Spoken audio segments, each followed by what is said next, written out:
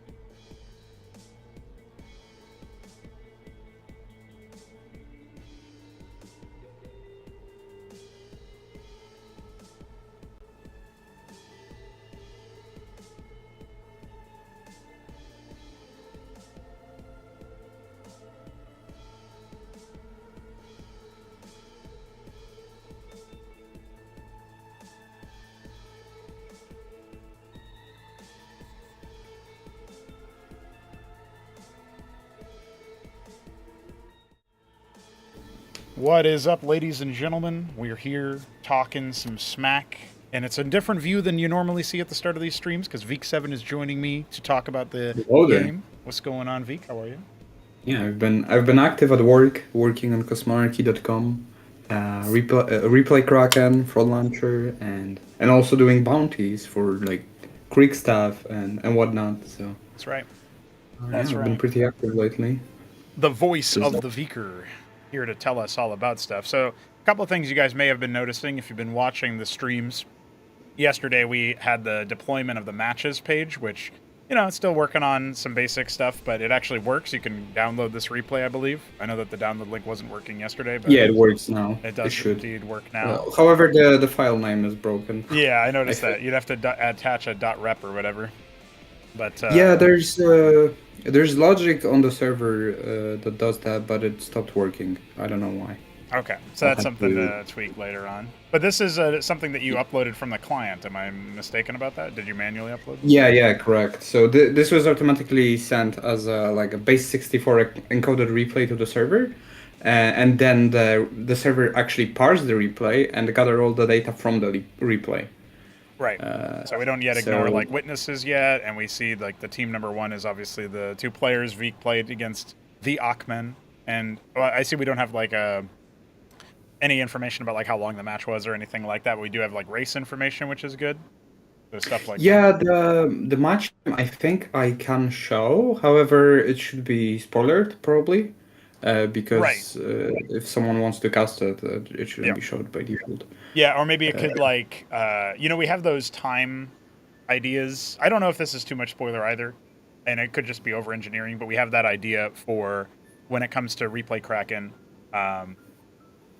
having this idea that like the replay submissions thread gives you approximate estimations of how long the matches were. So it's like people say, hey, this is like 20 plus minutes, but they don't give you the exact time, right? Like that's a thing that they can say. And so I wonder if giving you some kind of information about that might be helpful. That's a thought. I mean, I can also just make it like a heuristic, like automated game length heuristic. So like 0 to 10 minutes is short or whatever, and then epic is like above 30 maybe. I don't know. Shout out to Kasuga, who just gave us a follow on Twitch. She's been hanging for a while now. Our sole player from Taiwan, if you can believe it. He's a Protoss. You may have seen his casts already, Vic. A couple of times I showed him on game. The way that I'm seeing this level up in my head is stuff that we've talked about yesterday on stream in some ways, where we're eventually going to have a ranked game mode or some kind of flag that you set when it's a ranked game. And we'll figure out the exact implementation of that. It might just end up being a like in the same way that you have the game modes to begin with, where we pop into here real quick, and I'll show the game after it builds my MPQ. I was doing some dev earlier. Obviously, you've got competitive, so there'd be like unranked and ranked would be up here at the top, and then I guess scenario would be down here right after that. We might even call this one like campaign or something instead of scenario. Scenario is probably fine. But yeah, I should actually do some code diving to see what's possible with that list. But it's, I mean, like sorting it is something we could definitely do. But also, I wonder if like we could maybe segment it or something. That'd be cool. Yeah, it looks like sorting. It's already done through manual order. I thought it was alphabetical, but that's not. Well, maybe true. It's by ID done. Yeah, it's like by some order that we can control. Anyway, the bottom line is the. What we're looking at for something like this is that replays in the ranked game mode, or however we determine a ranked game, would be automatically synced with the server, and eventually we would have like MMR and stuff as a result of that. And then when it comes to your baseline like replays that you just want to upload for fun, or it's an unranked game, or it's a game in a custom game mode like Faction Wars or Brotherhood or whatever, well, you can go ahead and upload those manually, either through Fraud Launcher or through the website. I'm guessing the website would have faster. I mean, I could do both, but also I was thinking we would replace the save replay button with upload replay. Okay, yeah. Because then you can do it immediately after the game if you'd want, which is very convenient. And it's already, like, it's actually the easiest thing to implement, given I hooked the right function. So yeah, and we have autosave enabled by default anyway, so saving the replay is helpful for some players because they want to save it in a special folder, which is the base replay folder, under a certain name, and they don't want to go fishing for the autosave. But A, kind of skill issue. B, maybe we can have both buttons. But if we had to pick between having one feature or the other, the auto upload to Replay Kraken seems like it would be better. You're saving it for everybody, so you're making the decision to automatically distribute it to everybody. But it's still like, you already have the autosave feature, right? So I don't think that would be a huge issue for players, unless they, for whatever reason, can't find where the replays are being saved because they installed it in like a program files protected folder and they don't have admin privileges or whatever. That has happened, and then it installs somewhere in like roaming app data or whatever the fuck. So that's a bit confusing for them. But I would want to mention that the layout you see on the website is not final at all. I already have some concrete ideas about how I'll redesign it. Yep. So this is just a preview, right? And, this design is actually pretty old. I just kind of updated the styling recently, but there's a lot of in case I'm missing something. No, looks I'm good. sorry? I was Control F5ing to make sure I didn't miss some update, but it looks like it's the same. The big update, aside from the matches page starting to work, is the Discord button. You can click this, and it will take you to the invite link, if you can believe that. Yeah. Pretty cool. There you go. Pretty nice. By the way, we are almost at 900 members on Discord. That means that by the end of the year, almost guaranteed at this rate, we will eclipse 1,000 Discord members. And I should also mention this here because I was talking to Vic about it earlier. On the 30th, we will lose access to the boosts that Vic bought for the Cosmonarchy server tag. We've got 2 boosts from Jack that I can throw on there. If anybody wants to boost the server in the meantime, feel free to. Even if somebody boosts it before you boost it and you still want to boost it, we can get closer to unlocking more perks anyway. So that's another way you can support us financially if you want to. Yes, it does give Discord money. I know, so sad. But hey, they are also enabling us to have this community. So can't complain too much, even though, modern software emoji and all that. Yeah, a bit expensive for what they're providing, but at least it works. I guess. Right. Sort of. Yeah, sort of. We got Biddy B, Lucy, Vilius, and Jujic in the chat. Hope you guys are having a good time. Everybody else just lurking around. I haven't seen you in a while. What's up? That's right. Mm-hmm. We will have plenty of action coming at you guys for casting later. In fact, I think Veek's going to stay for a couple of casts or what have you. But before we get to that, I did want to mention, we just started talking about some things we're planning for Replay Kraken. We have this document that I just quickly whipped up and we started working on to document it. Should we start doing like a nested list of Replay Kraken features or whatever that we're talking about? So we mentioned ranked mode, that auto uploads, button to upload manually from score screen, and then we talked about like features about the why is the Twitch background do not report me? It's just a funny thing to say. It was back in the League of Legends days where that was a bit more of a meme back then. I haven't changed it. I probably should on Twitch. Hope your long drive home goes well, Biddy. I feel like for the Replay Kraken length of time, we're probably looking at like, I think we went back and forth about like, when is it? Ranked modes should probably upload all, right? And then other modes, maybe they are always just manual. I don't know. I could consider doing like upload, like we could make this a bit configurable, like maybe you have a threshold for unranked. I don't know. Right. Well, so I'm not sure about the auto upload everything. If somebody dodges, should we throw the replay in there? Probably, even just as a record of them dodging the match, because we talked about like MMR yesterday as well. And when it comes to MMR, that's almost like its own project here instead of a Replay Kraken as under active dev projects. But like for MMR, log all results no matter what. Obviously, if there's a case of like a desync, then maybe we should consider an option to automatically like log all results, forgive like no MMR loss gain on desync, question mark. Obviously, eventually we're gonna have like desync investigations on the list of things that we're investigating. So eventually we won't have that problem, is the idea. But for the time being, if the MMR arrives before the desyncs get it lost for 1v1s, at the very least. Like, I know team games are a little bit different. And you said this is not exactly Replay Kraken, but two things. It will probably be, I mean, it has to be in there. And I was also thinking that maybe I will make rebrand it to like the Cosmonarchy or something and actually combine everything that we have on the backend to one project. So that would include CrownLink as well, I'm guessing, right? Probably, yeah.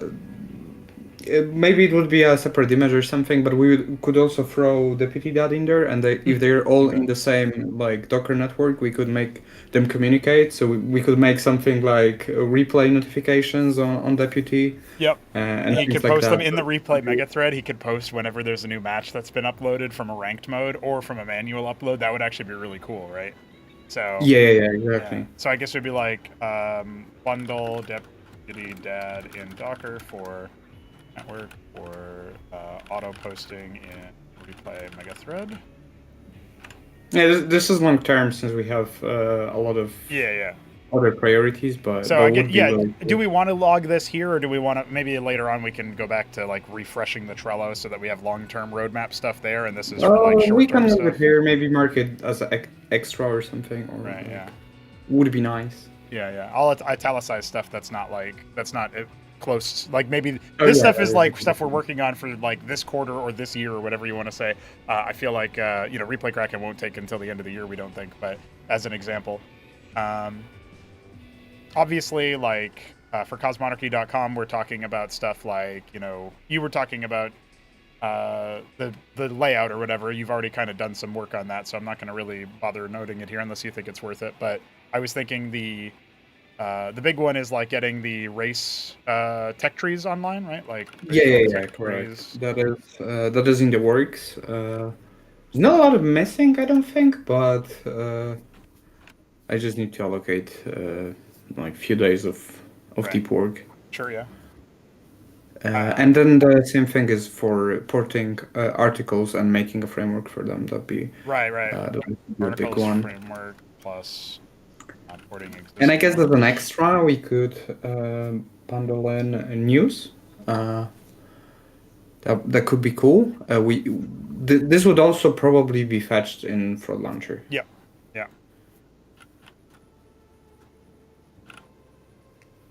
Yeah, I think that's pretty good, like having releases. Like I look at Steam games all the time and I like to think about, like, would we call these, like our regular updates, I have a lot of content a lot of the time. Every 2 weeks or so is when I sync release. So there's like usually 2 regular updates per month as a result of the dev that we do. And so being able to have like the patch notes posted somewhere as a link, sort of like when I was doing those ModDB dev logs, they were really time consuming to do every week. And so I didn't really bother doing them after a certain amount of time. They also didn't get too much traction, it felt like, on that website, although I can't know that because all of the stats are fugazi. They just have bots crawling it all the time. Yeah. All these features for Replay Kraken only for ranked mode? Yeah, well, you can upload anything manually. MMR only pertains to ranked mode. Game should be transparent by default, I believe, or always transparent. So if you want to keep something a secret, you'd play unranked. Right, yeah, so say uncranked mode. Yeah, cranked mode instead of ranked mode, obviously. Yeah. Unranked mode that does not auto-upload, but uses... basically is like... competitive. Something like that, right? So, I feel like that would be fine. When it comes to the... yeah, when it comes to this stuff, it would be great to have those kinds of posts in the Fraud Launcher synced up that way. We got the stat.txt extension. I'm not really sure what the status of this is. Is this just something? So we have DF hooks in the pull request. Yeah. We also have the txt file parsing. So we technically have a 4-byte extension.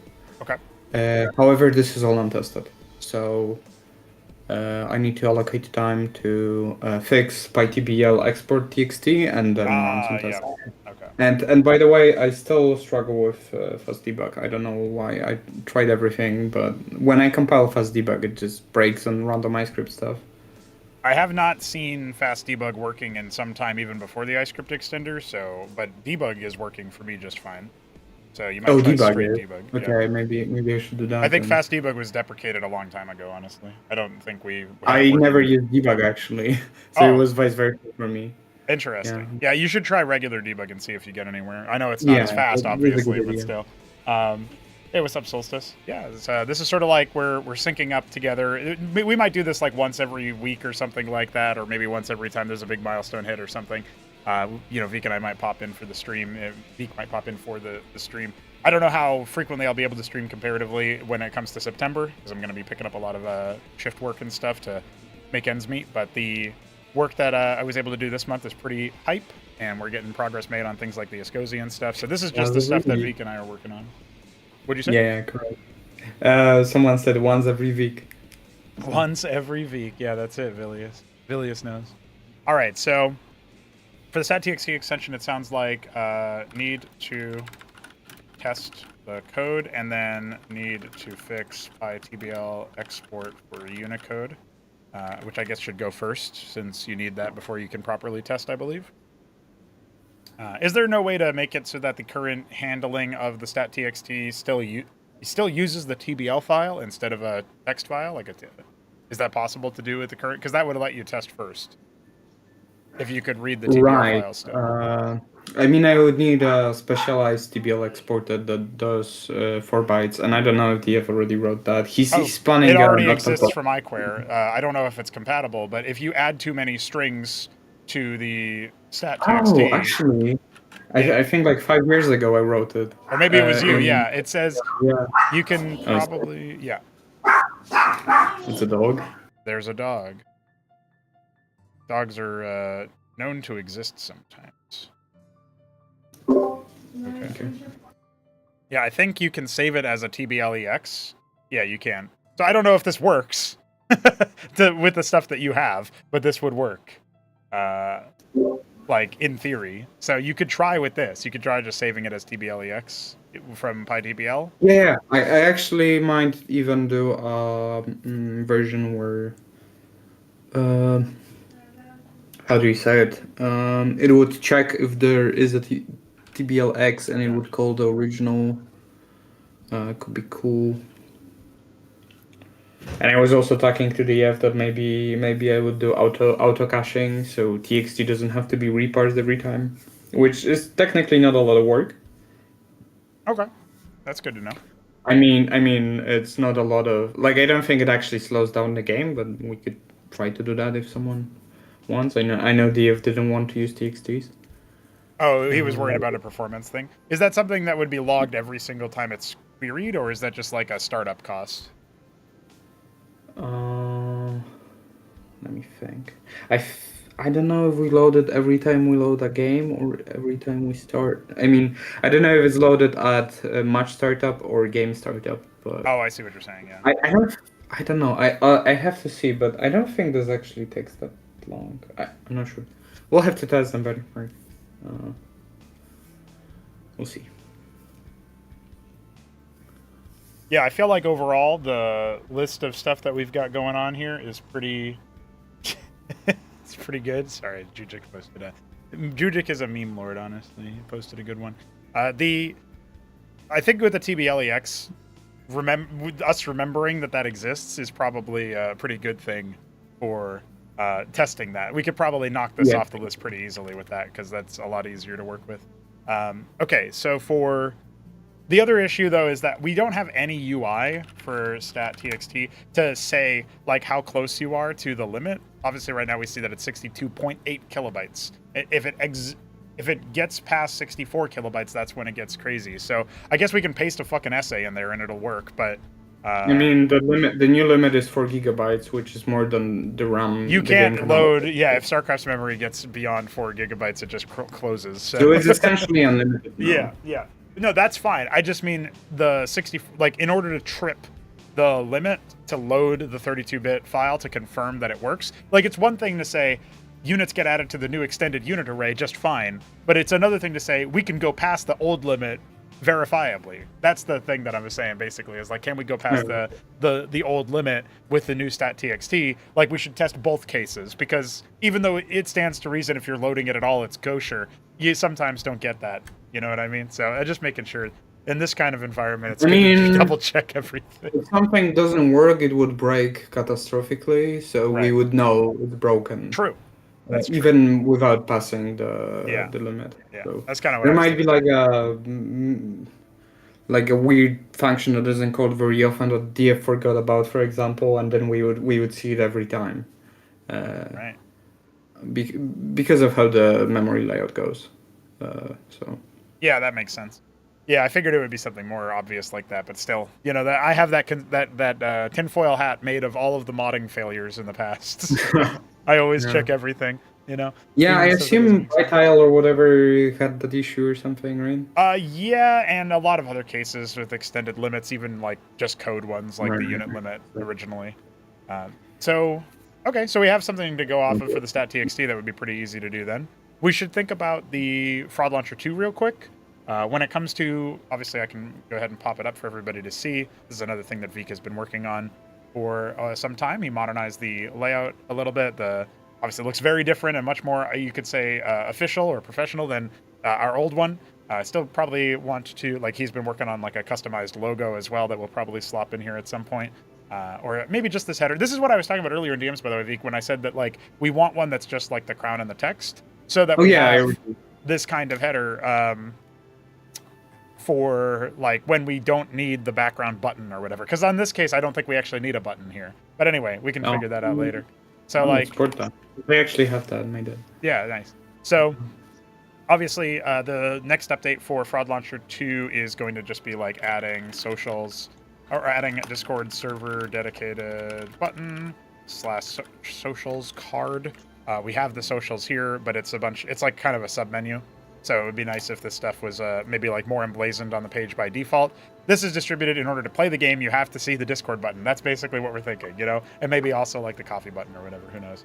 For the races, obviously, you could probably link to the Escozi, even though they're not done yet. I don't know how you feel about that. Maybe we want to wait until the tech trees are up on the new site.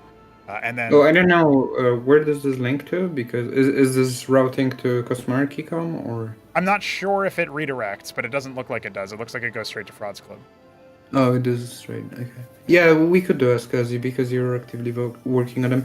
Originally, when I implemented this, it was when Escozi was pretty under the radar, so Yeah, it wasn't listed anywhere.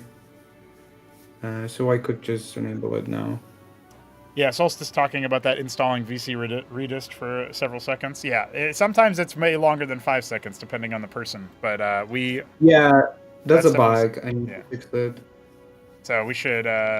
I guess we should add that to the list here as like a VC Redist time waster. It's probably the version check that is broken, but I haven't investigated it to mark. I have the same problem, so it should be easy to debug. Okay, perfect. So we'll put that on there. Maybe that can ship with the Discord server dedicated button or the socials card or what have you. Obviously, I don't actually know what you were planning for. I guess I'll also add like link to Escozi again. Now that they are more in dev, put that up here. It's easier, lower hanging fruit. For the configs, I know that we technically should have these like old ones, right? That does make sense for backwards compatibility. But I don't know about like this. Probably does confuse people if I had to guess. So I don't know what you think about that. Oh yeah.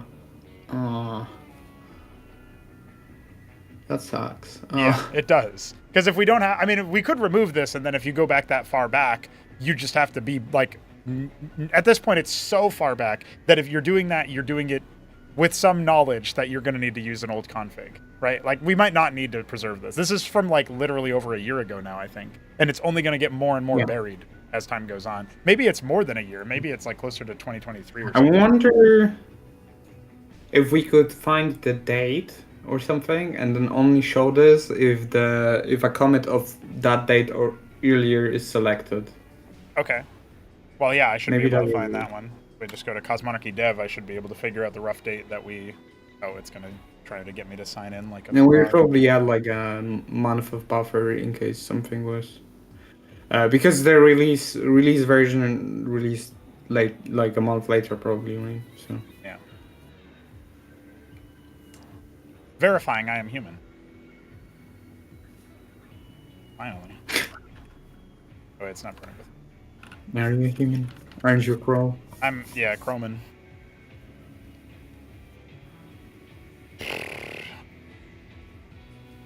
$2FA should not piss me off, but it does always every time.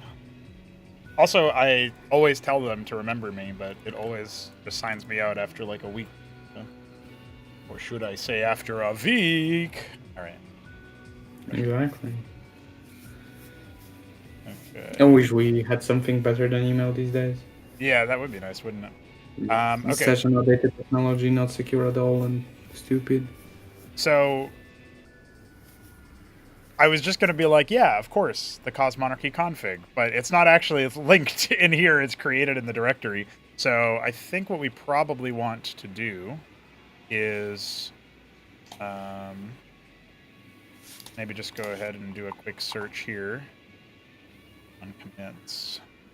So while I'm doing this, is there anything else that you wanted to add to Fraud Launcher 2 for the list here, even as like an extra for the way later? There's there's a lot of long-term things, but I didn't know if it's really valuable to note them. I wonder what would be a short-term thing. Yeah. Not sure. I guess that's it for now. Okay. I guess one thing. This is an extra. Discord OAuth. That'd be really good. Yeah. Because that allows. That's essentially a prerequisite for ranked games. Yep. Because we will not allow you to make a billion alts and have a ton of barcodes. That's not allowed. Even if you make a barcode ID in-game, it's still going to link back to your Discord account when you upload a ranked game. So good luck trying to hide who you are. I guess maybe we might, for short term, still technically allow the ID thing if we can't display the Discord account that's linked to it in the lobby or whatever, so you know who they are. But the barcode thing has a bunch of issues associated with it. Like, you can't fucking mute them or whatever. You know what I mean? Like, people are using a malware Korean launcher called K Launcher for StarCraft Remastered, just so that they can mute barcodes, among other things. Like, it's actually outrageous how bad the BattleNet experience is for most people. And I don't think even Shield Battery lets you do that kind of alt thing. Some people are really adamant about alts being important because then they can hide their strategies, but that's just so dumb to me. We could make it so when you join a ranked lobby, your name is automatically replaced to your Discord. Oh, yeah, that might work out better. I don't mind if they make a new account for the sake of, like, for whatever reason they want to make it an alternate ID, but for ranked specifically, yeah, renaming them to what they are, I think, is definitely good. So that's my... No s'mores, Lucy. We already solved s'mores.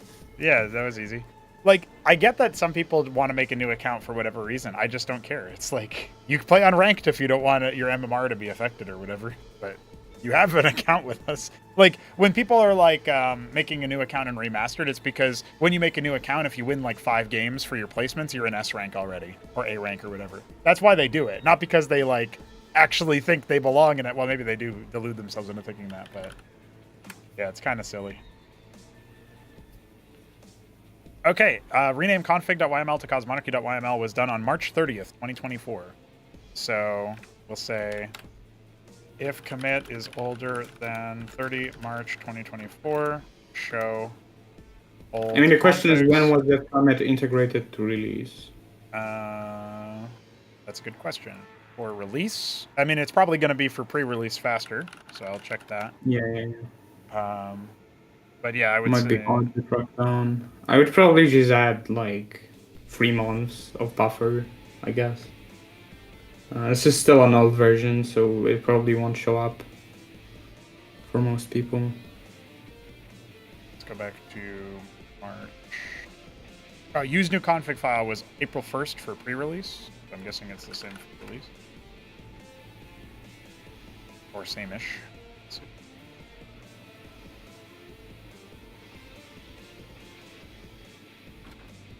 I'll just scroll down until I find the...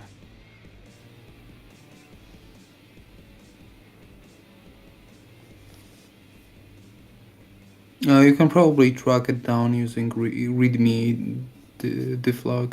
Yeah. Or rather, changelog or changelog, I guess. Yeah. It looks like... Well, this is master changelog. That's not our actual one. So let's put this... I remember there was a brief period of time where it didn't ship to release because we had like a tournament.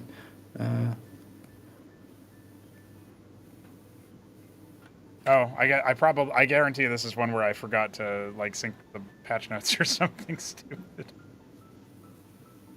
Do I just say 1st May, I guess? Yeah, you could do 1st May if you wanted to, I guess. That's probably fine.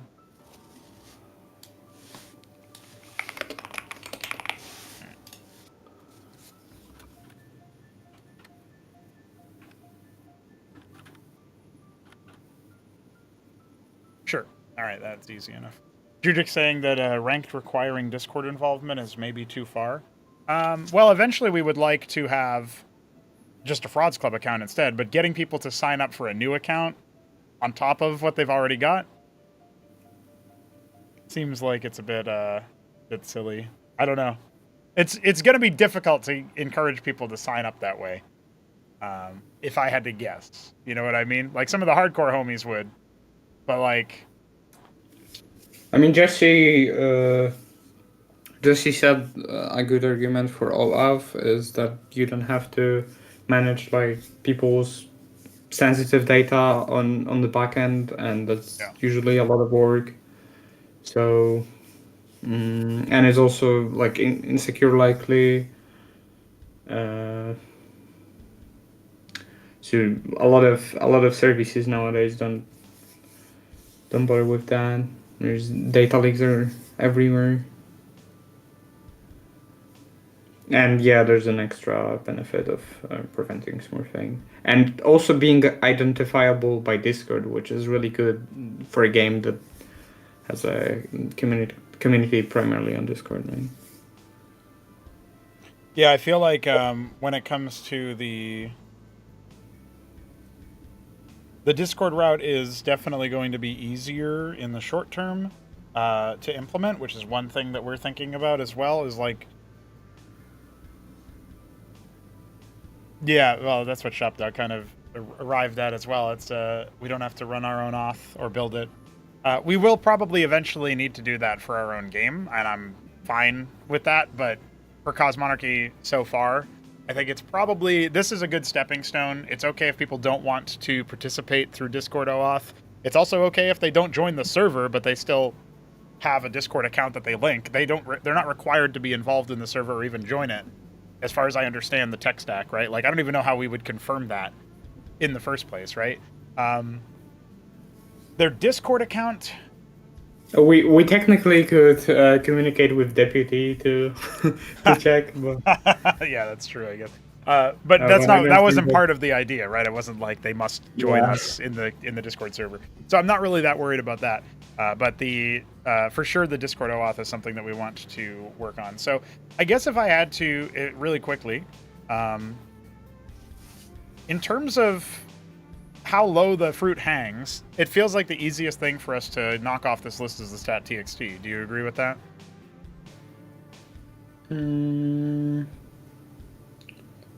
Maybe. I mean, I was thinking I'll be working more on replay Kraken and Cosmonarchy.com for now, Okay, and sure. maybe the launcher, but I should definitely also intertwine that with stat.txt or. Yeah, I'm just thinking about like what's easy to get rid of. Work, unfortunately, so What I did you say? probably can't just like. I mean, stat.txt is a bit of a exhausting work, so I can't probably just grind it too much, but to like not burn out. But I should definitely try to at least like either fix by TBL or test by TBLX. So there's just like small steps or whatever. Yeah, just testing TBLX is probably a good one. You can grab the latest from CMDev, and it should cover you initially as the test, and then obviously I can compile my own version if there's changes since then. This just feels like it's a simple step enough, because then after this it's just test extension. So some of that should be pretty easy. So for the for the active bugs that we're trying to triage that require your input or would benefit from it, I'm looking at the sound-related issues that we've still been trying to figure out. So there's like 3 different things that happen on the current live version of the game. I know you've obviously got your own changes. Right now they're pushed to master, even though they don't quite work, so that's a bit unfortunate. But when it comes to the sound-related issues here, we have when players leave in replays, the sound is muted sometimes. That's a big one. I guess we could say replay, on player leave, the sound is muted sometimes. Then there's in-game / replay, or I guess I could say general. Sounds from across the map cancel each other out. And this one is fixed, right? We think so, but it has bigger issues, which is like. Yeah, we have some unresolved bug. Sounds no longer. Sounds cancel each other, or I guess we'll say sounds fail to play sometimes, which is super vague, and I know it's not super helpful to say, but that's basically the situation, right? So, however you want to say that one.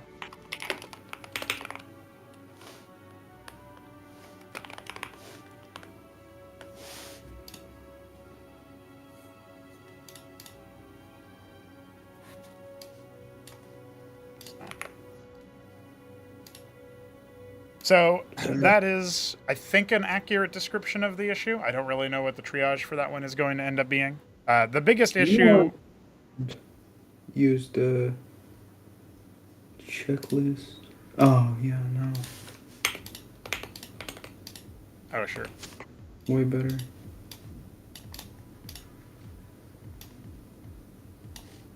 Yeah, I'll quickly fix that and you can continue. Okay. I don't actually know where the checklist option... Oh, here it is. What the fuck is that? Why is it a square? You have to untabulate probably. I suppose. It wasn't tabulated at all, I don't think. Anyway, doesn't matter. What is that? Control-Shift-9, my favorite hotkey. Alright, doesn't really matter then. When grass dropped the mass circuits all at once, it broke your sound. You could hear sounds that weren't the Scortriths attacking, but they were attacking at almost the same time in your third base and your main. And that's what was breaking, is because you had active vision of both of those places. You could hear other sounds. I certainly could. But, like in the replay. So I'm assuming you could hear other ones as well. But it definitely looked like a weird silent movie moment, because obviously there's a bunch of stuff happening and you weren't hearing... If you had your screen on your third, you would hear the sounds. If you had your screen in the main, which is where most of them were, you wouldn't hear the sounds. So yeah, that's basically the same issue as the general bug here. The replay one is definitely more problematic. Oh, what the fuck? You made it pageless. Well, you can look at my stream if you want to see what the fuck it did to me. I guess I'm doing that. Phew, flashbang time. No, that's interesting. Okay, it works? Yeah, it's just very bright. So this bug does happen sometimes, but it's like a general oddity. This replay bug is super catastrophic for, like, if it happens in the middle of somebody leaves in the middle of witnessing a 1v1 game, then it happens. And it's like, what the hell? And so that happened to us in the middle of a team FFA with Alex one time. That's probably like the worst time that it's happened. It's also happening in a video that I've got scheduled to upload this Sunday. So that's like, we can try to fix that one. I guess that this one is like the priority, but obviously this one's like in an incomplete state of fix and theoretically easier. So I understand trying to prioritize that one as well. That on-player leave thing is very weird because we don't actually have a formal shutdown of the sound system anywhere.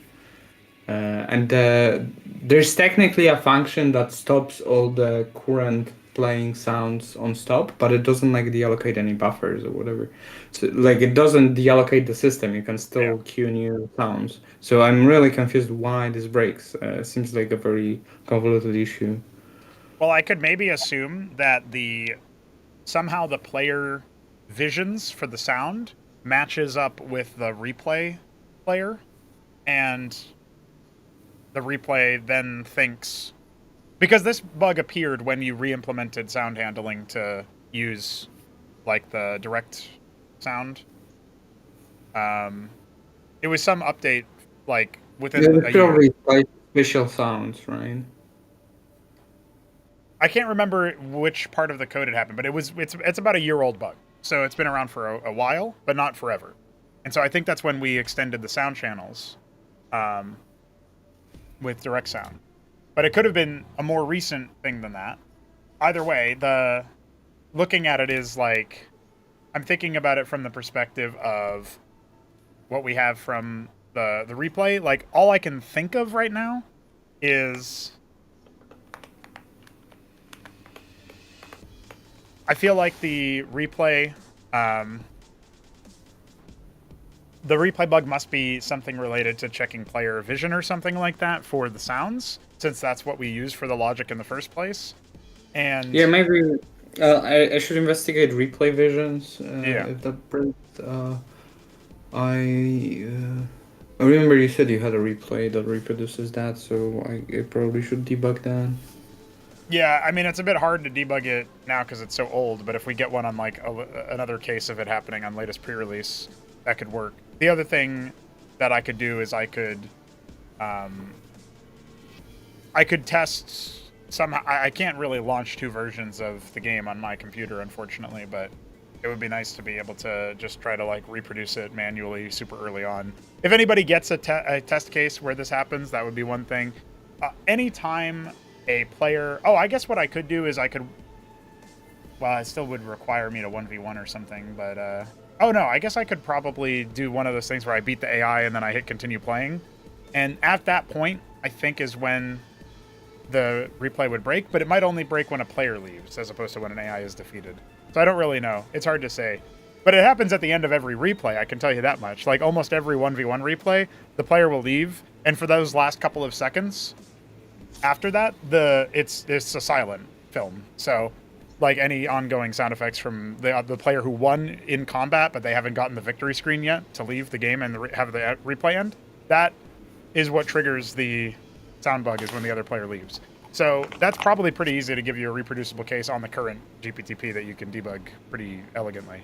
But anyway, that's something that we can work on later. Before I get into the desync stuff, I was thinking about something. I would like to investigate something related to the replay color issues. There's a couple of them. So I would say like replay features, kind of bundle them. Colors rarely match in replay compared to in game.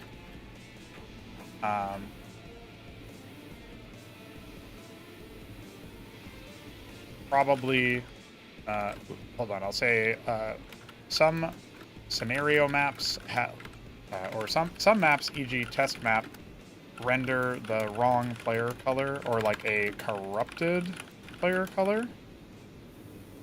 These are both probably the same root cause of not. Hold on, DF actually sent me a potential explanation, but it wasn't the one. It wasn't something that could easily be handled.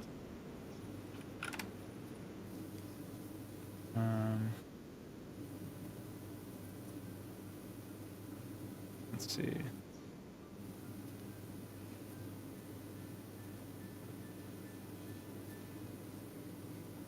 It's probably something he sent in the server, actually. All right.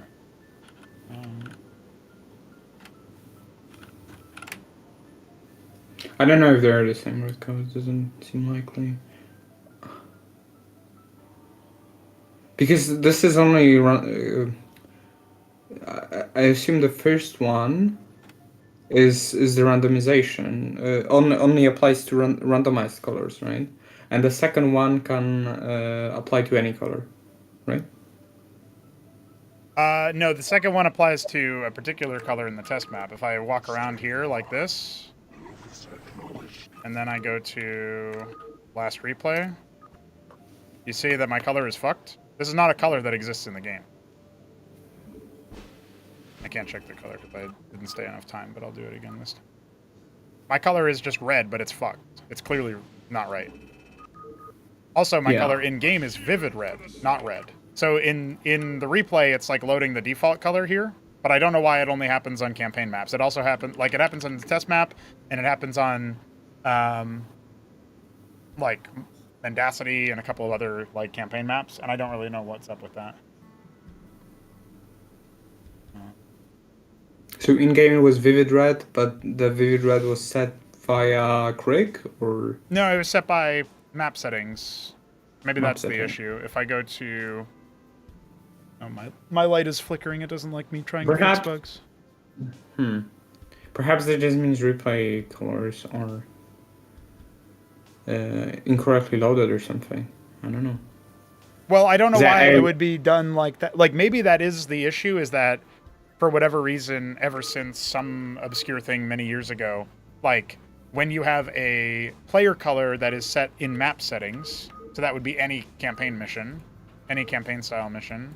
Like if we go to campaigns, we go to Lost Gods, we go to Cellbound, we have our color is set to like tea green, right? Our prime quarry lurks to the south. And then beware the Terran interval. I don't actually know what the other players are. Oh, cheats The important thing is is the color the same as in on the tooltip, and if it's not the same, or rather, is the color name different, and is the color matching the color name? Well, I Those can't are tell two- you what this color is based on the tooltip because it's just turbo fucked. But all the colors here are wrong. Like this one is set to red. This one is set to red as well. So I guess they're all red. They're all considered red right now in terms of the tooltip, but they're clearly not right. So that would be what I would say to that one. That So is. yeah, so we would say some maps, EGTest maps, rendered a corrupted player color, and we'll add like a note and say, we'll specifically note that maps with set player color, e.g. test map, campaigns, render a corrupted player color in replay. So that would be how we would describe that more closely, you could say. I think this must mean the color palette for player colors is corrupted. Because I'm looking at the code for the coloring of the text in the tooltip, and this is just a static byte indicating the player color, or rather, player like the octal code for a given player, right? So this is like a constant thing that would always be the same. It's just the actual data of that color in the palette seems to be fucked. Well, this is what DF had to say about it. I did track down his message. He said something to do with the modded way that custom colors are applied or randomized is my only guess. Color probably doesn't get synced to one of the relevant player data tables. That's why I said maybe these are both the same issue, even though they express in different ways. No, because player data table doesn't matter. At least not for text. I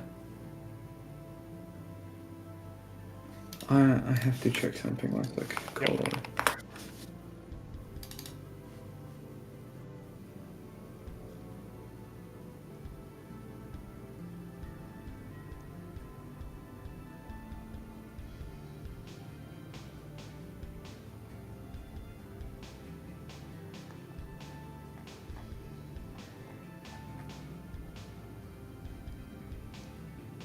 Okay. So we do completely override the palette inside of. Wait, why is this? How is this? Why is this? This might be an issue, some kind of bug in player color CPP. Because we do write to those tables here.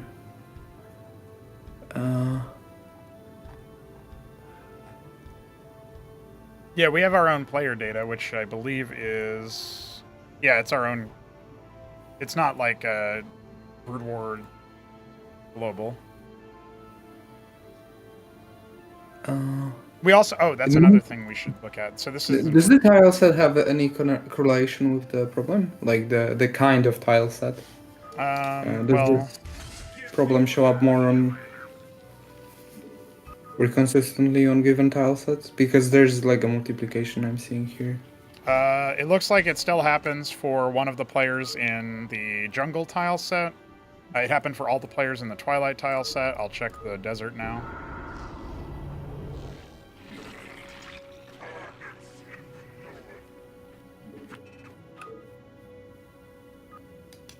Okay, it's screwed up here. Yeah, it's screwed up for everybody on the desert tile set as well. So maybe that's like a Brood War tile set. Okay, so thing. maybe it's not tile set dependent then, if you already confirmed 3 maps. Let's see. I can check the space platform tile set and the ice tile set as well. Do you roughly know when this started happening? Yeah, years ago. Years ago. Okay. Yeah, every color is fucked on the space platform tile set. Check this, the ice tile set.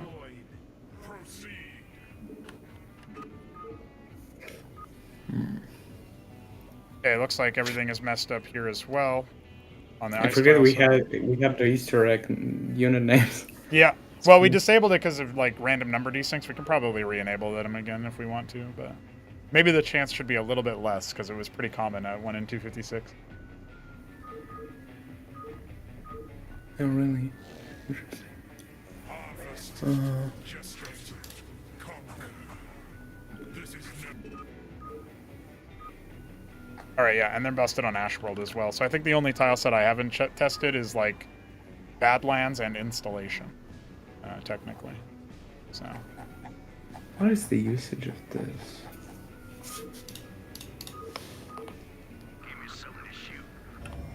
When do we load this?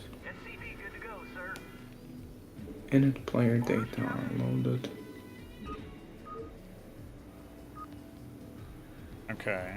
Yeah, it's busted on this tile set as well. On Badlands.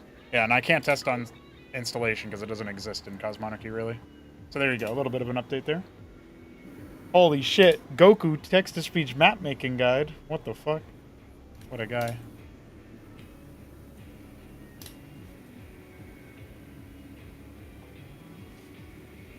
Init palette. Colors.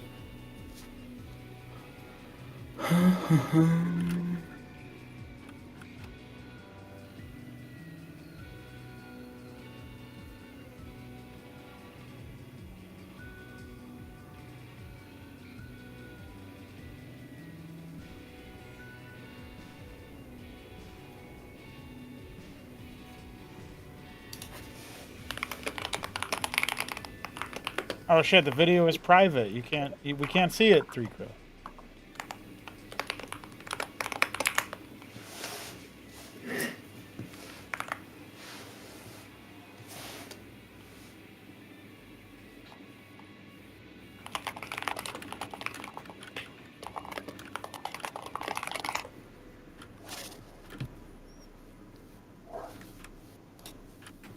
There you go. I pinged him about it.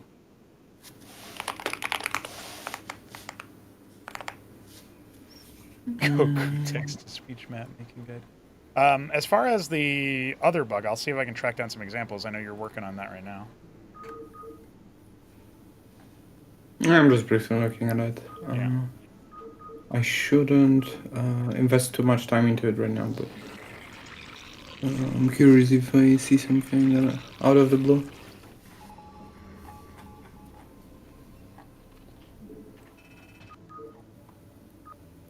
Do player names or force names ever break? No, not that I've seen. Okay.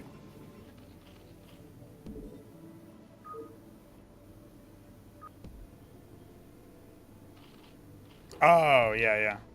It always schedules until to go public. That's how it works.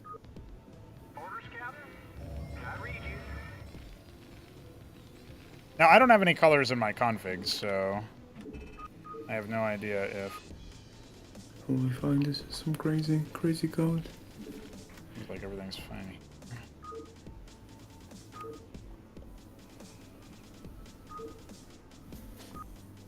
I would just denote What up, Ember? here. Fly. Factory.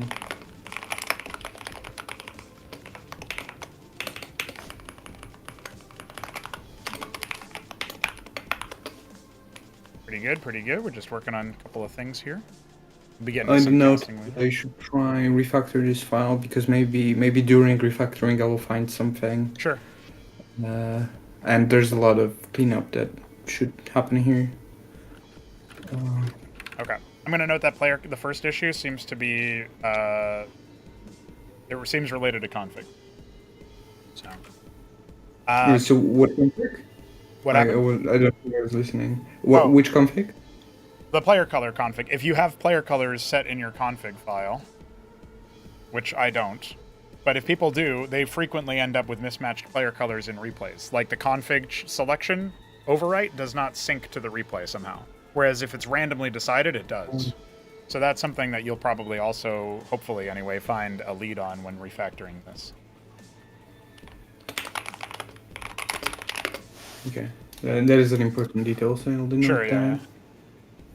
that. Like if I look at the config... Oh, there's no config in player color. Oh, preferred colors.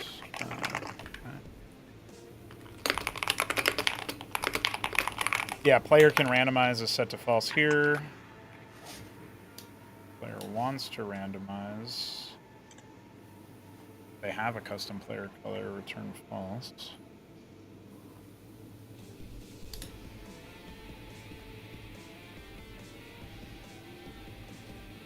When we're doing the sync color preference command, and we are doing this code here on my stream screen, I guess I'll screen share as well so you can see it a bit faster. Probably should have been doing that this whole time. Sorry about that. So when we're talking about this here, this syncs the player color as a command, and then we do this preferred colors pushback thing, which is just a vector aspect. But one thing that I'm noticing we don't seem to be doing, I don't know when has custom player color get set. Looks like true on set player color, which is done where? I scrolled past some, but I just want to make sure I'm not missing any others. Get color for personality. This is computer. Get next best color. Yeah, so set player color should set it. Yeah, but it only does this has custom color thing, which apparently is set to false after we set it if it matches. Match color of. I think this is probably to prevent like collisions, from what I'm remembering. It's probably if someone has a custom color set, we don't want to change it during randomization because this, I believe, happens in two phases. Yeah, what I'm saying is set player color here needs to be called somewhere for the randomize. I mean, not for the randomize. The preferences, the color preferences. So this done in match color of. This is done. I'm not seeing the preferences interacted with here is what I'm saying. But, and that's for threshold. We don't care about that. This is for trigger system. We also don't care about that.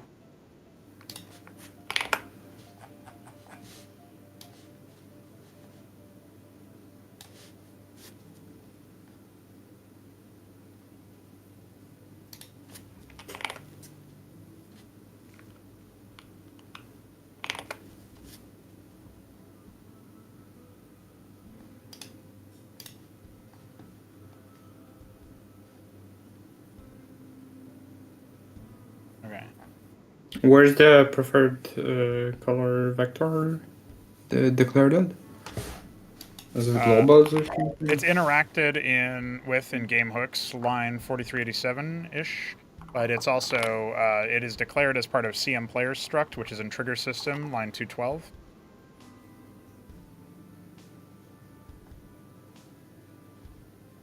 Trigger system.h.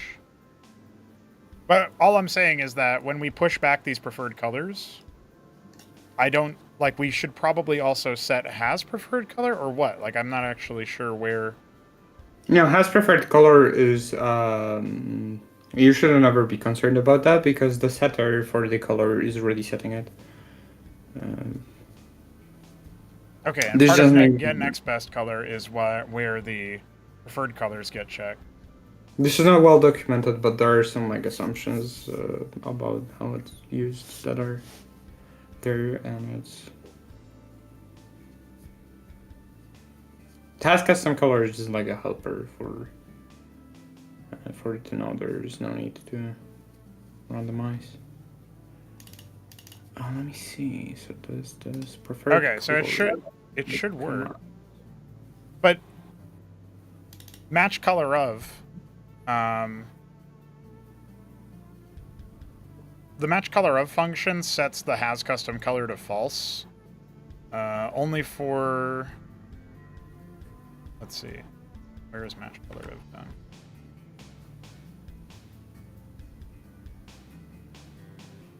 Well, this shouldn't be even called has custom color. It should be called like don't randomize. Yeah. What's up, Shambler? And the reason it's set to false is because we match it. We match the color first, and then we assign the color anyways to get some like implicit behavior consistent with something else. And And we just reset the pool. Really, it should just be a default argument. Past as false in this case, and not in this case, but well, old code. Yeah, sure. This is pretty old. Giving us headaches now, of course. Yeah, I'll look at it at some free time because I don't have a lot of time. I will take a 10-minute break and then I guess we could cast if that sounds good. Yeah, I'll go ahead and grab a file for us to do that with, like a couple of matches here, and we'll see what we can do with that. I'm guessing there's going to be some really silly ones, but let's see what we get. Thanks for collabing on that. I'll see you when you get back. We're in 10-15 minutes. All right. See you then.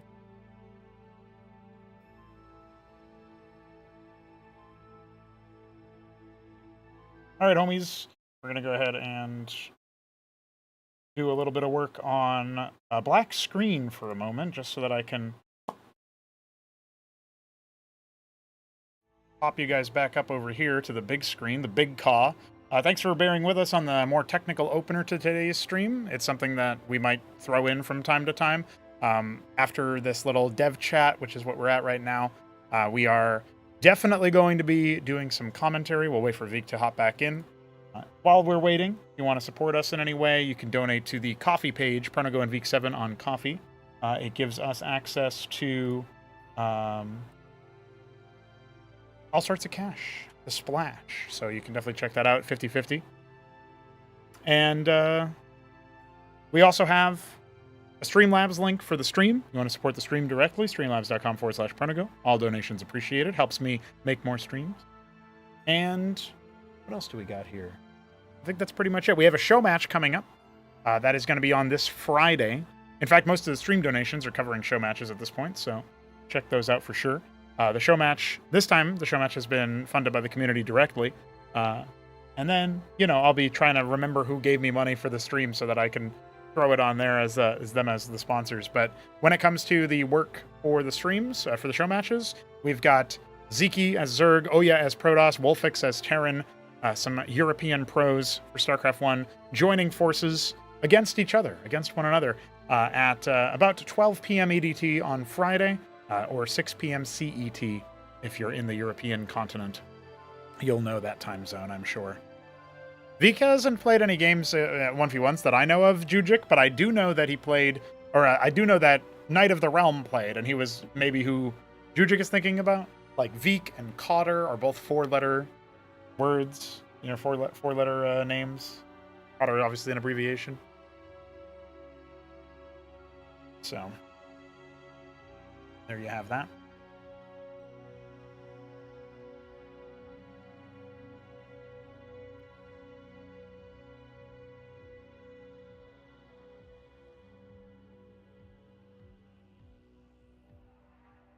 I also wanted to document some replay features.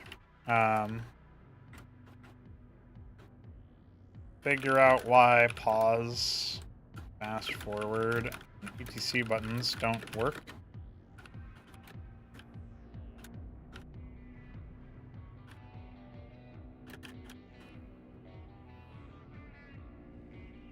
Maybe it's we know we don't use ACE anymore, the iScript one, so it's either ACE or GPTP that's causing the pause, fast forward, and other buttons. Play, pause, fast forward buttons.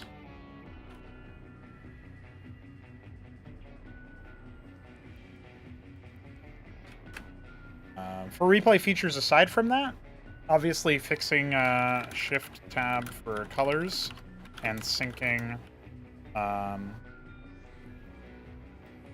the revealed neutral units are marked as cyan instead of... I think royal blue is the color for neutral. I can't remember. I wonder if neutral units even show. Oh, they just don't have a player color listed at all. Well, it's not royal blue, but I forget what the... that. I don't need that open. Let's go back to playercolor.h and see if I can find the instances.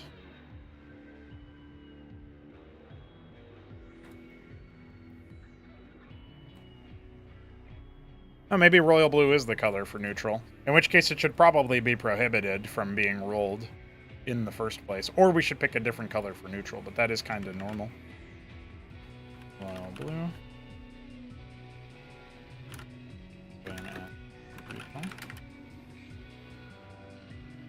Okay.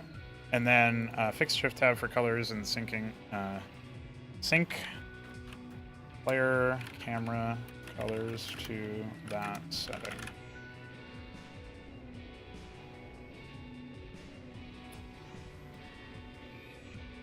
I guess we should probably put that in here instead of the replay features, because technically that is a replay feature, but is turbo broken and replays better map. Witnesses.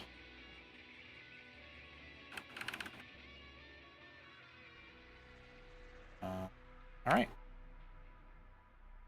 Cool. Okay, guys. Now let's decide which kind of replay we're going to be casting here with Veek. Do you guys think I should throw something absolutely absurd at him? That's a question. We've already taken care of some Godwheat replays.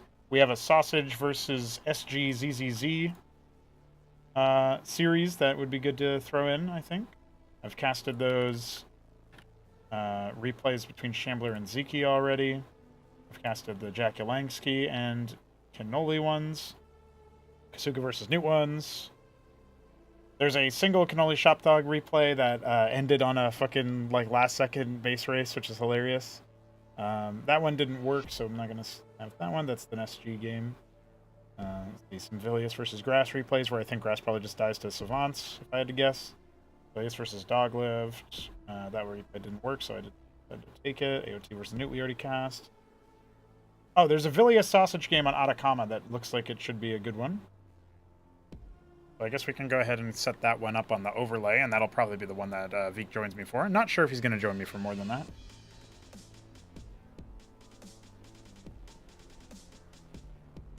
It would be nice for Veek to pop back in, because when he starts playing a little bit more, he actually could be an easy Class 2, candidate.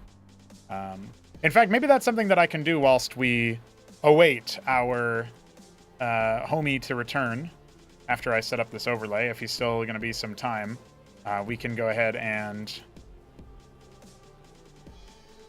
update the rankings. I think I'm going to abandon the idea that we should just have less, like a restriction on how many Class 1 or Class 2 players, and I should just go back to thinking about it from the perspective of who's actually the best. I don't think that's going to expand Class 1, but it will expand Class 2. We'll have a couple players who we can throw in there. I think at this point it's fine to promote, Cannoli back up there. For Smarty's sake, I actually am a little bit strugglesome. Like, he owned Newt in that series, but was that Newt underperforming more than Smarty winning? I don't want to take anything away from the victory. I'm also thinking about how, like, he wasn't really able to put up much of a fight against Zeke, but that's Zeke, but Zeke's currently marked as Class 2, which is probably Fugazi. He should probably be bumped up to Class 1 now. I guess you might say the same about Ultra, since he beat Neblime, and he's currently marked Class 2 as well. But is that real? Is that legit? I don't know, man. I don't know. Maybe Neblime's Class 2. Maybe Neblime is Class 2. You say Smarty's scarier than Cannoli Shambler. Obviously Cannoli is the one who beat you, but I also think that, like, what if Cannoli beats Ramen? Then I'm going to have to really reevaluate. So I think there's some names we'll move on more confidently. And then, even then, maybe we don't make any adjustments right now. We're just going to talk about it a little bit. But I do think that post this tournament and the show match, it'll be good to indicate that, I think that it'll be good to indicate what's going on here. Because if we're going to stick to like a very elite few in Class 1, we got to start making room for those pros, man. I think, like, Zeke is Class 1 material. Ultra looks like he's going to be Class 1 material. And I know that's kind of weird to say that it's like I'm less certain about him because he owned the show match versus Zeke and Bonif. But since then, he had a less convincing series against Neblime. Zeke trounced players with better, like, in theory, better game knowledge. It's just interesting to find ourselves in a situation like that. So I want to see what that's like. I want to see what's up. So we'll work together on that one, guys. All right, this is PVT.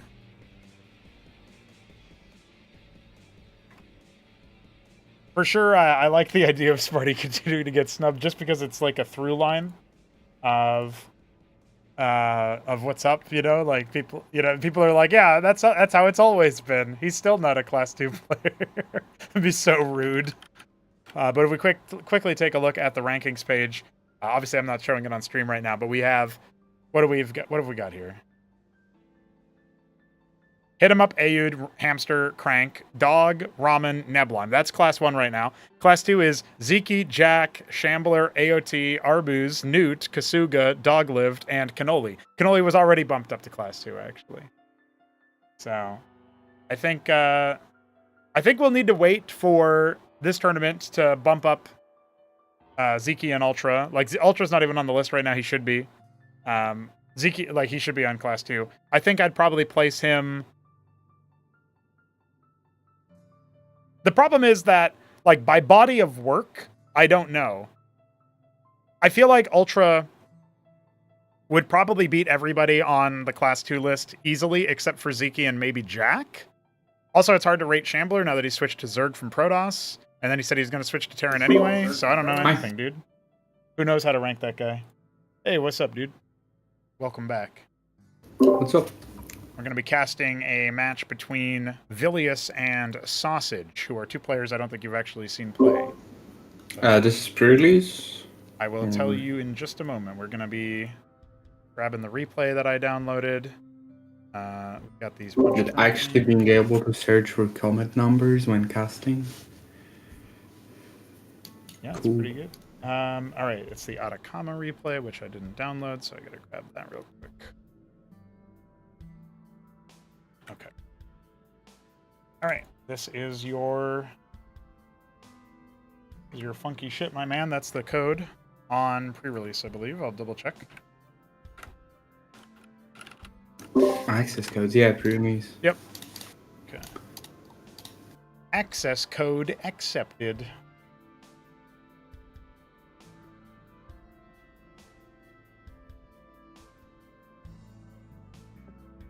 Ah, okay. That does make some sense. I'm just saying it's hard to rank you if you're switching race all the time. You know what I mean? Oh, I shouldn't be casting this in single player because the homie is here. Oh yeah, that's a good question. Should we have separate MMR per race? Yeah, I think we should probably. But it's hard. Like that's a stretch goal thing that we figure out later. You know, that's not for the first deployment. We'll add that at some point later, in my opinion, because that is a lot to deal with. So. I mean, implementation-wise, it would be preferred if I just implemented the right thing immediately, I think. Yeah, but I don't know if we can reason about the system properly to make it accurate. Like, do we want it to be totally different, where if you're literally class 1 godlike at Terran, your Zerg still starts out with no MMR? I don't think so, but then where do we start as the middle point? You know what I mean? Mm.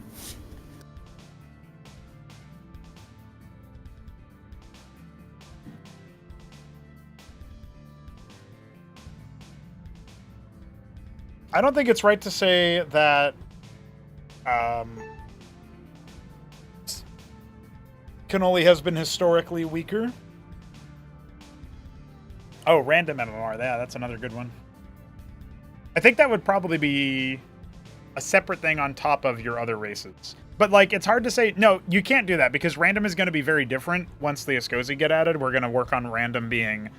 You select to randomize between a list of races. Like, that's what we're going to have to hack into the lobby or whatever. Like, tick the races you want to be filled in. So you decide, do you want to randomize between Terran and Protoss? Do you want to randomize between everybody but Zerg? You know, stuff like that. I still wish the race was hidden until you actually scout the player. I believe that would be cool, but I don't know if you can do this in this game. I think that you can't do that in this game from a moral standpoint, because it's outrageous to, when the build orders do require it, some kind of knowledge. We're going the other way, where random will tell you your race when you run it. Right. But I could imagine a world where you don't know what race... Like, if we like, okay, Zabalba, you know, like 20 fucking Regencies. Yeah, like in that situation would be really cool if you had safe openers. In some way, I could see an argument for that. But also, I feel like the way that pros tend to play games, especially in a 1v1 sense, is they want the information to be pointy towards a particular outcome that would just collapse immediately on its face if, like, the race was something else. So you could get into situations where you think it's epic that you can't scout what the opponent's race is, but actually it just results in the rest of the game being really hard for for not really a skill reason, you know, it's more of a mind game reason. So you got to decide if you want that kind of outcome to be possible. I mean, if the early game is slow, like the beginning is slow, I think it's possible to do that in a way that isn't random, and then you can decide how much your plan depends on the information and decide when you want to scout. But yeah, that is a design for a different game, so Yeah. let's not dwell on that, and let me know if you're ready. Yeah, I am ready indeed. I'll go ahead and intro us in as we get into our lovely little replay here. It's going to be Atacama that we are looking at, and this is a 4-spawn map by BDB. So let's get into it, homies. Ladies and gentlemen, we have ourselves sitting here in the top left, Vilius, the yellow Terran. And in the bottom left, we have Sausage, the... Ooh, I'm just going to say red. Oh, it was Vivid. I'm a failure. Right. Sausage? Sausage? How do you even pronounce it? I just say sausage. I think technically you're supposed to say, like, sausage, but I'm not Spanish, so I can't do that. It's Spanish? Is Yeah, J is H in Spanish? Yeah, you would think it's weird. I think it might just be a meme spelling. His Discord username is Sausage Lord, but his in-game name is just Sausage. So he's a funny cat. He's from Peru. Vilius from Lithuania, just like Krankendow. So shout out to Sausage that. also a cheesy player? I would say Sausage has a bit of funny to him. So the way that I would describe it is Sausage really likes his teched out plays. He likes to go for like 1-base mine tyrant rushes and stuff like that. He'll try like a 2-base tier 4 rush if he gets his opportunity. So that's the kind of stuff that he can do. He beat Arbuz's Terran not so long ago with a similar sort of strategy. Because Arbuz just kind of had the whole map but decided not to finish him off, and then, well, you can guess what might have happened. The Mine Tyrant Up Tecton combo started turning the tide. But that's the kind of thing Sausage likes. He really has popularized. He's responsible for most Protosses realizing how strong the Mine Tyrant actually is right now when synergizing with other units and such. So Vilius on the other side, a newer player, going mech here. I don't think that he's favored in the matchup necessarily, like for this particular 1v1. I think that Sausage is more experienced, probably just a little bit more mechanically better. But Vilius is a grinder, and so I won't count him out. You can see he's Fulcrum expanding, and the Vassal's already going to come in for a scout and a harassment. But there is a Cyclops coming. Already 3 production structures for the Protoss, so it might get spicy for him. He only has 1 Cyclops. His base will probably fall, I would say, but no, maybe not. There's not actually any attack yet, but...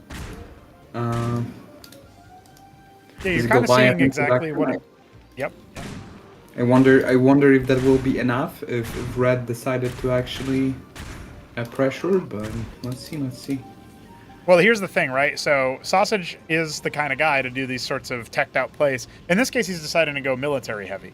And that's all well and good, but the double lattice and the gateway, it came online at the cost of early military. So he got 1 Mason kill, he slowed down the Ministry, he forced a Goliath out, which is maybe not what the Terran wants to do. This is a very non-standard opener from Vilius. You normally go for 2 Vulture before any other fighting unit. Also, his Watchdog's blocking minerals, so that's pretty sad. It's probably a mistake, because he can't really amount an army if he just keeps spending on extra production. And I think a timing push could have been devastating. So I'm not sure if this is the exact correct play on the information he had, but curious. There is an attack, it seems. Yep, he's going to move out with a couple of idols and, of course, a pair of zealots. Right about now, Vilius really needs to deploy some mines and get a 4th unit made out of that Fulcrum, or a 5th unit, I guess. Yeah, good mines could definitely defend his attack. So. Yeah. It's scary However, until the I'm- Zealots fall. Once the Zealots go down, the Idols are not going to be able to help too much. And so the first mine comes down, that's going to draw a lot of fire. It will end up being bopped. And Vilius did not respect that. He did not place more mines after. So now his Goliath is all by his lonesome. He forces the lift. I don't know if that's the right move, but the Ministry will block the shots from the Idol. I don't think he quite knows that yet. A little bit of a stun onto his own Cyclops, unfortunately. The Goliath is just totally not involved in this fight. That's a big whiff there from Mr. Vilius. Now he's going to get involved, and he should be able to just clear this out just fine. He's cleared one of the Idols already. Reclaimed some economic tempo by expanding now and blocking Vilius from harvesting from his nut. So that is good for him, and he is still amassing more units for a potential second wave. Yeah, there's double Idol, double Zealot being produced right now out of those structures. The Goliath not being repaired, that feels like it would have been the better target given its armor versus those Idols. And by the way, the issue was not forced earlier from Vilius' units, even though he had the superior army. He could have run down those Idols, forced a longer retreat. Now the Goliath will almost assuredly go down, but hey, Sausage doesn't target it. It stays alive with 6 health. Masons are going to be trying to repair here in a moment as the Vultures do drive back the small numbers of Idols. Got to respect them. They do put out a little bit of splash, but superior worker count, Starpad on the way, third Fulcrum finishing up. I think the Terran's pretty close to holding the pressure and actually coming out ahead despite this early trade, not necessarily being the most comfortable. I'm surprised that there wasn't an anchor because it would have made the defense so much more cost efficient. And also the mine placements were imperfect. They more often actually stunned his units, Vidius units than Sausages. He's going to come in here and get a good pick on that Zealot if he focuses it down. He's been repairing those Vultures. The Goliath about halfway health. And, of course, there's a second one as well on the field. So, again, this does not look like the Protoss can do much at this point. He's just sapping the attention. Reinforcement coming, though. We'll see what happens. Well, there doesn't seem to be any extra variance in Sausage tech. He's still pumping those Zealots and Idols. Yeah, he had a big mistake with his army movement, too. Those reinforcements. Some of those Zealots and Idols were off to the top of the fight, not even actually engaged. Now, with this many Idols and with the Goliath having to be repaired, sure, the Zealot will go down, but really the problem here is that there's not that much tanking for all of those splash damages, so the Goliath will end up being annihilated. I feel like Dracadens would be better here, and also maybe, like, I don't know, Golems? Yep. Sims, maybe? I don't know. Something a bit tankier on the front line that will actually work out well, yeah. And now that the Goliaths are gone, you're right, Vassals would be a good choice, but Sausage wants to continue going. He's actually going for a third base very quickly off of his pressure, and a Rogue Gallery at his natural. That's his tech development here. There is a Starpath for Terran. Currently idle. Well, speaking of an idol, it just goes down. Same pronunciation, different word. The Zealots are getting focused down. Good kite back. He's now up to about 10 Vultures and falling fast courtesy of those Idols, but it doesn't quite feel to me like Vilius is in much danger here, although he's really bungling this fight. He's really clumping up for no reason and ignoring the Zealot, who was just waylaying all of his Vultures, wailing on him. Finally, he'll route a lot of the critical mass, but it's at a great cost. He had so many Vultures. If he just decided to move forward and ignore the Zealots, he could have focused down the Idols. Now it looks like the Idol wants to try to splash damage some Masons, but they're a little too tanky for the friendly fire of the Cyclops to matter too much.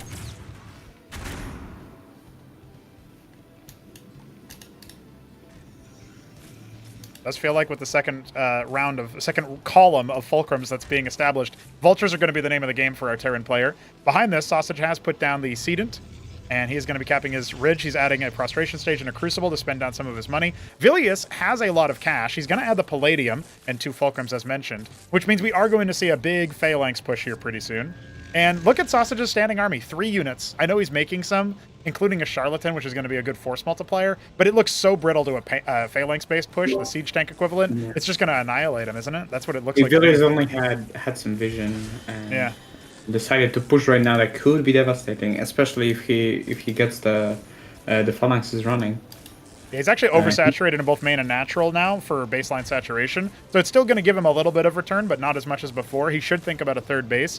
But also, the Vultures could just raid this unprotected third from Sausage. I know that there's, like, multiple entrances into it on this map. We haven't really been able to look at the map yet beyond this left hemisphere, shall we say. But the Vultures are now going to go out for a scouting mission.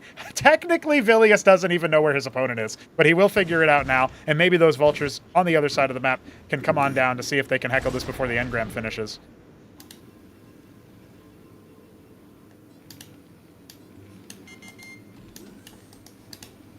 We got Ayud in the chat. What's up? And we got a new guy, SFL Big One. Yeah, this is a big overhaul of StarCraft 1 called Cosmonarchy. Got some pros playing later this Friday. These are not exactly pros, but they're having a good time with it anyway. It does look like he's going to miss his window, by the way, on that sort of 7 o'clock area, trying to get that third base. He doesn't even know that it's coming up yet. Vilius just scouting the rest of the map, but he is making a bunch of Cyclops, which is weird. He made 1 Phalanx, right? Or 2, 3, something like that. So small numbers of Phalanx right now for a Terran player. He could definitely queue up some more. He has so much production, and yet still a lot of money. He definitely should place a ministry in his main so he can float it, or even at the third base location.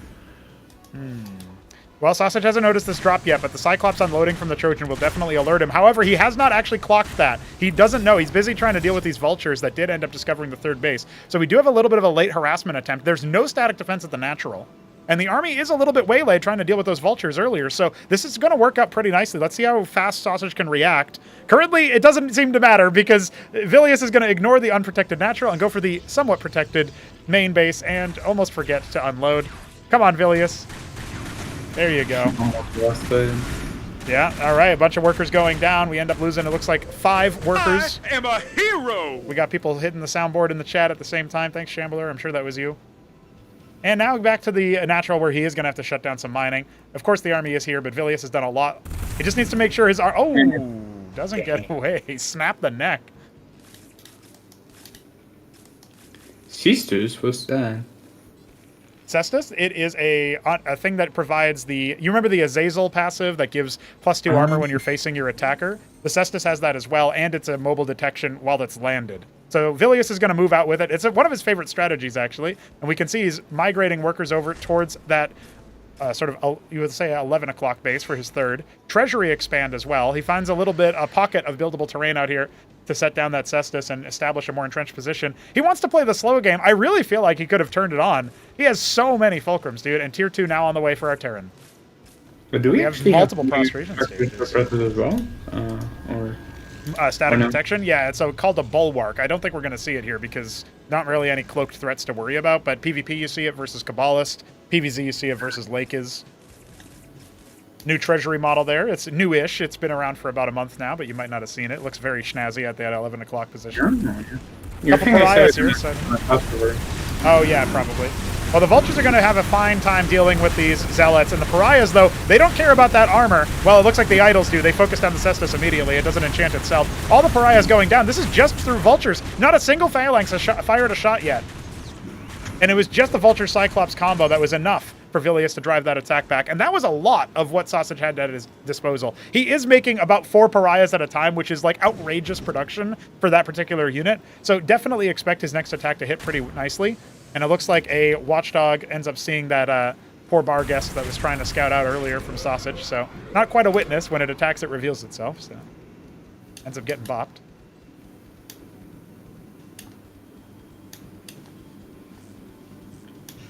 All right, he's going to load up another drop here as Tier 2 finishes. Let's see what he wants to do. He's got a couple Masons dancing over there he could use to produce some extra production. Got a lot of minerals, like you pointed out a few times, Veek. Vilius is not necessarily spending his money super well, but he's going to add some starports. A common tactic in Tier 2 for Terran is to go for Gorgons or Sundogs if you have the time. A couple vessels flying in for a scout from Sausage, but they are just going to get bopped by the Watchdog. Oh, here comes the attack across the bridge.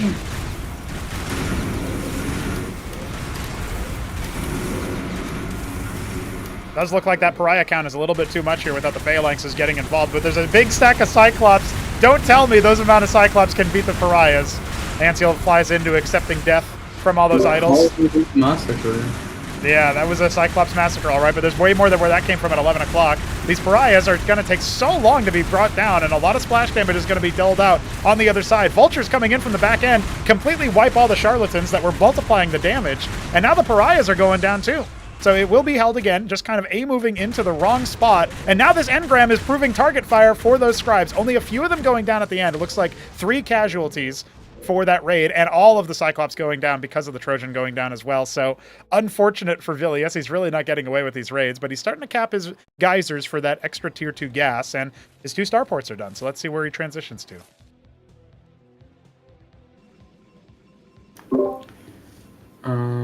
Village should definitely integrate some more techie units because he's mostly just doing Cyclops and Vultures all game, and this really doesn't fit well into what Sausage has.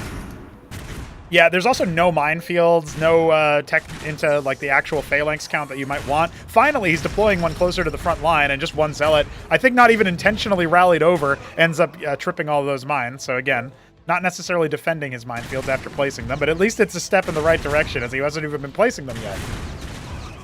This one pariah is soaking up a lot of damage. Is Sausage even paying attention? His units are rallying into death, but they'll still wipe out the deck with all of these poor Cyclops. There's more where that came from, though. He does have to be somewhat careful. You can see the friendly fire doing like 100 damage to that phalanx. I think only one attack got off from that pariah. So there you go. Now it's gone. Where's the rest? Sundog's on the way for Vilius, but he's only got 2 starports complete. Our third one has been finished in the meanwhile. If it holds from Sausage's attack, Vilius will be in a position to do some really good damage on the other side of the map, and there's still no 4th base for our Protoss. All the Vultures on a move, though. They are not on attack move right now. They are not providing much damage. They're just slowing things down. Those phalanxes from before, totally naked. And now we got some simulacrums added to the fight, Veek. I guess he heard you. Yeah. Garrison from 11 o'clock coming down to help out, but the Vultures still, they're just on a move command. Oh, Vilius. Is he kind of throwing right now? He might need to use his Sundogs to bail himself out. There's so many pariahs. Pariahs do not fall. I wonder, do they have more health or something than they used to? Yeah, 100 more health, in fact. But it does look like they are going to do a little bit of damage to that air stack, and the Vulture reinforcements will be able to hold them at an arm's length for a time being. I say that, the Golem's starting to provide a little bit more shielding, and only now are the workers going to get their fix. Yeah, there's so many of them going down. That was a big loss, but the pariahs are finally dealt with. Just about. There's one left, and, well, there's attacks happening over here at 11 o'clock as well, so Sausage is in a position of still constantly controlling, adding 2 Argosies in his natural. The Sundogs have already been shown, though. You really got to be protective of your tech when you're facing a player with Sundogs. You got to keep them on his side of the map.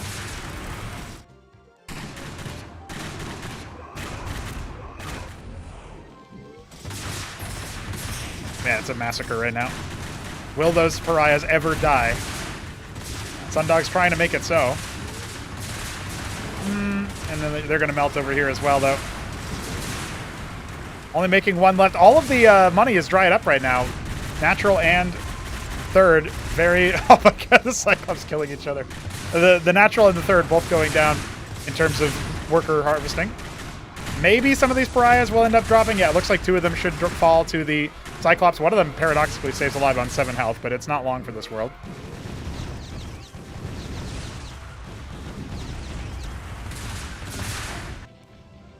It's worth noting that right now, Sausage doesn't have a great standing army back at home, and he never did expand his economy. So even though he did a lot of damage to his opponent, stop going after the workers' unsmiley face. Oh my god. Controlled demolition killed a unit, Veek! Holy shit! First time all year. Of course, that was his quarry, so that was pretty expensive, but hey, a zealot kill is a zealot kill. Now, if Vilius can maintain some kind of decorum after that, if he can transfer his workers down to his natural from his main that is depleted, he might still be able to do something here with the Sundogs, but his window is incredibly short.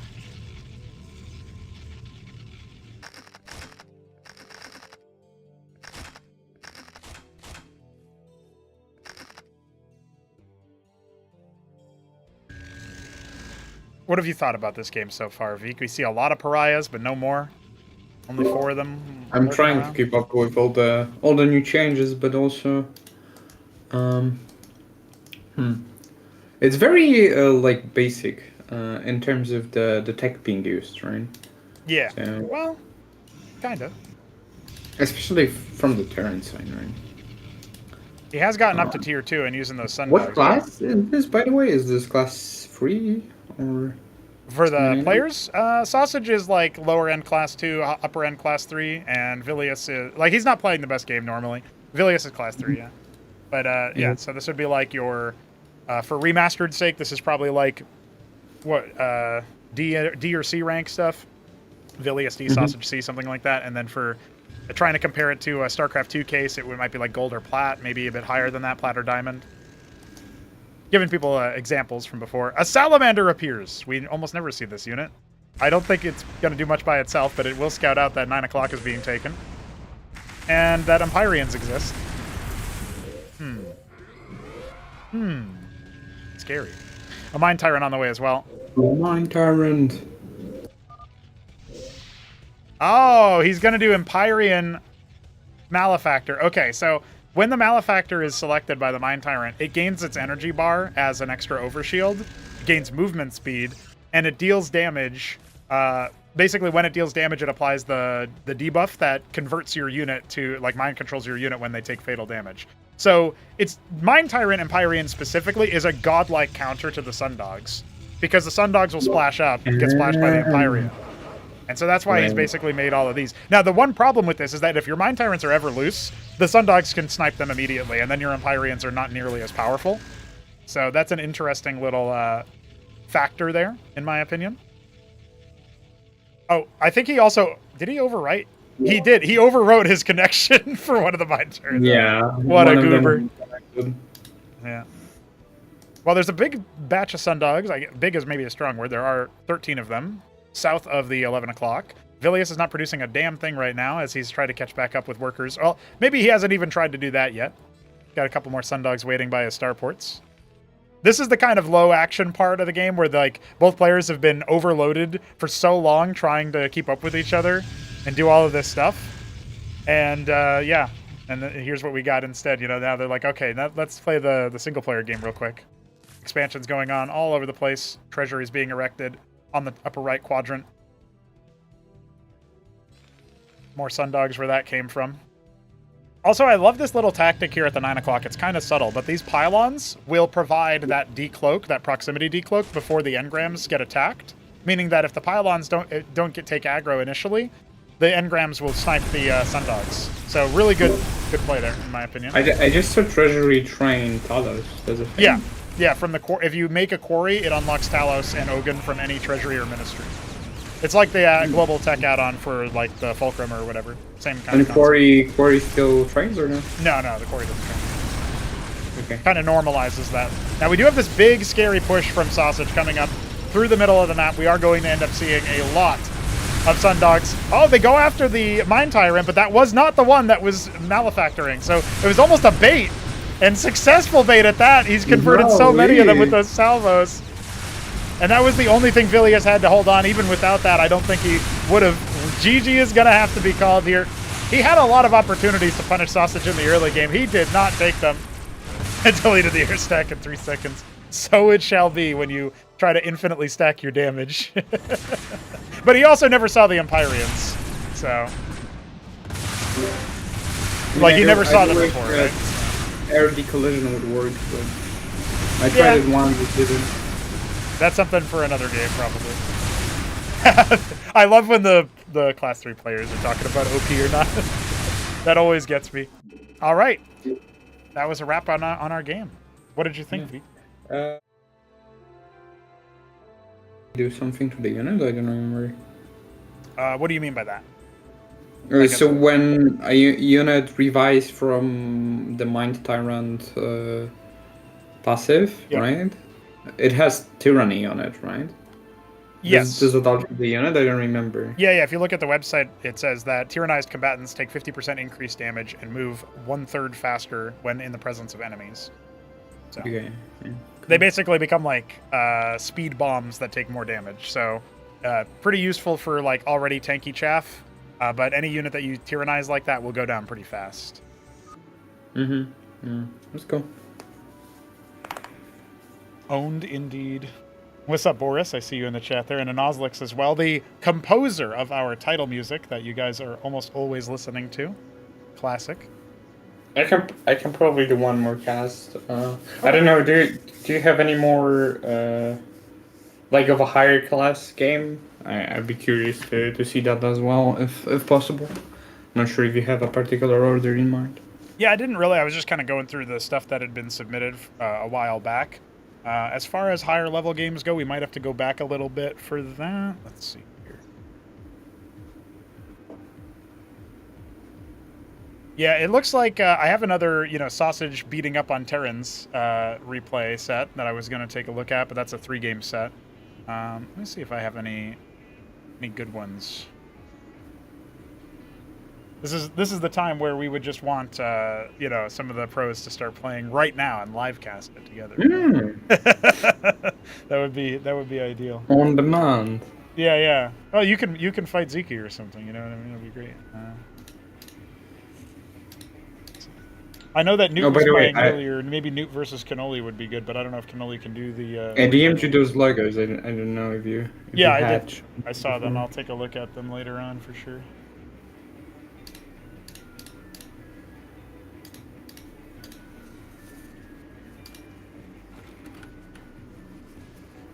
I'll ask Cannoli if he has those replays lying around for higher level stuff. By the way, I did mention to you a few times in DMs, we do have some StarCraft 2 pros coming up for a show match, and a few of them have already popped in and got the game running and taken a look at it, including our very first South Korean competitor, who paradoxically in StarCraft 2, South Koreans are not the be-all end-all. They mostly own StarCraft 1, it seems. But he's still he's like a top 60 player or something like that in StarCraft 2, so pretty legit. Because StarCraft 1 is national support there. Yes, yeah. And StarCraft 2 support is not as it's still there. They still do some pro leagues, I think, or maybe they've canceled all of those as well. But basically Blizzard pulled out support for everything, and so it's only the stuff that has more, I guess you could say, grassroots support, or only what the Koreans actually want to do, if that makes sense. And so they don't always want StarCraft 2 as much. Even StarCraft 2 pros go from StarCraft 2 back to StarCraft 1, or maybe for the first time, depending on who they are. So.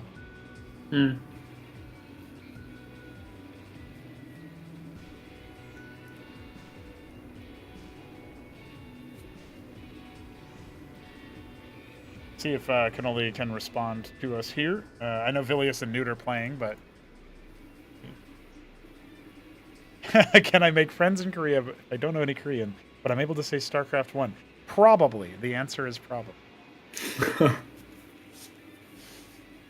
See, there's a couple of games here that are between some top players, but they're all from before the balance updates. They're super old games that I was going to get to if I needed to. I got Jack versus Doglived, Aoud versus Shambler, Shopdog versus AOT, stuff like that, but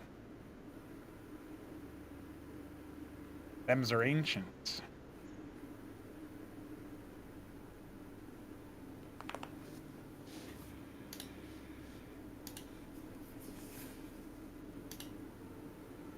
In the meantime, if you want to pop into another one of the lower level games here, I do have another one we can cast. Is it the same version, or? No, it is this version, I think. And that is on pre-release.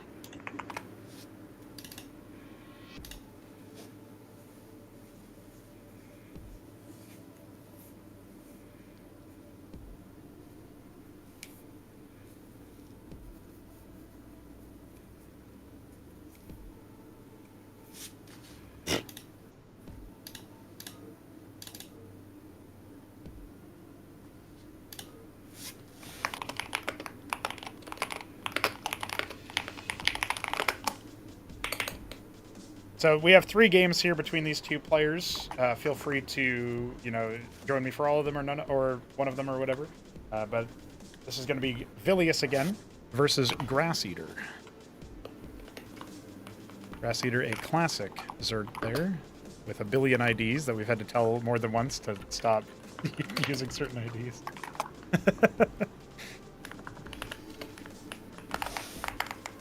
Sick. Yep.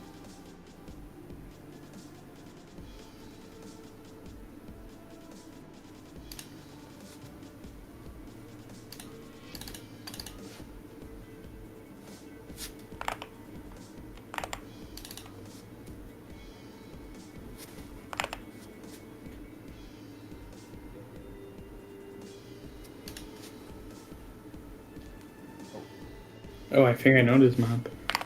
Yes. That's a username. Lord Coder, Throne Heir, Poland.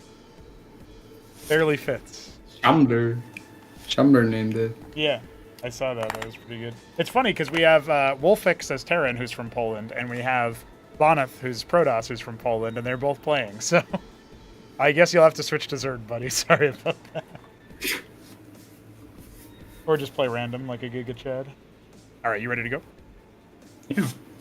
Random's pretty base. Random is pretty based. Absolutely. I agree. Is there used to be the easiest race, but now with the add-on, global add-on for Terran and the Nexus power field and a few other things, I don't know. They are all pretty balanced, I'd say. On a first glance. That's a wrap. That's a wrap. Well, Vilius is in the bottom right here. He is our... Ooh, this is a fun one. I'll say Periwinkle, but it was deep Periwinkle, Terran. And in top right, there's the Zerg who made you float. I don't know who that is, but he's green, and he's Zerg. That's right, Green Zerg, and he is Grass Eater. He has a billion IDs. He once scrolled through his ID list, and it had like almost 1,000 entries, it felt like, and then he said, "Can you fix this? I ran out." I was like, fuck off. I'm not doing that. Especially since many of those usernames were like impersonations of other players. You know how it is. He's learned his lessons. Now, it looks like he's going to go hatch first on Genesis Y of all maps. This is the updated Gen Y, which has like difference in the third base, and we have these like weird middle paths here that we've already kind of gone over in a previous stream, how that maybe doesn't change the map in a way that's super good in my opinion, but you know, it's always something. Just the changes to the map. This has been updated. So if you look in the, I don't know if you can see my pings now. I'm disabled from pinging as a witness, but there's a spot. If you go straight south of the natural choke, there's a path in the middle that bypasses the ground path. And if you go to the third bases in like the upper left or bottom left, the connection there isn't the low platform anymore. It's a bridge.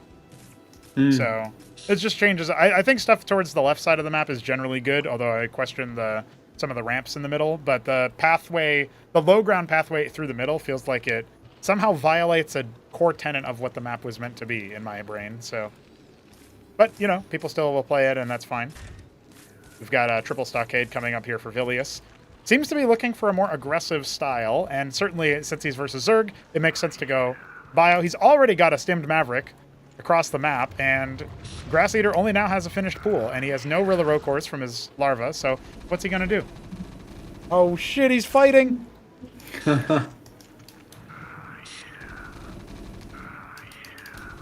Vilius is stimming way too much. He could stim half as much and have more health. He's done some damage, I guess. Paid off, even though it's wrong. Yeah. Oh, he almost nabbed that Zeth as well. Would have been so I good. wonder how many minerals did he lose? Grass Eater did this. Yeah. Big ups on that one. Big ups. Vilius put in the chat, "Oh no, not this game. I can only imagine what's going to happen." Circuit at the hatch.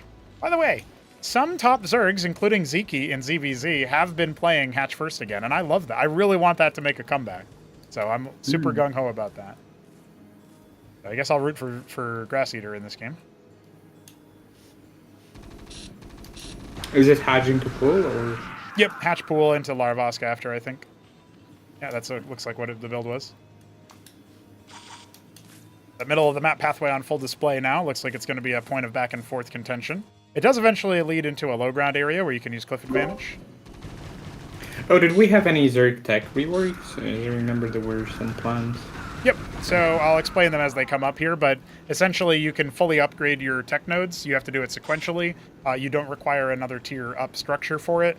At tier 1, that means you can get your Calcure Lake, your third string upgrade for the pool. And that means you can make Lyrilisks and Calculisks at tier 1 as well. You don't need to wait for tier 2. Wait, you have no tier ups for Zerg anymore? What I'm saying is for upgrading your existing structures that you have, you don't need tier 2 for. You do need tier 2 for, say, the Spire, but then you don't need tier 3 for the Haunt, the upgrade to the Spire. Just like you don't need tier 2 for all of the upgrades to the Pool and the Den and the Shroud. So. Also, we do have a new unit for the Zerg, which is about to pop. There it is. Look at that guy. AgroLife. I saw it somewhere. Ah. So he does not get consumed by construction efforts, which is like the old Gosvaleth. Now the Gosvaleth makes the mutated structures, so it makes directly into a Larvosk or a Circuith or a Nidus or something like that, and it still requires tier 2. This is so cool. So he's going to use it to make mass static defense. He did do a doom drop with Agroliths, which is pretty wild. Speaking of a drop, though, Vilius is going to start elevatoring in his bio. This is something that this map does have a problem with. Not really a problem with the map, but what I mean, players have to watch for it. And it looks like Grass Eater is going to watch for it. The mains are very spacious. Grass Eater will now see that there's a Trojan over there and try to scramble his army over. But that does leave his front gates weakened. So let's see what ends up happening here, what Vilius chooses to do as he's on 4 stockade with a vestry and a treasury coming up.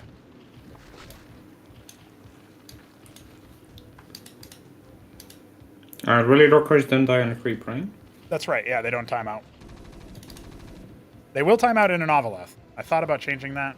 I decided against it. All right, here comes that drop. Already under attack. He's going to go ahead and unload it. Oh, he doesn't get most of the units out. The Spraith got him. And Ahmed has been drilled on. And Vilius is balance winding as his Mavericks die elsewhere. He could have been killing workers. Instead, he typed Shambler. What a bad influence. Yeah. Is it really Rocker and Snare purple, or was I? Oh, it's not Ensnare anymore. It's an armor. It's the Vithrilisk Devourer debuff thing. It reduces 1 armor, and it... Oh my god, Grass Eater still isn't mining in his main base. It reduces 1 armor, and it reduces attack speed. But it doesn't reduce movement speed, so you can still disengage from them. Yeah, that's cool. The debuff was a little bit overpowering, so we changed it to not nerf both movement and attack. So many cool changes, I must say. Hell yeah, brother. 5 stockade, no, 6 stockade coming up here for Vilius. His quarry is about to finish. His attacks were disastrous, but he did still cause some lost mining time, at least. Agrolith still continuing to make some units. What a guy. What a man. What a creature.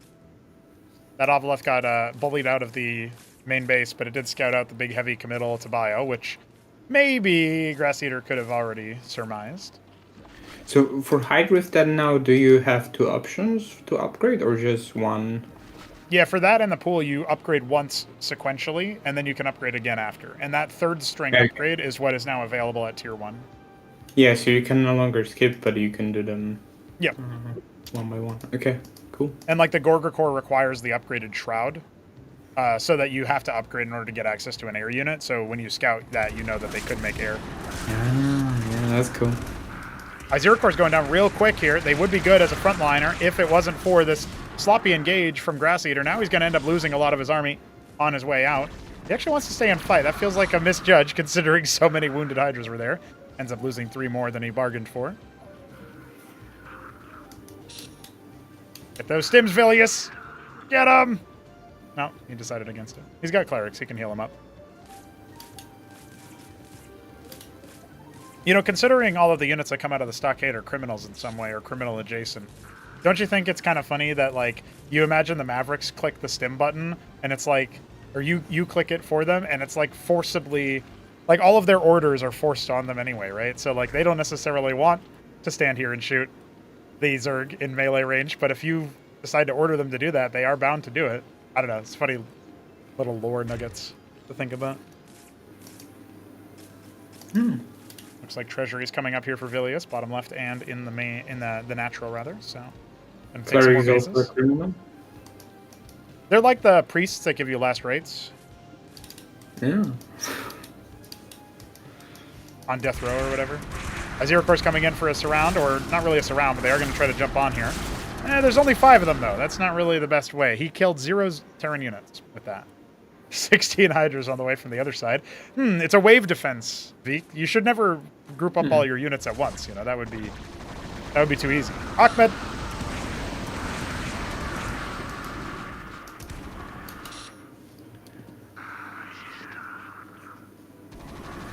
Yeah, so Grass Eater is playing politically correct campaign AI style. Yeah, I guess so. This is authentic and genuine. Attack, add 3 Hydralisk.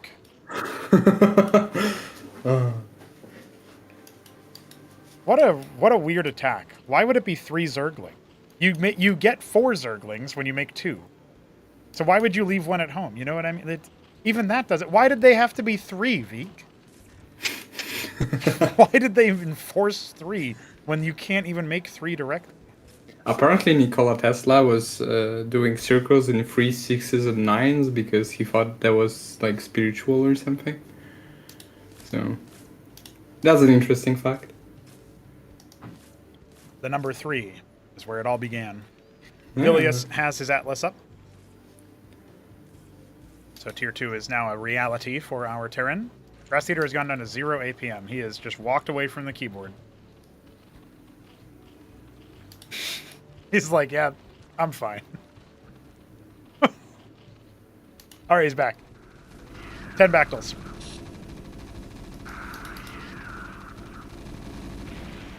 Poor Avaleth. Yeah, exactly. Sad face. He's balloon.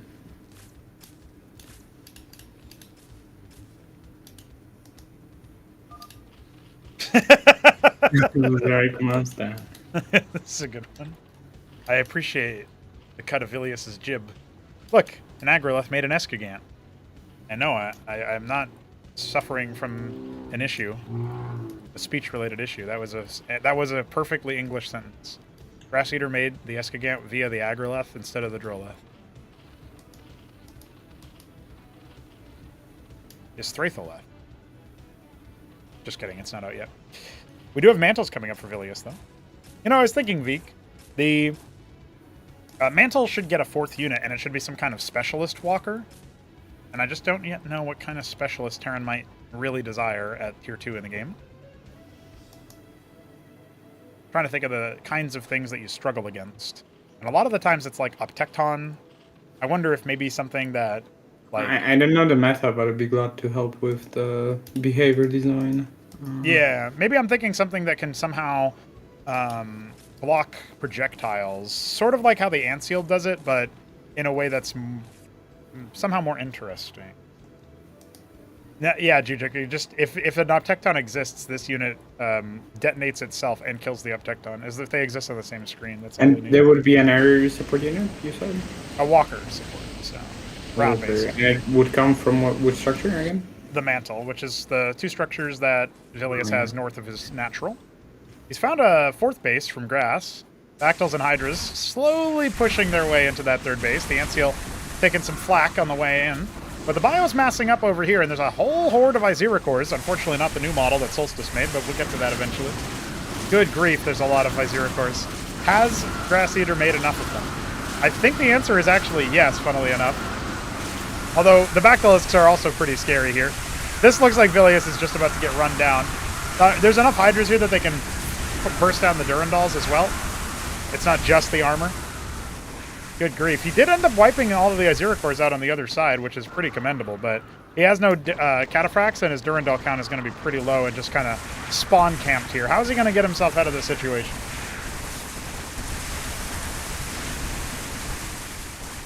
There's a lot of backlists. I think it's worse because Grass Eater literally AFK'd in the middle of the game. You know what I mean? Like, he just got up in the middle of the game. Zerg is literally AFK race, confirmed? Yeah, you can just pick up the larva and click one button. Well, there are 2k resources for Vilius, so I guess it's not without his own fault, but, you know. Regarding the utility unit, what if we made like a deploy unit that deploys a shield, and that shield would just bounce off the projectile? Oh, like a reflection? Yeah. But it wouldn't necessarily go to the target, but like it would be a circle reflection, like physics-like, I guess. I could implement that, and we could see if it works well. Yeah, I mean, if it doesn't work well, it could just fire back in like a preset arc, like the way that we have the intervention missiles for the Star Sovereign. But it would also be cool if it did something unique when undeployed too, where it has a different kind of behavior maybe, or maybe some kind of interesting weapon, unusual one, I don't know. Yeah, I guess one of the things that we can think about is the fact that so the issue, I've posted the second replay if you want to keep hanging out, by the way. The issue is, you were talking about replays, units that are specialists not being, if they have no weapon, that's like a thing you don't like. So if we're going to try to keep to that thought process, it would probably have some kind of useful armament when not deployed, and it would give that up when deployed to give this passive. So it's a kind of an interesting idea. Like right now, the Cataphract is super tanky, and maybe making it slightly less tanky and more mobile would make it a more interesting unit, ever so slightly. But giving some of that tankiness over to this specialist unit that has a more short-range or mid-range option might be a useful one as well.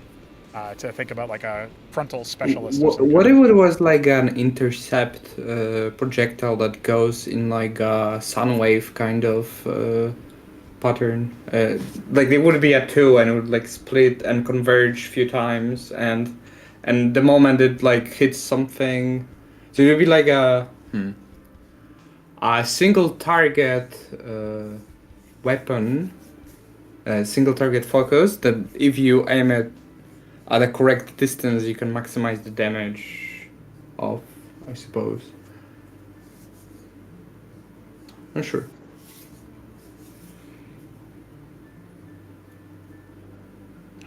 Let's see here.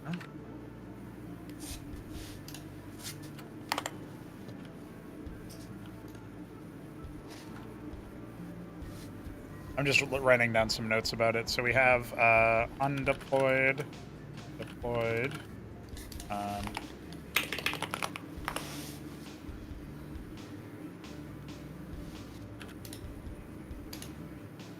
Also, we have to think about the projectile reflection isn't going to work on hit scan and melee attack, so we have to decide what we do about that.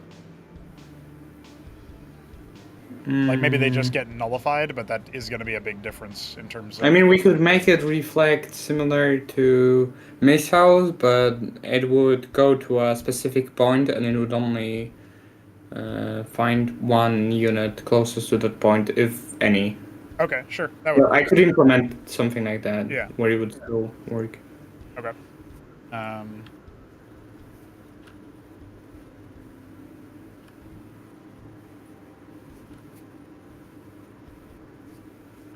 So I wrote down a couple of an idea there on the sheet that we have. I said that maybe they apply lobotomy on hit for the sine wave projectile. Could be kind of interesting. Obviously, that means it wouldn't do much damage, but if it's single target and it's intercept on the front line, that would be a good like mid-range or short-range option for Theron. That'd be kind of interesting.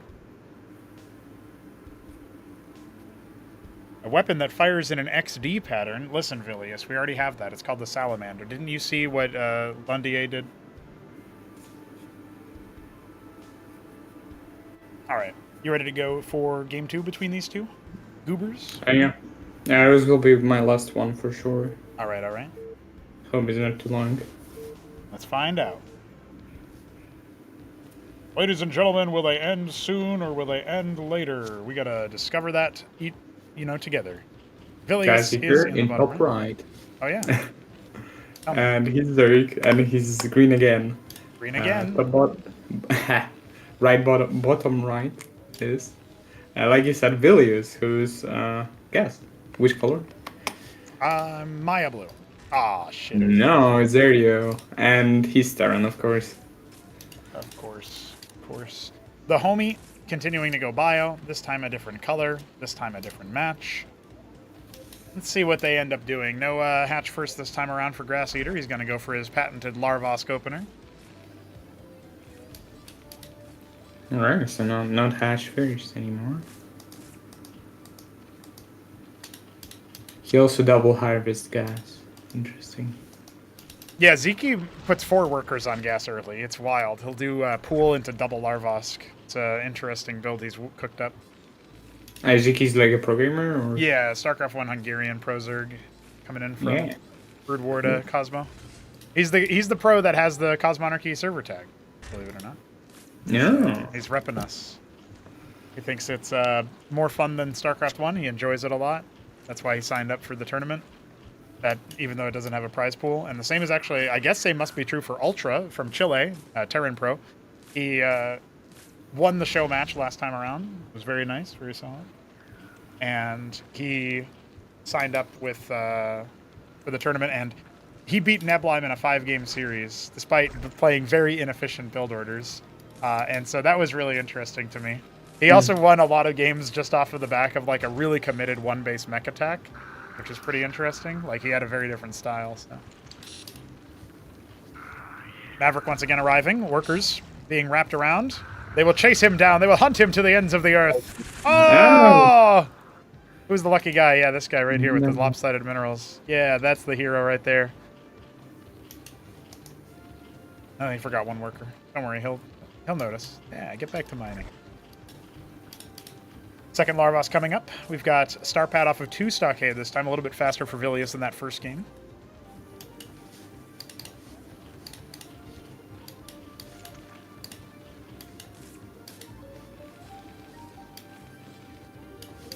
Flood of Zeths. Actually, a pretty small number of Mavericks right about now. They're on attack move, so they will wipe this guy. No reaction time there from Vilius, not sufficient. He is making some Hurricanes. It looks like he was going to set up for an Ahmed drop, but actually they're going to be really important for this hold. Yeah, these Hurricanes will do. Todd's work. One of them got loose. One of them got a little bit too big for his britches. I can't believe that. He could have sniped it. That would have been ideal. Trojan on the way now. A couple of these units have been battered and bruised. Vilius going to go for his expansion pretty soon off the back of all this play, and maybe Grass Eater is thinking the same thing, although right now I think he wants a defense structure at the ramp instead. Already. Yeah, so I'm guessing he's going to be going for a one-base Calcure Lake timing here. He's going to upgrade to the Apex node, what I've taken to count calling those end game, well, not quite end game, but end of tier 1 units, you know? Cream of the crop. How did you name? Apex node, like Apex strain as well for the Lyrilisc or the Calculus. That's a good name. Vornef Pond unlocks just Vorfs or also Lyris? It unlocks the Nafra core as well. And there's the lake already starting. So the Lyrilisc requires the final node, and the Calculus requires the final node. Nathracores themselves, obviously very good as anti-air options, but not great in terms of like anti-ground. So they're not going to be seen as often, but sometimes people will make them in preparation for a Calculus attack. Zeke likes to pair off just one pair of Naths, and then morph them immediately. Now, we do have a drop coming in. Workers immediately being pulled off the line so that they can try to decollide those Hurricanes. Looks like right about now we're at 19 workers for the Zerg, and the Hurricanes are not able to actually fight back. A couple of them starting to fall. There you go. He only ends up getting 2 worker kills for his trouble. And that doesn't feel like it was quite worth it. Now, the Trojan will narrowly escape. There's a lot of dead bio for not a lot of damage, but he does scout the Calcure Lake, so what does he want to do with that? Fulcrum coming up here, Vestry add-on. Shamans can help negate the bounce damage from the Lyrilisc, so it's not a bad idea. Right. I also don't remember where this was in the realm of balance as far as like the chronology, but there's a point where Lyriliscs have 2 armor pen on their ground attack, and now they only have 1. If this is after that change, Hurricanes will be pretty good against them because they will be reducing that damage.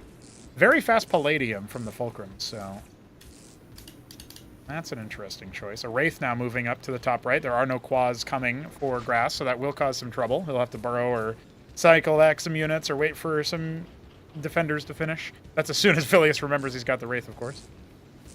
Do people still not use Trojans to reposition tanks? It hasn't been done in a very long time, I've noticed.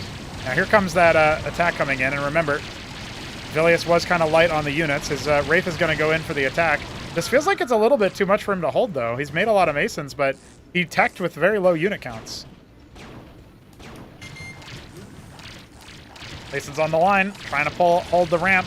Hurricane's not getting involved yet. The Fulcrum is done, adding on. Can Ahmed hold on? The Wraith is killing many Droleth behind this, by the way. But all the Masons are dead. I think this is a wrap for Vilius again, dude. Got Zerg rushed. Zerg here. Zerg everywhere. Everywhere except for the mineral line, it looks like. They're in Vilius's mineral line, don't get me wrong, but they're not in Grass Eater's mineral line. Oh, yeah. Yes! Yes!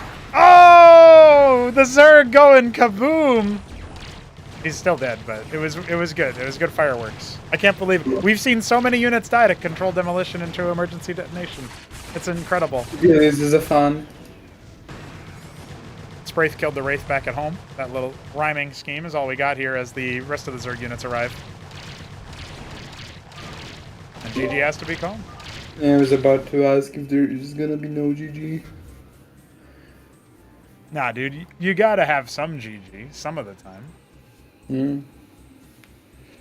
Does Shambler do GGs or no? No, definitely. Definitely not. No, you see, there's some dark side people doing. No GG clan. Yeah, yeah. Well, he's not even part of that clan. That's the funniest thing. So, Well, he should be the spiritual leader then. I guess so. Yeah, they have to think about him as a totem.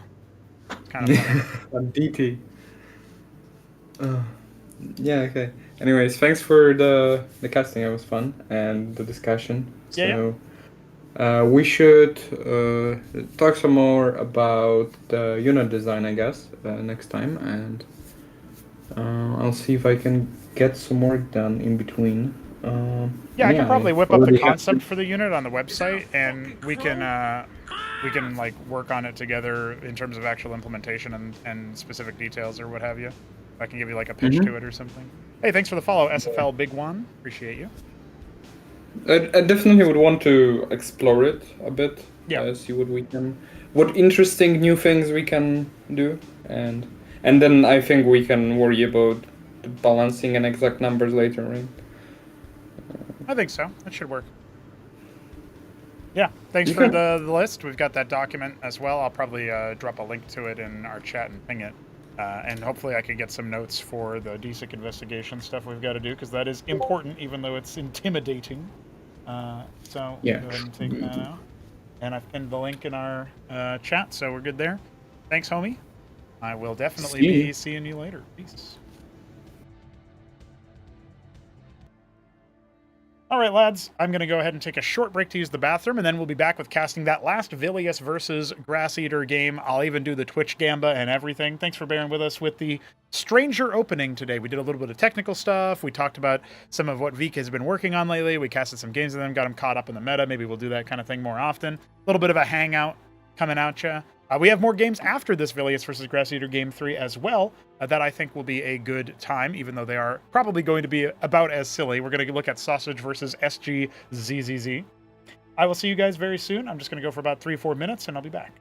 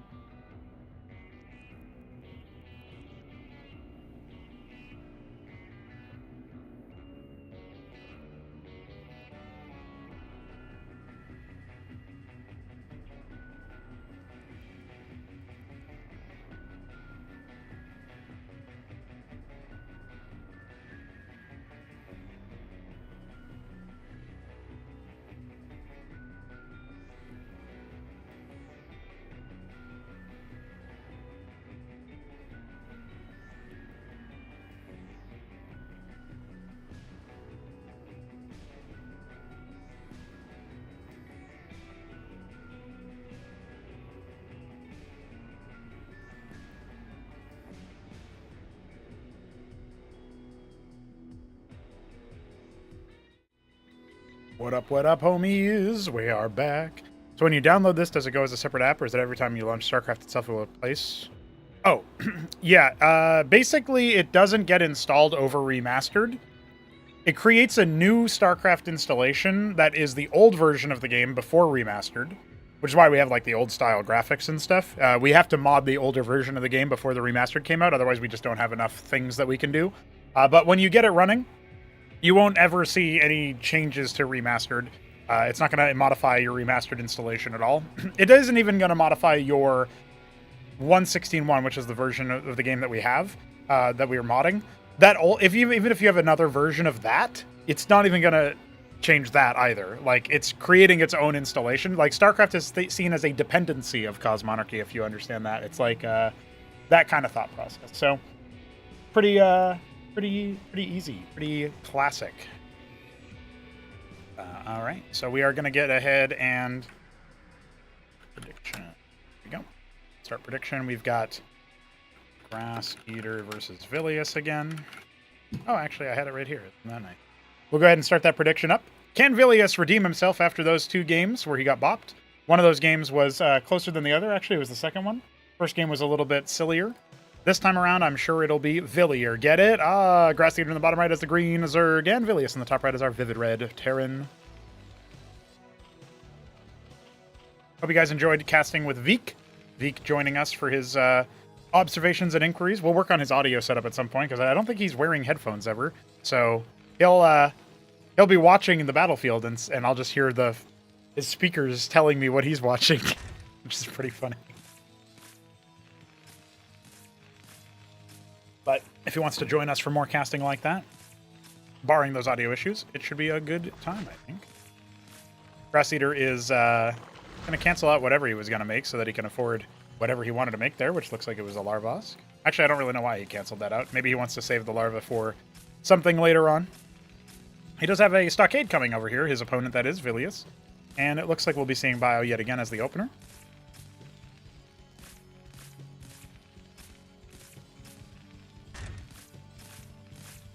Another thing that I would like to point out as we get deeper into this particular game between these two players, these guys do play a lot. They both are grinders, even though they're on a lower level in terms of skill, or in terms of results, whatever you want to say there. And Grass Eater does sign up for all the tournaments. Vilius has yet to sign up for any tournaments, but I'm sure at some point he will. Maybe he'll even sign up for the weekend wage that we got going on, which is our version of like it's a bi-weekly tournament where we'll have a little bit of prize pool in it. It's probably not going to be much. It's going to be like $50 or whatever.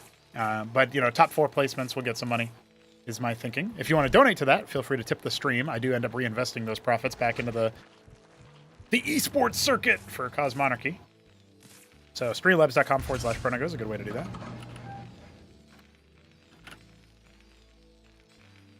There you go. Managed to fat finger out that link there for everybody in the chat.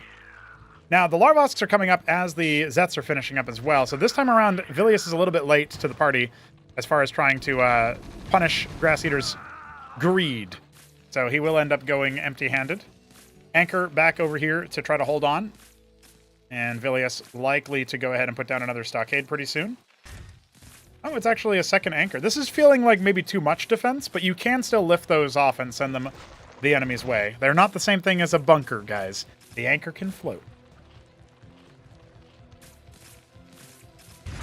I'll still never forget when my brother asked me, like one of the things we did since we could fly them is we had a remodel done by DF. And DF remodeled it and added the landing pads and stuff, right? And so they're finishing up just in time as well to accept those stimmed Mavericks.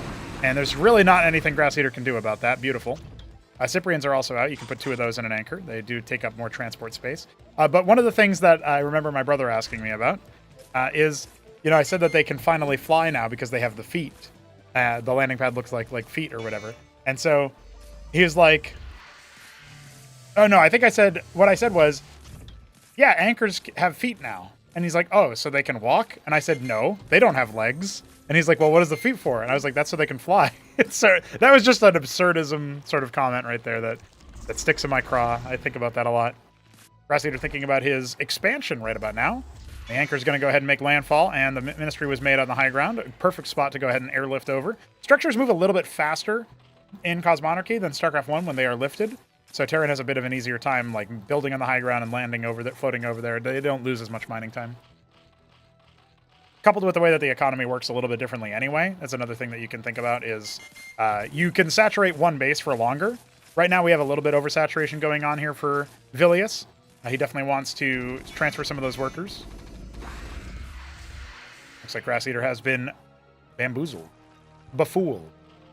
The Zethracore was found. You can stand on burrowed units to reveal them, so another mechanic that helps for scouting. Agrolith on the way for Grass Eater. He wants to see if he can build units without, or build structures without losing workers. Agrolith cannot harvest resources, though. The delayed anchor, or like the staggered anchor here, kind of makes sense for versus Zethracore's, but it's going to be pretty weak versus the Hydra, right? That's going to be something that we got to figure out over time here. What our players are going to be doing. By the way, we're pretty close to our follower goal of 430 on the Twitch channel. Feel free to drop a follow if you're watching. We do these kinds of streams very frequently, and Zeths die very frequently as well, just like what we saw there. Like I said, the Cyprians and the staggered anchor back here have pretty good range. Plus, when you enter into an anchor, you get +2 weapon range. There's a mechanic taken from StarCraft 1 as well. It's the same thing as the bunker garrison. We just have more garrison types. 3 shamans on the way. That's a big committal versus bounce attacks, which you can get from your Apex node here if you double upgrade the pool, or you can get from a single upgrade from the Hydra. Then last game we saw a bunch of Hydras evolve into Bactylisks, which are those artillery units. You don't make your lurker equivalents from your Hydra anymore. You make them from the larva from a different tech node. Very big tech shuffle there. You know, people ask me sometimes, like, what the lore reason is for some of the changes from, you know, say StarCraft 1 or from, like, what's the result there? You know, like, oh, lurkers originally morphed from Hydralisks, so where do you get off having the Lakizalisk morph from a larva now? And like, how did that remetabolize? And sometimes I just wonder, maybe this takes place technically like millennia before the StarCraft 1 that we know and love from the original campaign stories or whatever, from Caprulu Sector era stuff. If you know the lore enough to know what the Caprulu Sector is, which I feel like most people probably do. It is in its own. Cosmonarchy takes place in the Chrysilian Sector. It's its own homebrew sort of. I guess you could call it fan fiction. I think of homebrew because I play and make so much D&D stuff that that's where my brain goes. But yeah, you know, it's its own faniverse, alternate universe. Hydra's almost sniped that Anseal just on the move out, so a bit lackadaisical on Vilius' movement. He will course correct to avoid these Hydras bopping it. The Anseal works by intercepting incoming attacks into any unit, including itself, under the bubble, and then it drains the energy instead of attacking the HP. But if you are attacking a Maverick, say, underneath an Anseal, and the Anseal has no energy, it will still damage the Maverick. It won't damage the Anseal, so they stay alive after that point. Anseal flying in to see what's going on here. Looks like it will keep most of its energy alive, or at least its HP will stay alive, I should say. Energy not quite collapsing, but he does end up seeing that Grass Eater has got a very nice natural. They've dead even on workers, which is rare to see. Atlas about halfway complete, so Vilius going for a 2-base tier 2. Fairly quick. We don't normally see that. This is kind of like if all races had to do their hatchery into a lair and lair into a hive to access the mid-game and end-game units. That's kind of like what the Atlas is, or what the Atlas represents. A couple of Mavericks are going to stim across and see what's going on, but they don't get very far, and the Anseal needs to course correct as well. Looks like it does. Cyprian being very ballsy. They're a very immobile unit. You really can't be handling that like that. It looks like this Anseal is very close to death, but it will end up once again cheating it. Third anchor has been made. We have more Cyprians to garrison it if they want. We also have the flying workers, the Taluses, which can contribute to the fight by repairing. Maverick's going to go ahead and stim to try to hold down the fort. There's a Huracan in there that will immediately get blown up upon exit. All the Iziricors collapsing means that maybe there can be some kind of counter damage. The Shamans, again, trying to keep the Mavericks alive in the face of all these bounces. When you close the distance onto the Bactylisk, their projectiles don't bounce as much. So the Cyprians, paradoxically, are not a great unit to do against the Bactylisk because they can't actually close the gap unless you're like hot dropping them or whatever. Captaincy on the way. Only one right now. The economy not really able to support too many gas expenditures. Vilius thinking about going ahead and dropping a treasury, even though it's in plain sight of that Zethracore. He's going to need something to deal with that. Has no transport. He's making a Trojan right now. That will finish up in a moment. I'm also looking at the way that he's got so many minerals in the bank. He could definitely add more fulcrums or stockades or captaincies. They're pretty mineral intensive, those structures. They train tier 2 bio. Zerg right now still rocking it out at tier 1. Yeah, they've upgraded their Hydrith Den once into the Skibact, but fourth base going to come up pretty soon as this third is getting saturated with a big worker pull, and it looks like the Taluses are distance mining for now while they wait for the treasury to finish up, and it does. It feels like that base is really easy to attack for Grass. I'm surprised he's not attacking into it. This is definitely within vision range, just barely of the Zeth. 9 Azir, of course, 14 Bactylisks. It's a fearsome... I love this, the Ant Seal protecting it from the Zeth for now. It's a fearsome army that Grass Eater has made, but if some longer range units get activated, he's going to go for the Guild Hall. Could access Olympians from that. Could also go for something a little bit more on the line of, say, the Autocrat, which is a Reclaimer. I would love to see some Heracles, though. I really think he needs some frontline, and you don't need an add-on for that. There you go. He unloads the one Cyprian.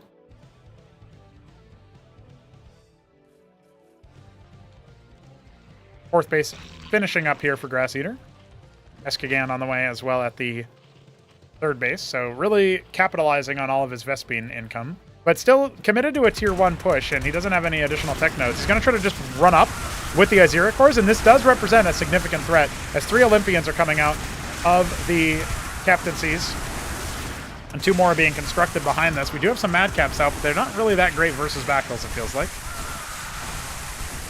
Again, this is where I said he needs like Heracles. He needs some kind of front line that will be able to withstand the brunt of the Bactyl attacks. And now he's just had all of his Masons massacred at the natural. So down to basically 1.5 bases. That's not fully implemented right now. It's not fully saturated right now. The cliff advantage will help him shooting down the cliff. He made no additional anchors.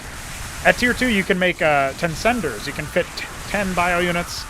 Well, it has a 10 space requirement. He's making the treasury as part of the wall / re-expanding at some point. It's not going to work out super well for him, it feels like. And the Olympians are out to try to gun down Grass Eater's immense army, which is busy trying to attack an Atlas right now instead of being more elegantly microed. The Olympians do take a lot longer to go down, so...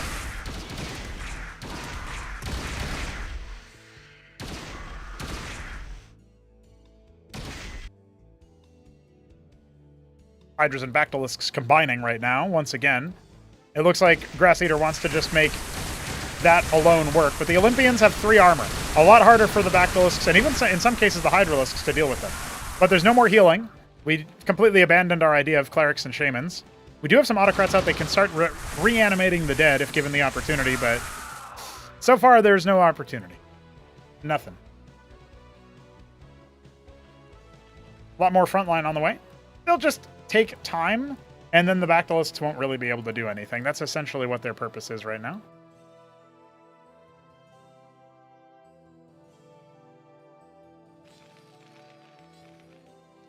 So far, Vilius has been allowed to continue harvesting from that base, and he's even distance mining cheekily from the more normal third base. His Olympians are on a rally. He needs to bring them back in. He might just provoke the beast. Now, those frontline units can end up turning against Grass Eater, courtesy of the Autocrats. Those green fields will claim a corpse and start reanimating it. That's going to waste a lot of the Bactylist DPS. But as long as he focuses down the Olympians, I think he'll be okay. Though it is a little bit hard to say right about now. Yeah, the Olympians are starting to falter. 3 more on the way, but there's very far from completion, and it looks like Grass Eater is going to take the game yet again. Hard to imagine any way out. Even though so many Bactylists are attacking the Atlas, GG is called, and that's it. Lore-wise, the Olympians should win this. You know what? I agree with that, Lucy. Oops, I do the up arrow to open up the UI again so that I can finish the prediction, and I keep resending a message instead. So, that's a classic one. All right, lads, we have wrapped up our casting between those 2 players. I think we can safely move on to another set of players. I did mention that there's some matches between Sausage and SGZZZ that I would like to get to. And then after that, I think we might go for some Doglived versus Vilius. Although, that's a PVT instead of ZVT. I'm not sure. We'll see. We're kind of like overloaded on PVT today between the Sausage Vilius game and now the Sausage SGZZ games that we're going to be casting, so... we're going to take care of one thing at a time and see where we go for our next series. But we do have 3 games here.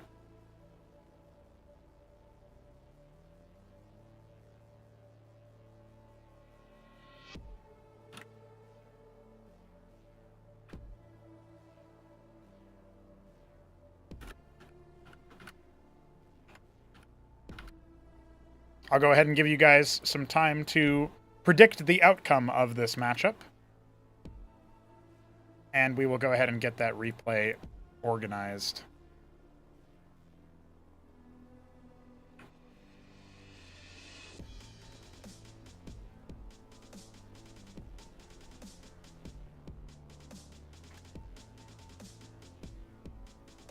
All of these games were played on Punch Drunk, which is a map port of Knockout.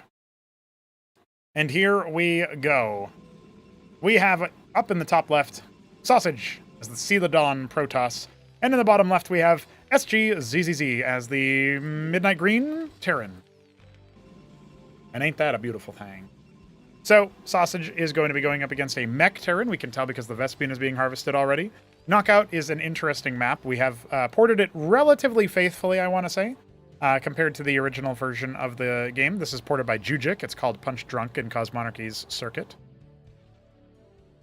I have these little trenches here, as you can tell. And we have these mineral fields here to cordon off some of the passageways. Make it a little bit easier to wall or hold with, units that stand there and fight. That kind of thing. There's the Fulcrum that we were talking about from SG. And he's going to go ahead and get a second one up. I would not be surprised if we see a bunch of vultures out early. So far, I haven't really been able to get a good handle on how skilled SG is becoming. I know he's been doing a lot of casting. Obviously, he's casting it in Spanish, so I can't tell you if it's like the highest quality analysis. Oh my god, he's even better than me, or where he's at exactly. But he's really consistent with it. So if you speak Spanish and you want to support SG's casts, feel free to check him out on YouTube. I will see if I can fetch the link to his channel. Yeah, it looks like I indeed can, so I'll go ahead and drop a link to his YouTube. He made a review for, a Spanish review for Cosmonarchy that has garnered a couple hundred views, which is very cool. I also don't know what he's saying there, so... I'm imagining he said good things, because he does like the game a lot. But again, you can check that out if you have that one. Looks like, from my limited broken Spanish, Sausage said he does not like 4-spawn maps, and SG agreed.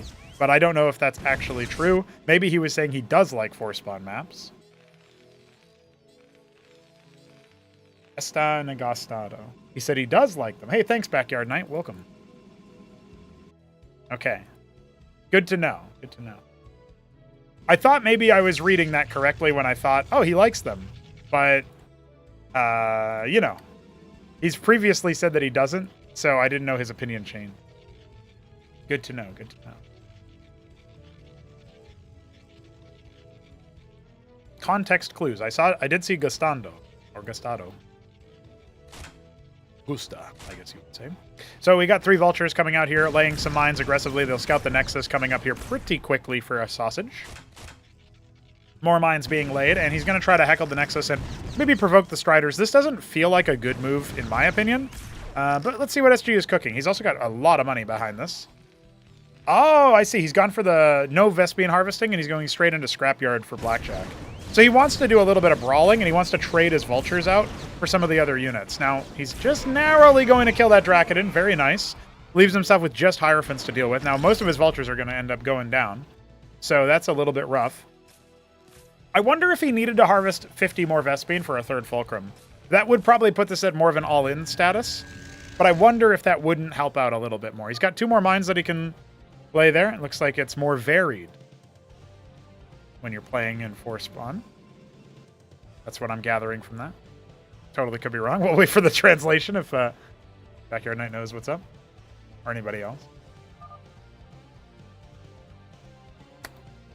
Nope, no idea. Entonces no se siente aburrido. Pienso y... Sausage busy typing. SG busy trying to win. He's got his blackjacks out. Eesh. Yeah. So the Blackjacks can be pretty good versus Striders, in my belief. Not every Terran agrees. That was a good stun. We'll end up saving his units in the process. But, oh, the third base going down and scouted by that spider mine, that lobotomy mine, I should say. So Sausage is going to be playing a very, very economic game. This is an opportunity for SG to try to scale up. I really feel like he kind of fell down in this game just by not spending his money early, right? His ministry was late if he wanted to go for a fast expand build. And now his military is pretty low. So even though the Protoss is triple expanded, right, or gotten his third base really fast, and just as off of 2 gate, with a matrix defensively and probably some other production structure here pretty soon, it's an embassy. So this is not an aggressive build order from Sausage, but he can still just walk in and kill SG if he wants to. And let's see if he does. The micro might bail him out, but he's got no military units in production right now. So it really just comes down to spending, I think. He's going to try to hold with an anchor. Maybe a couple of mines laid by the Vulture, but he's not... Oh, it just gets blown up immediately.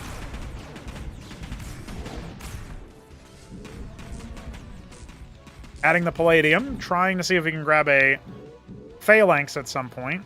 That'll finish up in a couple of, maybe like 10, 20 seconds. And then his Phalanxes themselves do take about half a minute to make. So it does feel like this is a difficult ask for SG to come back in. I feel like I haven't seen too many throws from Sausage. I haven't seen cases where he's gotten ahead and then doesn't win. There might be like some PVZs where he's in that kind of position, but PVZ is really tricky. So it's hard to say if he's actually was ahead, if you guys know what I mean.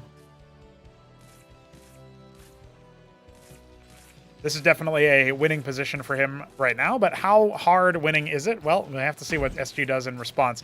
Like, SG could drop like 2 more ministries and just start pumping Mad Mason count and re-expand after he has Phalanx. Because the timing from Sausage's build is not meant to destroy the Terran.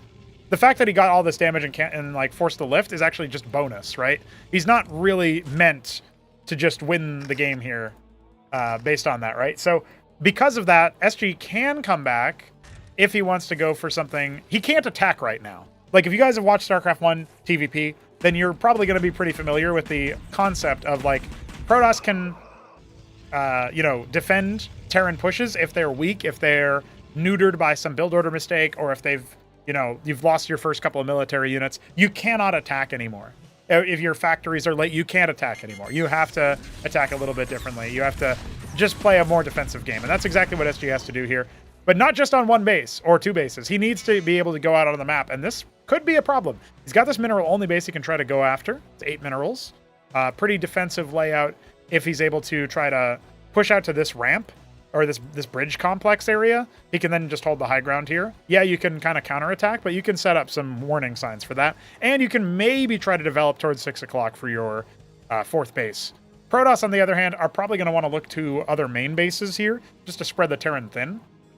He's going to go for 12 o'clock instead, just kind of linearly explode across the map or grow across the map. But I really don't think that it's a requirement for Protoss to take that in-between base. This doesn't really even insulate you against run-bys because you've got this little ramp here to split and fork. So it's actually probably better for you to expand over here to force the Terran army to do something more silly or shenanigan-y. A Phalanx and 2 Cyclops in the drop, he can go ahead and unsiege them pretty quickly. There's already a Drakon watching for this on a patrol path, and was before anyway. But there was also a Witness in the base, so Sausage probably could have just seen the move out.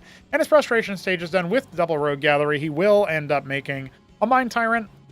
What is he going to empower, I wonder? Right now he doesn't have any good candidates, it feels like. Can't do it to structures. That would be pretty funny. I'm sure Lundier would like it. All right, the drop is good. Phalanx is not out, or... I don't know what happened to the Phalanx. He deployed it over here. Okay. Interesting choice. But while this is all happening, we have a 4th base coming for the Protoss. Still no extra ministry from SG. There it is. He's going to start his 3rd ministry and just try to float it over to the mineral only, I think.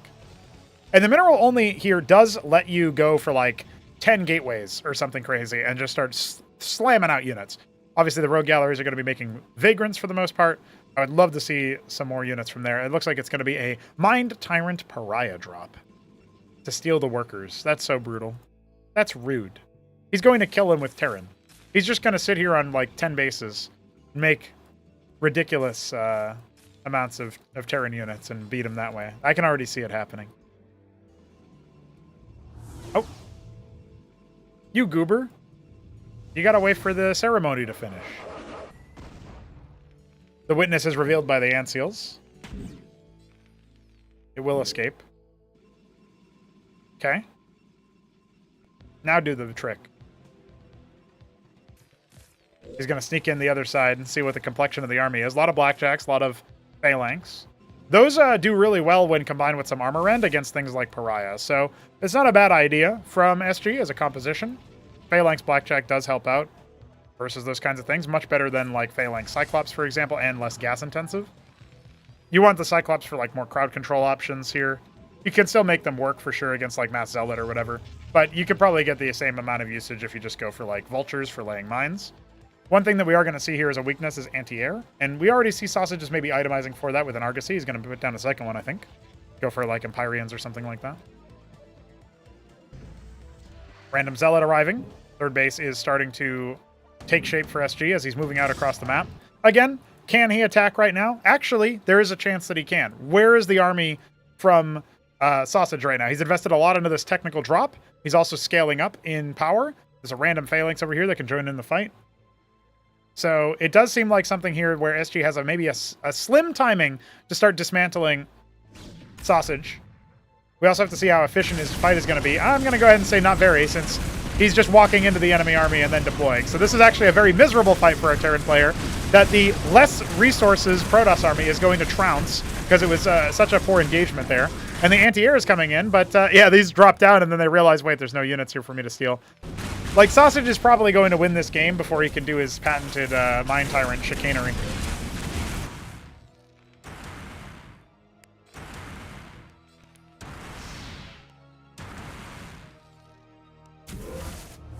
All right, bye. Like, this wasn't the main attack. The main thing Sausage was trying to do was style on him with this to steal the workers.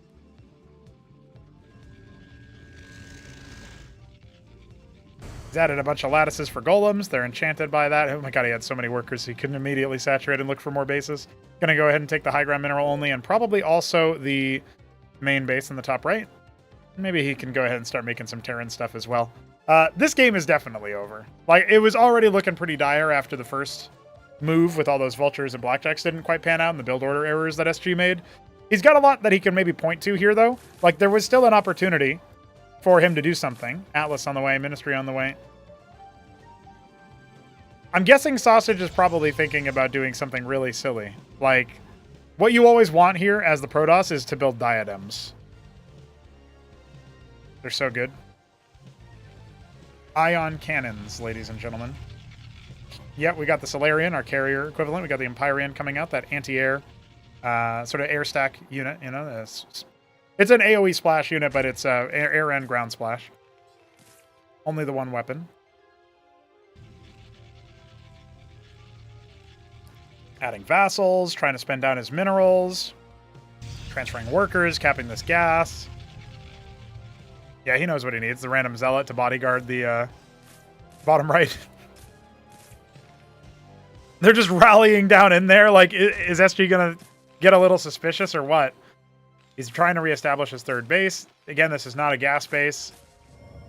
His Atlas will finish at some point, I'm sure, and this Goliath will die. Anseal gets kaput. That Goliath did not see the Ministry, so off it goes.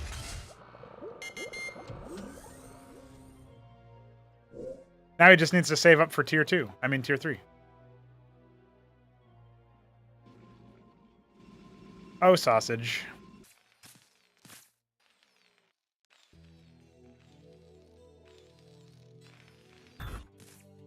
Some Matadors have filtered in. They're pretty good at anti-armor, right? With their flamethrowers, their movement speed. But you do need to position them in a certain way. SG's armory rotation can definitely help out there. El Newt, he's class 3 if he doesn't play in this 3v3. But that would be a lie, Shambler.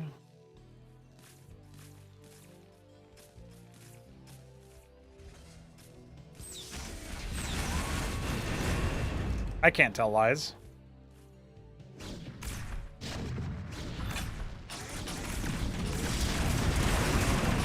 Matador's coming out, trying to deploy. in that extra armor mode. Really, they probably just need to be thrown at the front line here, but there's not really much that you can do. Collapsing in with more vassals as well. Fulcrums are being constructed for SG, but treasuries are being made. And an anvil. He wants to nuke him? Well, I don't think he needs to be honest with you. There's just nothing left here for our Terran. Our original Terran. Our Protoss Terran has plenty of stuff. He's gonna use the Seraph on him, I see. Maybe SG has like fantasy GG timing and so he'll never leave the game or something like that, but he really doesn't have anything. I'm surprised he is still in the game.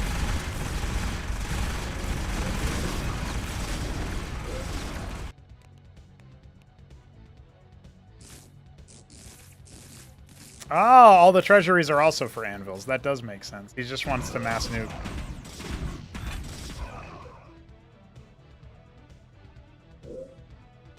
Beam weapons. Yeah, we kind of have those for like the Enzorthra core and the Quasar core, but they're pretty jank looking. What kind of beam weapon would you be envisioning there, Lucy? Maybe I can work on something.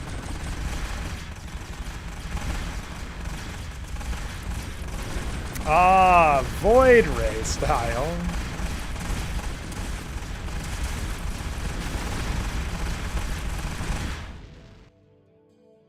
I honestly cannot believe SG is still playing the game. Alright, he calls GG's. Well, maybe next time, Sausage. Maybe next time you'll be able to get the cheeky Protoss nuke off. Alright, that looked like a pretty steep outclassing. So, when we go into our next game between these two, I want to see something very, very different between our two players. And we do have different spawns going into it, but let's see. Let's see if we are feeling faith.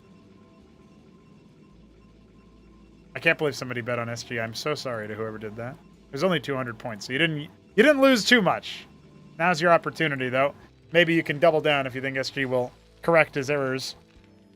Looking like a class below, though. This is going to be SG in the top right as our Forest Green Terran. Sausage in the top left as our Celadon Protoss once again. A little bit of a light versus dark paradigm we got going on here. We got cooking.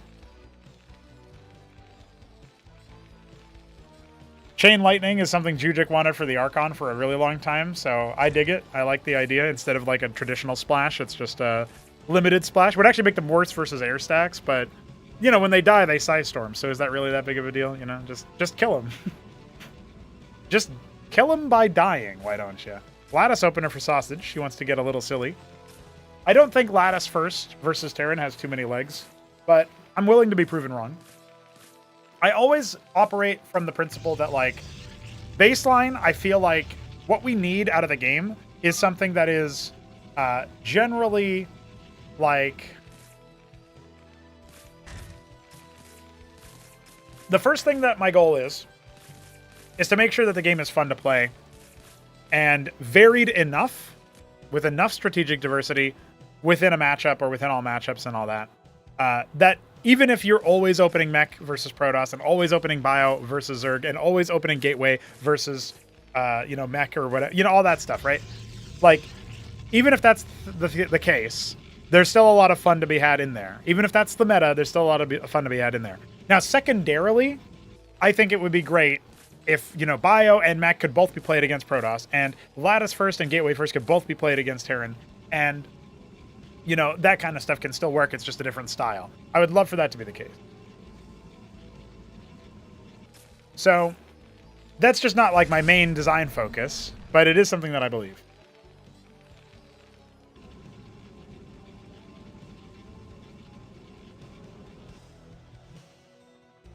Vultures laying their mines. SG gonna reveal the presence of the vassal soon. And see how fast his response time is on that. He has a good number of vultures. If the idols take the wrong kind of engagement, they could be in trouble, but there are 3 more coming. First vassal arrives. Where's the watchdog? Where's the watchdog, SG? He puts down his ministry instead. Yeah, letting him chase your 1 Mason around is actually preferable to doing anything else. He's not making anything, though. There's the watchdog. He doesn't need to. He doesn't need to mass repair like this. He's losing so much more money than if the vassal was just kind of. Oh, he's not even paying attention to this guy. He's gonna die. He was repairing it with only one mason. All right, it'll finish off. That's it. More than enough harassment, right? Like the Fulcrums have done nothing, and the Vultures have been completely stationary. So he really has kind of shut down Sausage or his SG's brain with that one. Scrapyard coming on. We're gonna see the same kind of opener. There's way too many idols though. One of them goes down. Trade 1-for-1 is okay here for the Vultures. But until they get some really good mine connections, it's going to be hard for them to do anything. And obviously, they're not making more Vultures where that came from. So this build order is going to give a very fast expansion for SG. Versus Sausage is playing a lot less expansion focused now. He is going to get his own Nexus Stone pretty soon.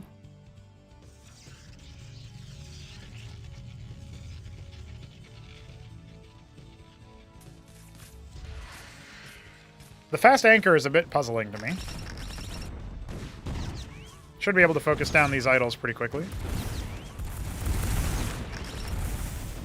He shouldn't stay around and fight. He did not need to lose that extra vulture. Blackjack's on the way. Gonna probably airlift the anchor and put it down.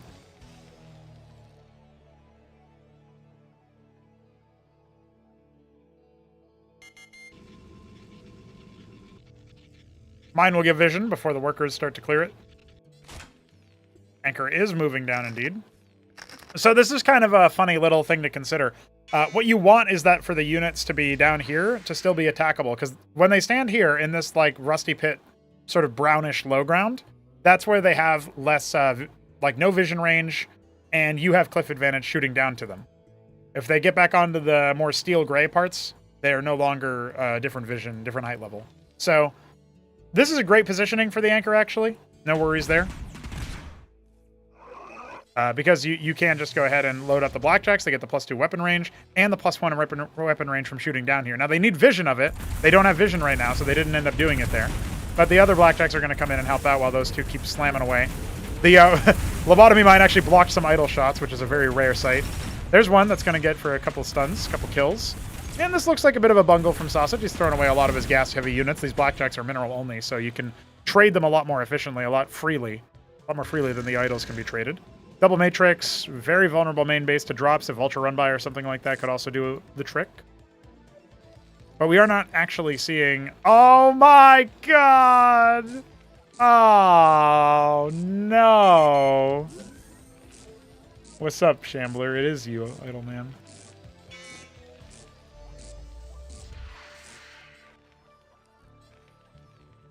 Yeah, Trenches Easter egg. We added trenches to a competitive map. It's great. I do think about that sometimes when I talk about these trenches. I think about trenches. It's great. Good time. So it's going to be double embassy into a Stargate. Adding Cyclops after making the Palladium. Got enough Vespine for 3 more Phalanx if that's what he wants. Looks like instead he's going to add a Fulcrum and just queue up one. Didn't have the minerals for the other. Trojan on the way, which means we're probably going to see that drop that we've seen before. I don't really... I guess he could probably find like a spot like right here for magic, but he hasn't scouted the main base, so he doesn't really know.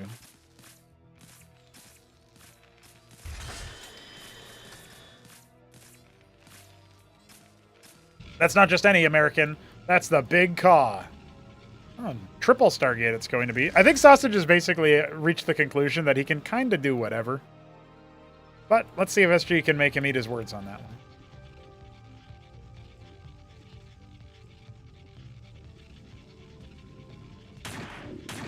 Matrix reveals itself. The idols are way out of position to help out with this, though. So he is going to end up shutting down the harvesting for now. Forcing the pull. No workers have gone down just yet. Cyclops in hot pursuit. Trying to hit the middle of the stack. Now the idols are back. Okay, they'll kill a worker or two. And then scoop their way up. Oh, he's got to watch out, though. He's going to fly over the Matrix as well, which is going to do some damage. Yeah, that's dead. There was a way out for him, but he needed to do that a little bit sooner, I think.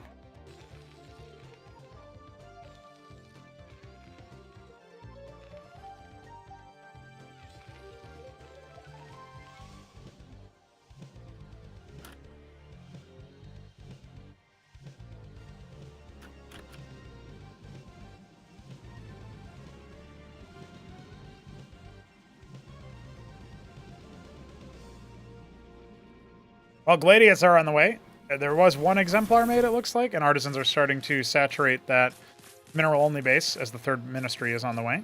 Watchdog for defense. Makes sense. Nothing in the natural, though.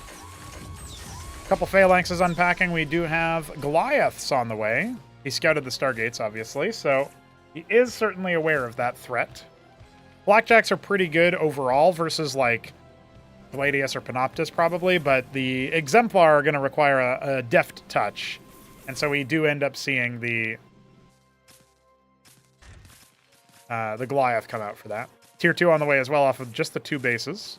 Third Nexus at the 9 o'clock position. I love that. When they were horizontal spawns, or vertical spawns rather, they couldn't really fight these. They would have to fight over those cardinal bases at the 9 and 3. Whereas the 12 and 6 cardinal bases are actually... It feels like these are harder to hold, but they are the obvious ones when you spawn vertically. Since you can't really... Like, this is easily attackable from both players, right? Low ground phalanx. Any sort of air units, that sort of thing.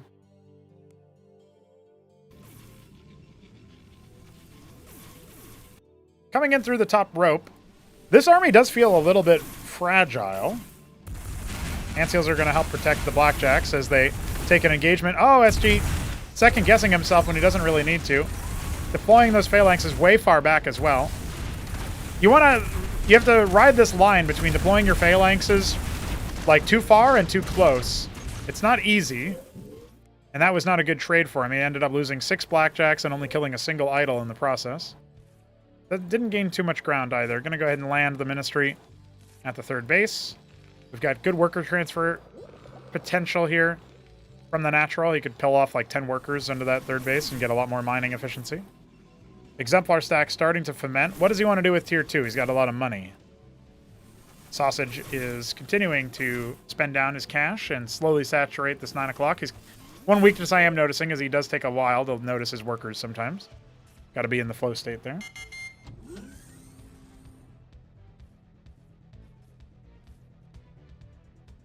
Yeah, I'd be fine with experimenting with turning this into a high ground position, Jujic. I feel like you could probably knock these little outcrops out so that there's less build space and then just join the ramp here and here. That would probably be fine. But we'll see as the map continues to get testing if it's even a requirement, right? Is it even needed? He ends up abandoning the high ground third to go to the medium ground 3 o'clock. I do wish we had a little bit more information about like how these maps get developed in the ASL style, because giving us some information about how they do things would be pretty neat. And like where their considerations come from. Artisan got clobbered trying to harvest at the 12 o'clock. Spending down the Exemplars, another Crucible coming up here in this game as well. We have 1 starport after the 3 captaincies. We'll see what SG wants to make out of that. He still is only on 2 bases. He has not saturated his third, so he's very far behind the 8 ball there.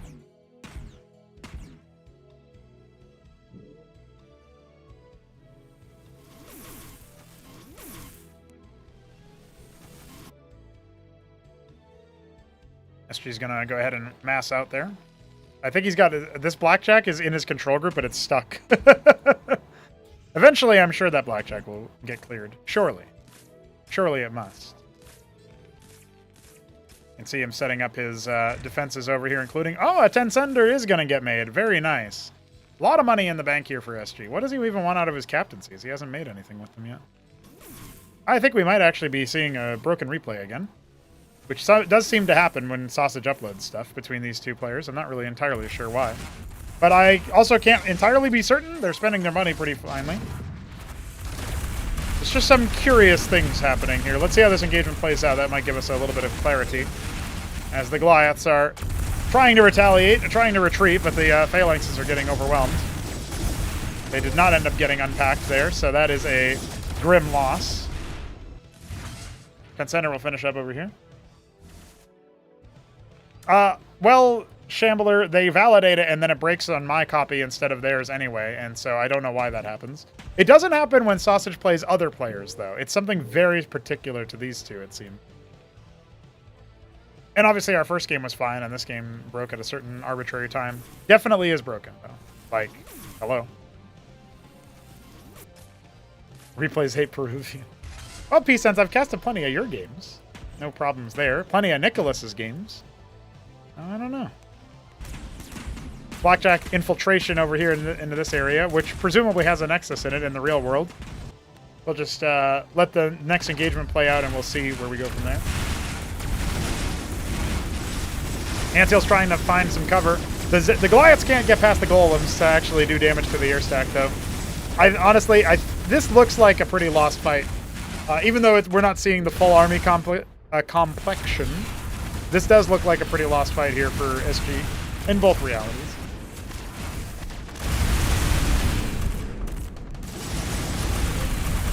But remember, he does have that absurd GG timing, so it's probable that we're going to miss out on a lot of context. You can see him lifting this because he was under attack, and he lost his whole army on his reality.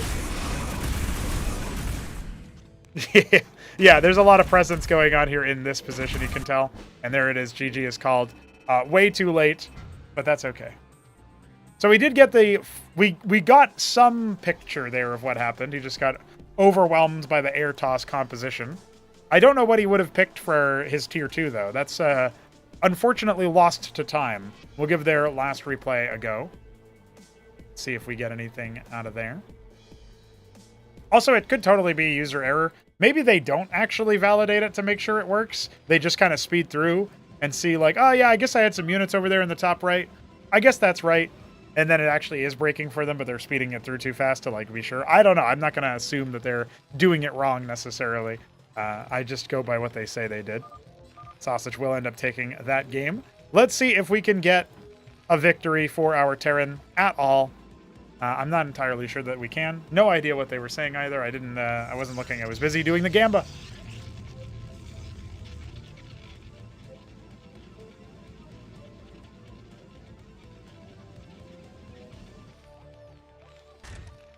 Shambler desperately and furiously trying to organize a 3v3 in the middle of the, at the start of the evening here in the East Coast on a Wednesday. Why not? Why not? 7 bases now. 2 from the Artisan. No Nexus?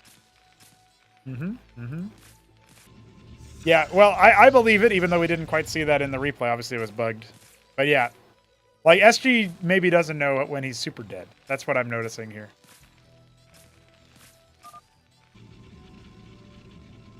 Two gate from Sausage once again, just like game 1.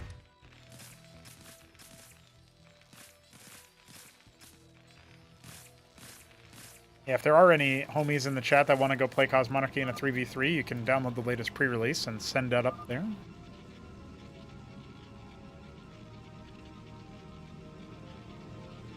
Gambler fucking up the song royally. I know he's the one validating the replays and giving them the go. Well, Sausage also validated one set that just, like, one part of the replays that broke. So, I don't know. I think they maybe both do, but it's hard to say. I guess to your credit, Sausage versus other players seems fine. It's and I guess it is just the replays with SG that seem to break. I think I've casted SG before, though. Haven't I? I feel like I have. All right, the Vulture's going to come down and see Nexus after the 2 gate. It's a Legionnaire opener here. We get to see the shiny new Legionnaire graphic.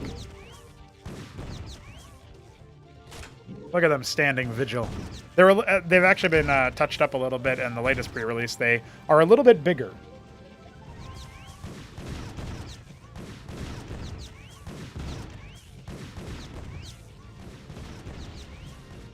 He's just allowing the pylon to go down. I can't believe it. 2 Drakidons on the way. Scrapyard Ministry. All right, now the Legionnaires are going to come down. I guess he didn't need the Nexus, right? That's, I mean, he didn't need the pylon. He has the Nexus. That was the idea there. As he makes SG micro more, he wastes more money, or wastes more time, I guess, so that's pretty good. Isn't there a second Drakidon? Oh, it was just finishing now. A little bit out of sync. Yeah, get him, new Legionnaire. Unbelievable.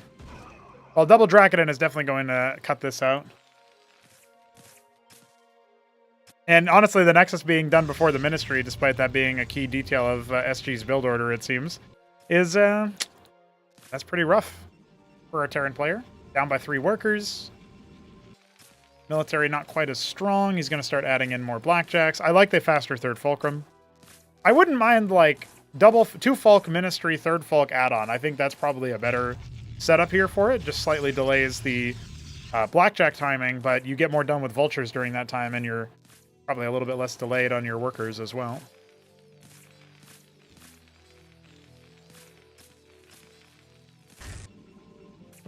We've got the Palladium on the way. Okay. All right, okay.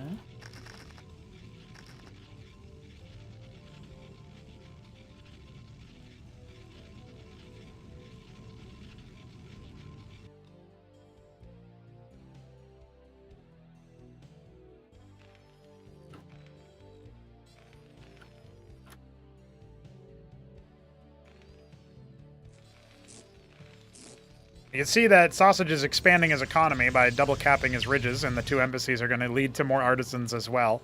Really playing to his own strengths here, where he knows that, like, if he just holds the SG moves early on, he can get ahead. And we can see that reflected in the worker count, which will eventually be reflected in the tech and the military.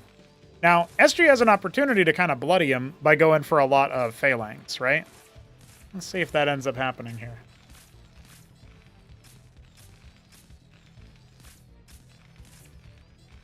One of his blackjacks not rallied. Mineral line matrix. Gas line, I should say.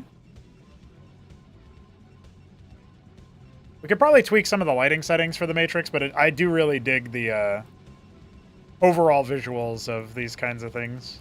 Pretty neat.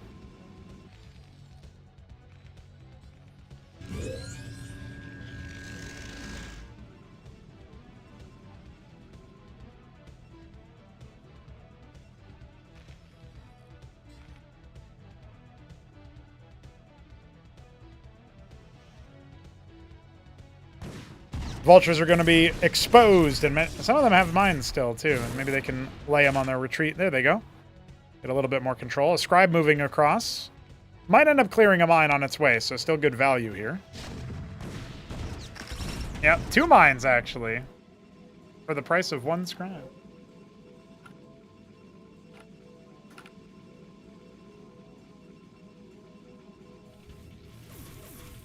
Double prostration stage. Anciel flying in for a scout. When you see triple embassy or any quantity of embassy beyond 1, really, it is a now incumbent upon you to do something about the sheer number of artisans that are going to be hitting the deck. Valkyries exist. Probably better is like dropping Goliaths or something. You can threaten ground attacks as well. All right, Crucible coming up here to empower just about everything in this base. Maybe not that top right gateway. We'll see. But I think it'll reach all the embassy.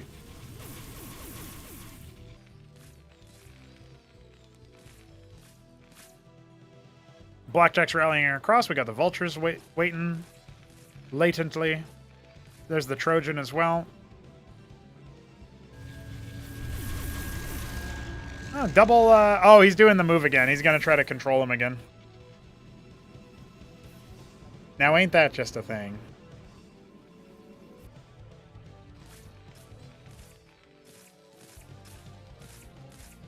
All right, going up to 5 Fulcrum. Still a lot of money in the bank for both players. This Blackjack stab is actually going to force a cancel on the Nexus, which is good.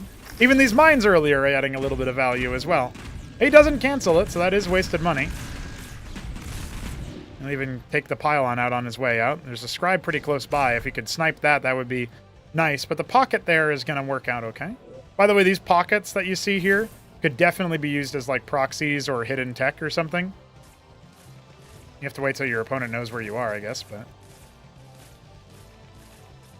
What's up, Adam? Valkyrie prepared? Should be. Look at this. Yeah, the thing that it says in like the chat or whatever is whoever redeems this item isn't useless. Or I guess I would just say is prepared, but the in-joke would be, yeah, not useless. Moving to 12 o'clock for that Vespine is SG, skipping over the mineral only. I really think the mineral only would let him work really well with all the fulcrums he can make. He can just mass out blackjacks like crazy. Just have an unending tide of them. So it's going to be the Mine Tyrant with some Dracodons and a Sycophant. He's going to look to secure himself a couple of workers. I think that's going to be a lot harder in this game. He's hitting early enough that SG hasn't taken extra bases. But also, SG hasn't moved out yet, so maybe he can go to 12 o'clock, sneak it over there. Pariah's on the way, Atreus, Dracodons. Maybe he can still do it. Let's see how he goes, because the Blackjack move-out is coming. This is kind of scary here again. Like, there is an opportunity here for SG to do something about this. He just needs to not, like, get too flustered by the drop. Oh, Atreus offered up as sacrifice. SG only has 3 phalanx. That feels really low for this amount in the game. Yeah, he's got a bunch more units at home that he hasn't brought with him. Oh, he's just slow creeping, I guess. All right, here comes the cheesy drop. Oh, he needs to unload the Sycophant to actually get some usage here. There we go. Steals the 1 Mason. Tries to get away.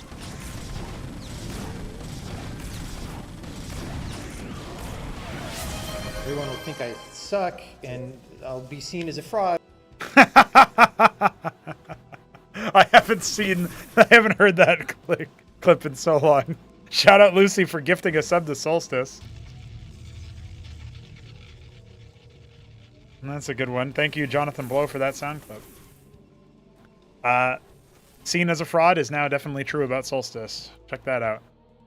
Well, this army has gotten a lot bigger now, and the Mason did indeed get escorted away. So the secret mission is successful, and unfortunately for SG, I don't think he's actually going to be able to hold against this. We've got some Matadors mixed in with the Blackjacks, which is helping out versus those Pariahs, but I mean, yeah, the Cantamus hasn't even done anything in this fight. He's just here for the battle and, like, kind of spectating and, like, as if you were, like, right there inside the fight in the UFC. You're in the octagon or whatever, and the fighters are just throwing hands, and you're getting hit with, like, deck chairs and wrestling as well at the same time. You're just getting slapped across the face with a steel chair, and you're like, damn, what a good experience. This is real life-like. Meanwhile, SG has forgotten to restock his Masons? What the fuck?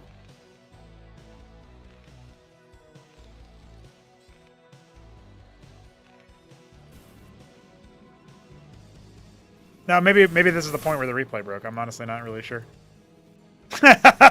That's pretty funny timing for it. Where did he even go with the Mason? Did he go with the Mason? Where is it? I'm blind. Where is it? Oh, there it is. Atlas. Go straight for tier 2, of course. He wants the nuke. He really wants the nuke, guys. Oh, he actually, maybe the replay isn't broken. He did end up resetting his worker count. A lot of Goliaths here, but they can't really deal with the Pariahs on their own. That 1 Sycophant, still the Malefactor, by the way. He is the champion. And I agree with what PeaceN said. SG's probably very unhappy right now. Some of his Goliaths are off to the side, just kind of lackadaisical. Sausage not paying attention to his workers right now. He's busy winning the game. He's going to go ahead and shut down 12 o'clock.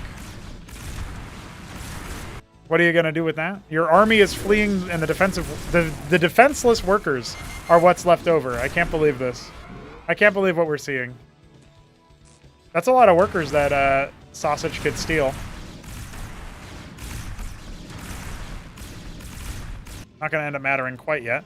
Capping the Aquifer. He's got engrams over here. Mason's evacuating. Dude, what is going on in this game? Holy artisan.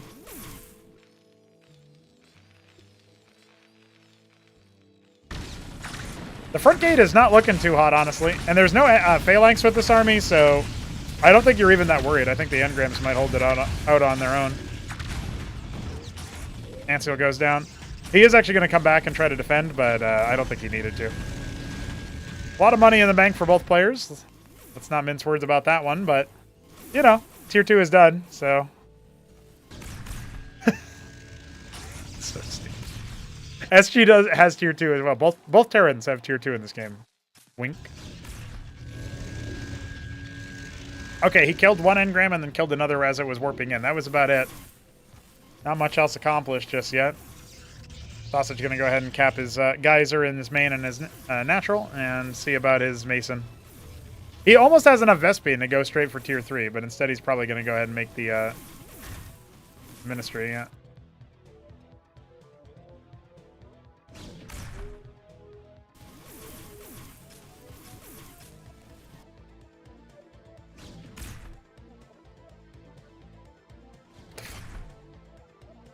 What is happening? Why is this Mind Tyrant over here?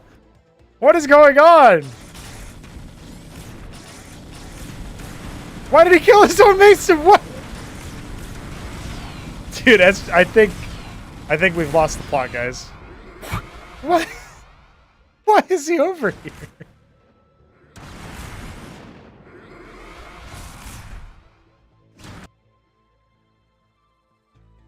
I'm just gonna chill out back here, guys.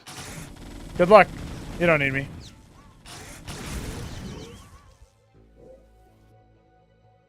Strigas have been added, which are pretty good versus Pariah, but you do need some Phalanx or some other kind of heavy hitter. Oh, he's on a move.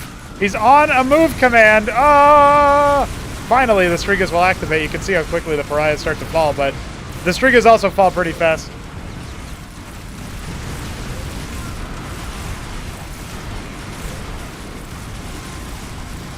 See, again, like, Strigas help out a lot versus the Pariahs. By the way, he's lost his focus. He's just going to go back here, make the anvil, make the starport. He's going to win before, though. He's winning again before he can actually launch a nuke. Isn't that so sad? That's 2 games in a row that happened. Maybe 3. We didn't see what happened at the end of game 2 there, so...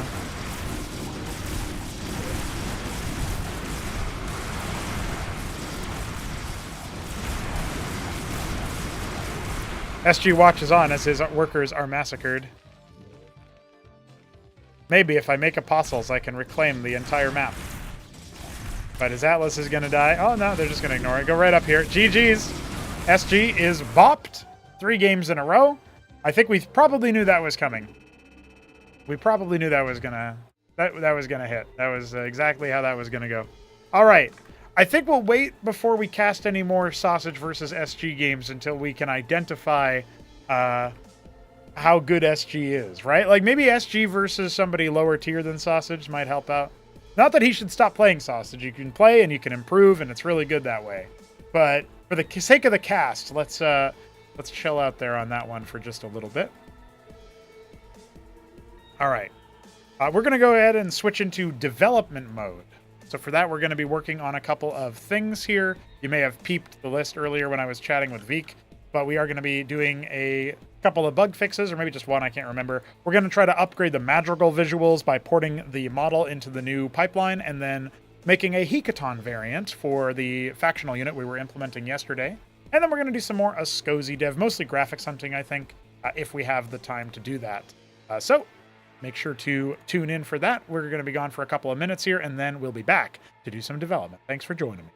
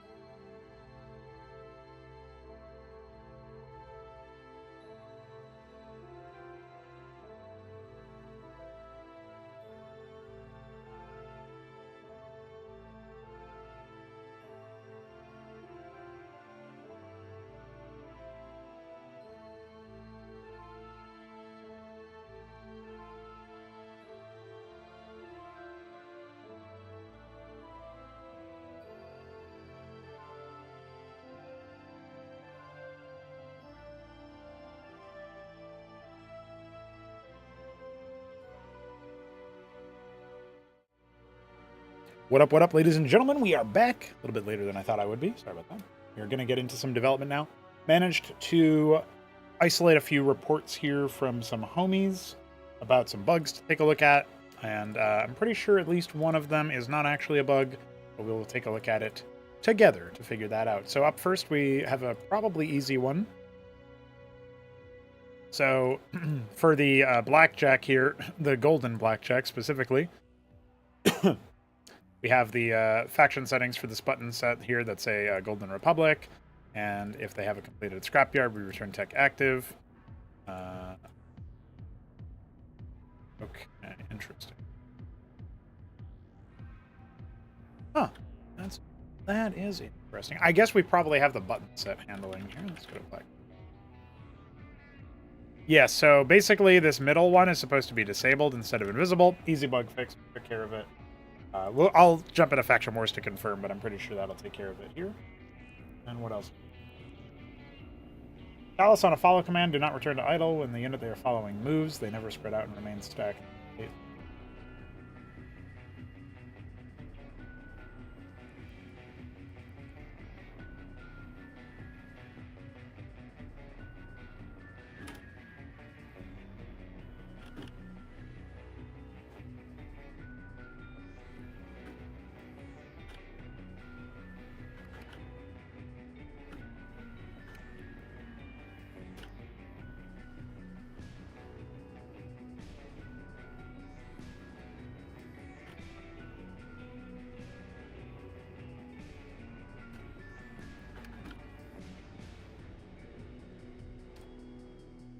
So Jujic reported the Talos stuff.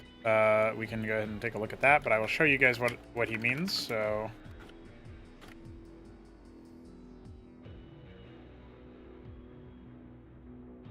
you can see here that the Taloses don't do anything, but that's because they are not on a follow command. They are on a repair command. If we issued the move command, they would actually kind of decollide a little bit. But they are not on a move command. They are on a repair command, which is very different. And the reason why we don't allow them to decollide while on repair is because then they would probably not repair at all. You know what I mean? So, yeah. That's just that.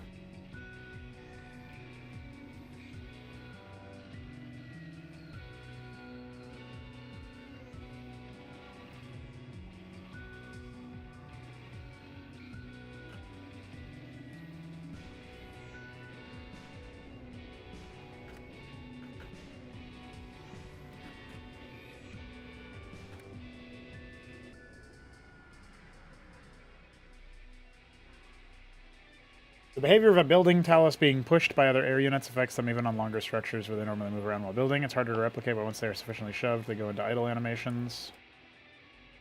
Okay, so what Jujic is referencing here is that the Taloses will be idle during construction of certain things. So if we go to Talos...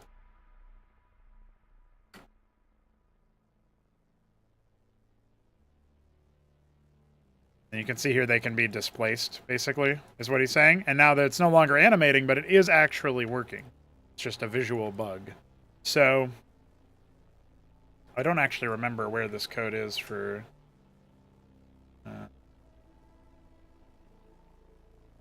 some of this stuff. Unit movement.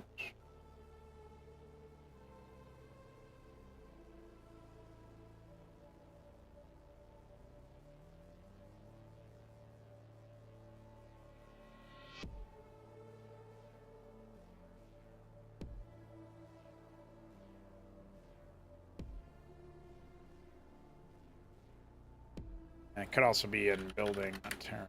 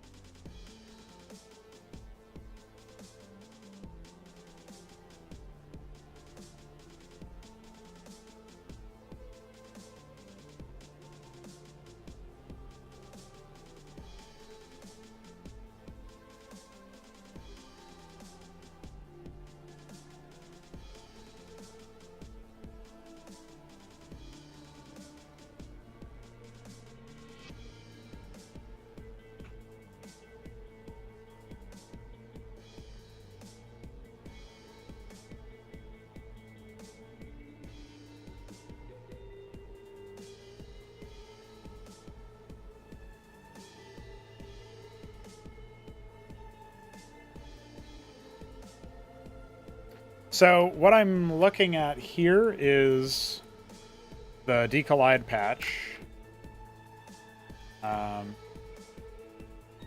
This decollide unit.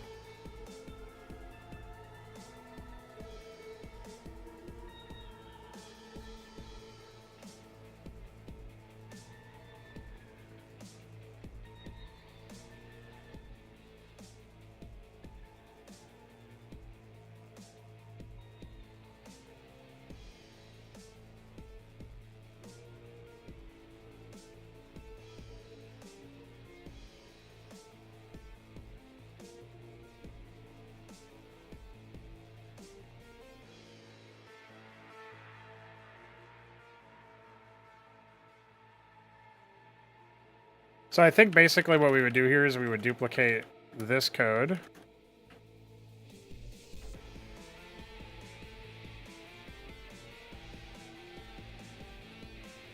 DF is not a fan of spaces in his comments, I've noticed. Alright.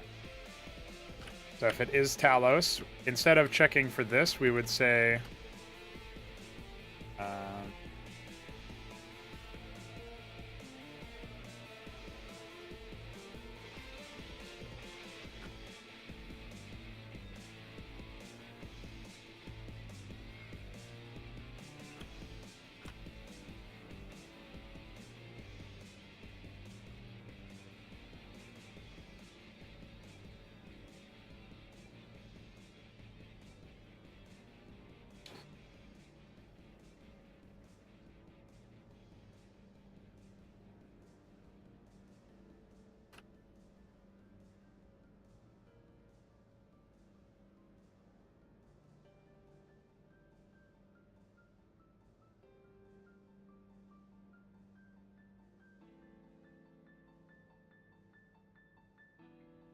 All right, now we're going to see if this fixes our problem.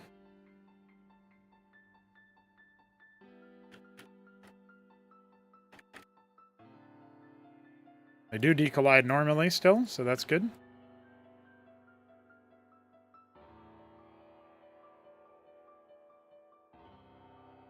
It looks like it is still decolliding it, but yeah, okay, so we can still create the issue. I guess that isn't really the problem.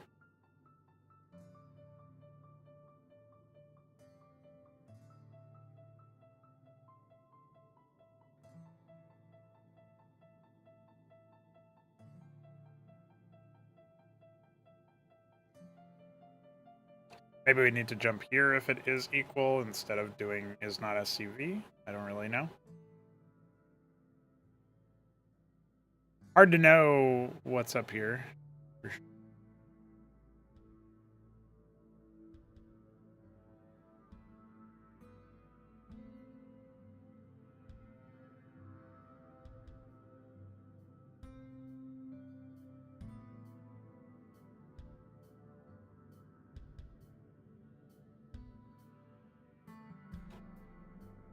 Is there something that you need to change about the game rules that you can't do via Kriggs, Kian?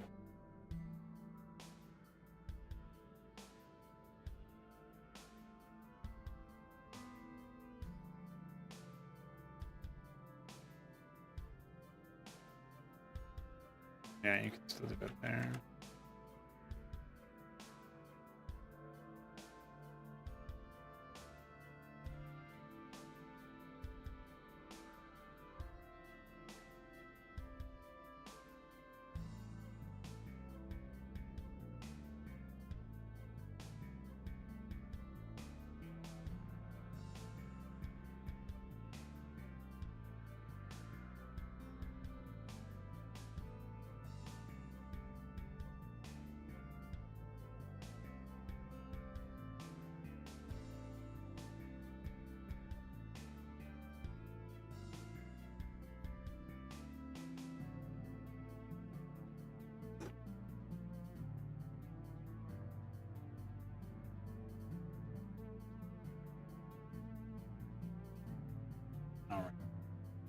It's pretty hype to think that, like, pretty soon I can just go here and be like, oh, yeah, cool, Ziki replay. Like, I'll be going here to download my replays in the morning instead of the mega thread, you know what I mean?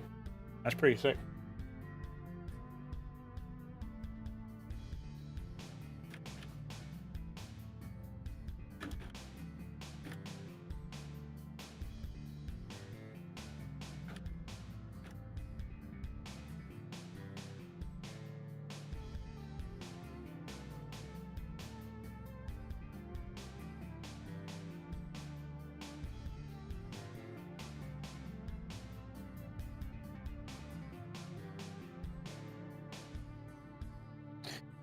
So it looks like my code here for trying to not handle this isn't quite working, so we're going to go ahead and remove that. And then I'm going to go ahead and take a look at this decollide unit function to begin with in IDA. Do a little bit of code diving here before I pawn this off somewhere else. Do it later.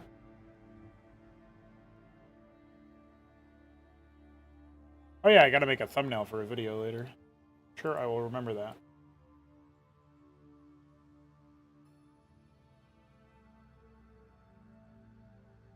Oh, it could also be that this function is hooked now, in which case we shouldn't still be doing the code that is in building inject at all. It is not hooked. Okay, so we're gonna go to unit movement. Make sure it's not already in here in any way.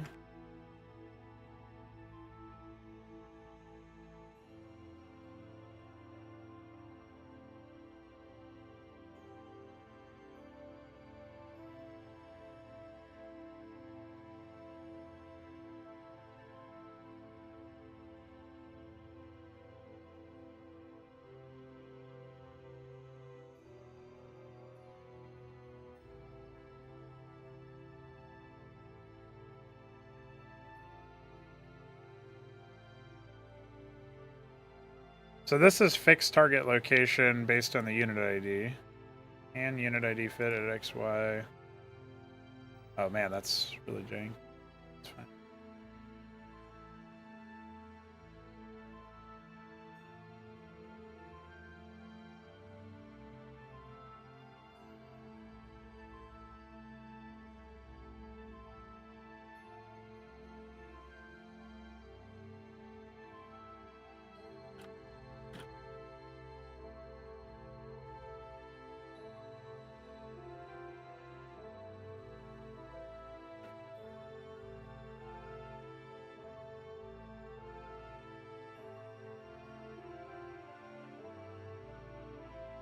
This doesn't look like a difficult function to hook, so we're going to see if we can do it.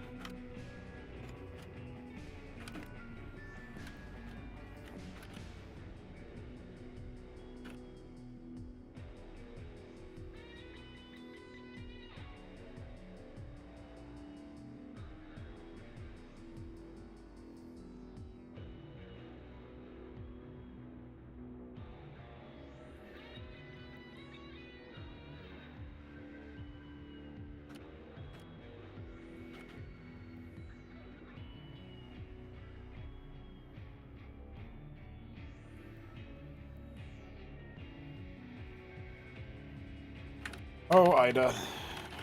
You try so hard.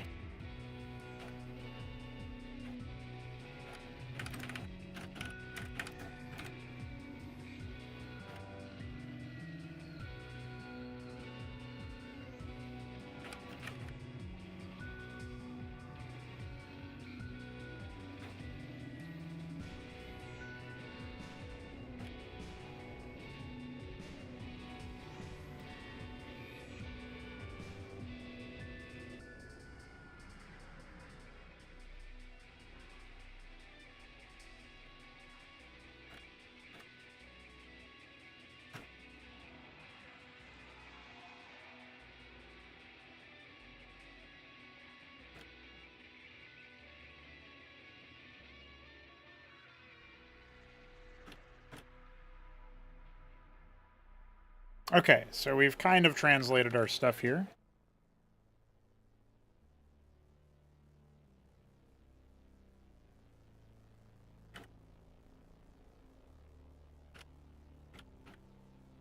Is there a reason why it's passing this twice? Okay, finish pause is the same as next pause, but only for this particular case, I guess.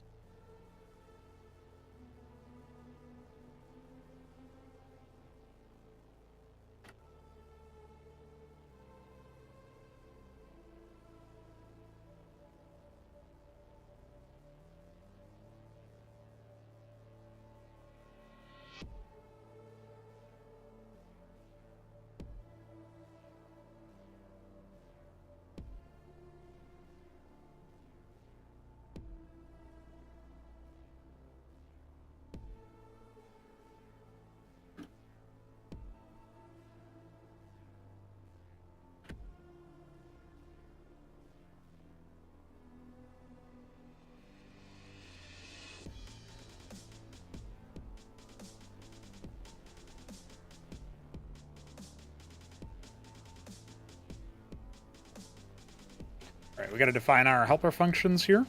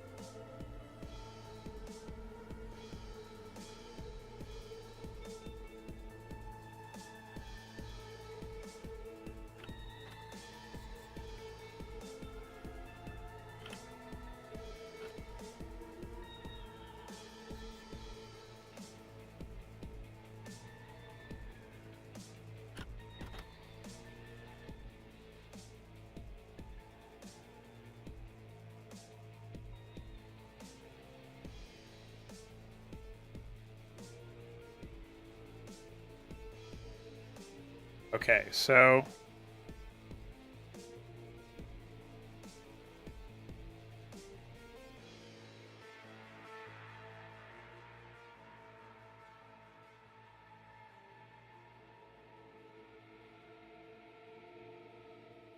yeah, this definitely does not return a unit, so that's wrong. Say B32.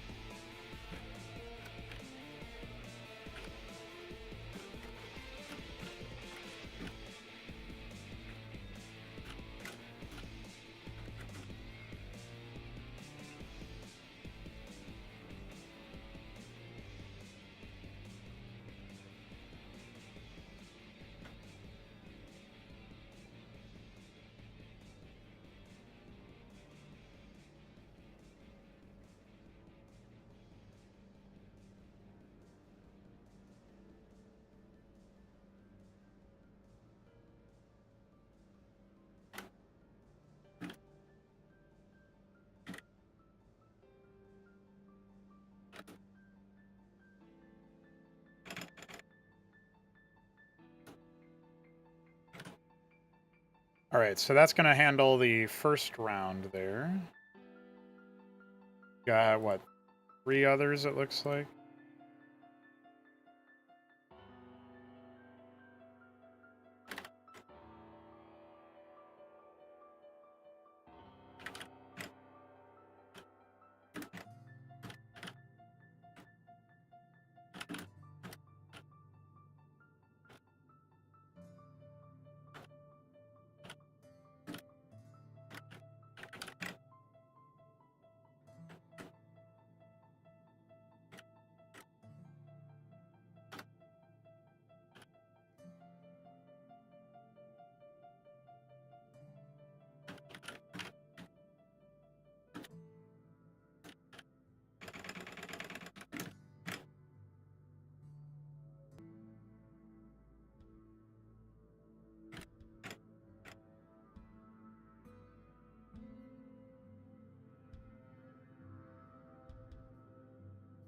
Does it ever actually use the return result? That's what I want to know. Certainly doesn't seem like it.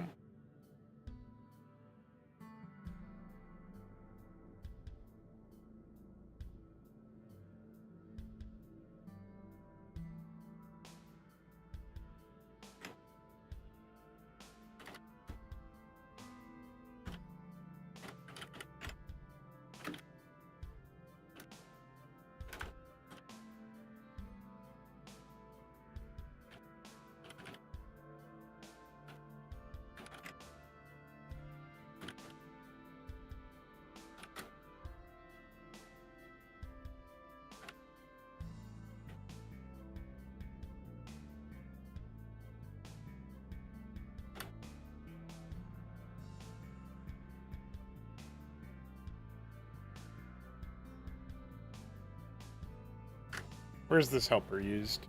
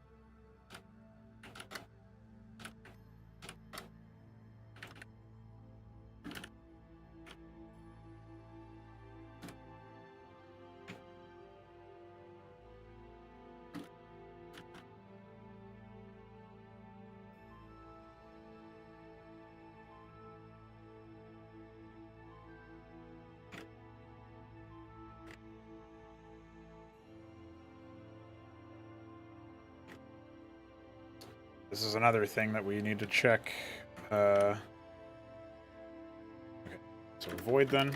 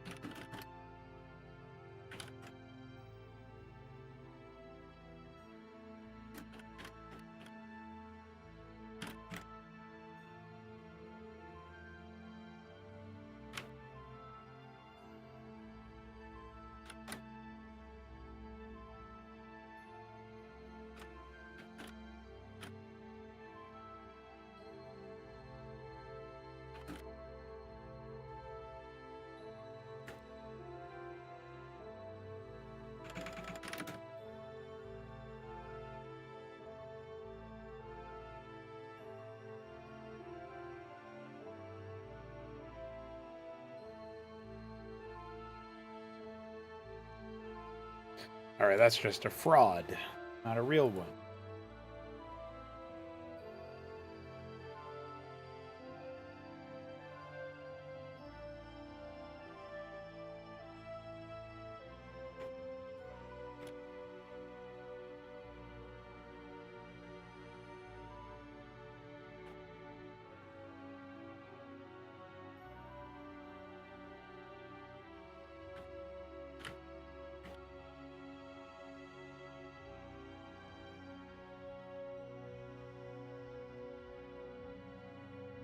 So we have the function defined here, so we just have to declare it.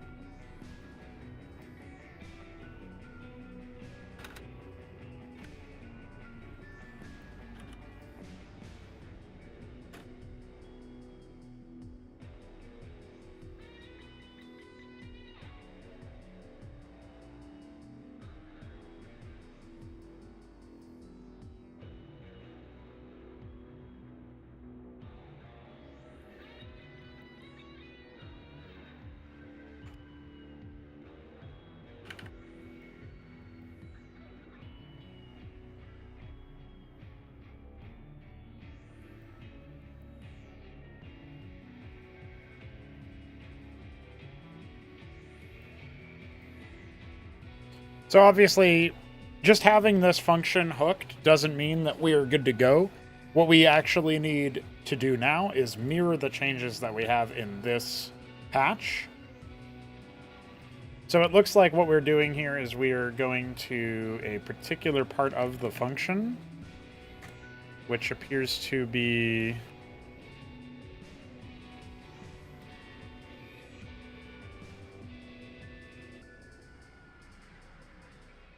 right below, right before we do decollide or unstack, I guess.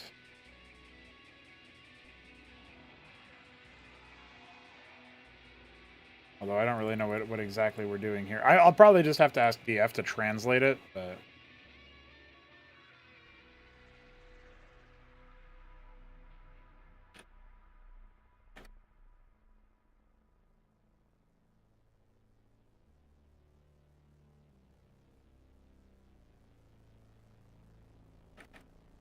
Like, what should happen now is that they shouldn't still work, but maybe they do.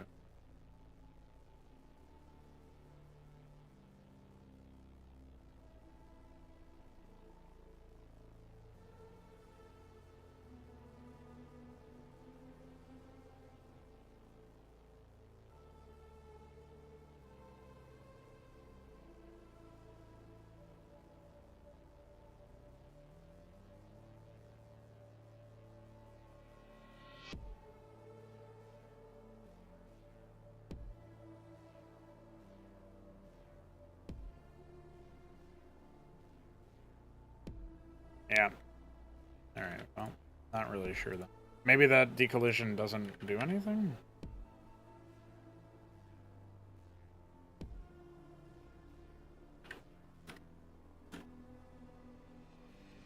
Maybe that isn't even where we have it.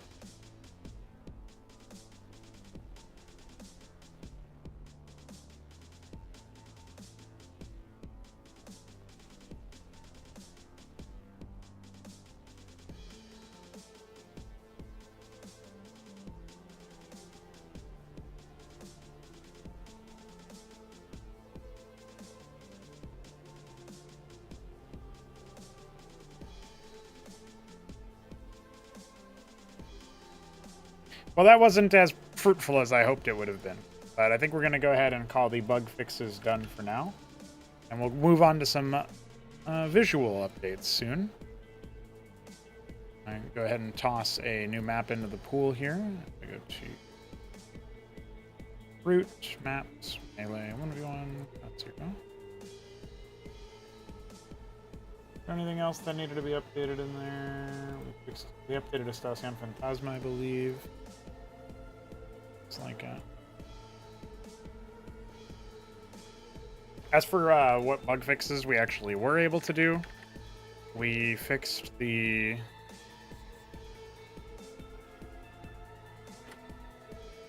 fixed golden Republic blackjack build icon on here.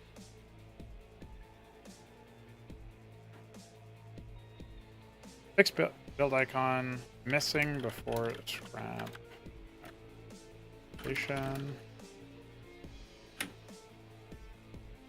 Pretty minor, but we still got it done. And we did a little bit of investigating here.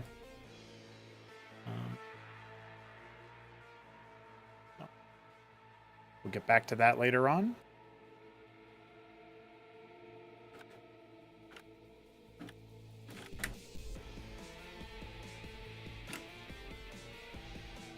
Okay.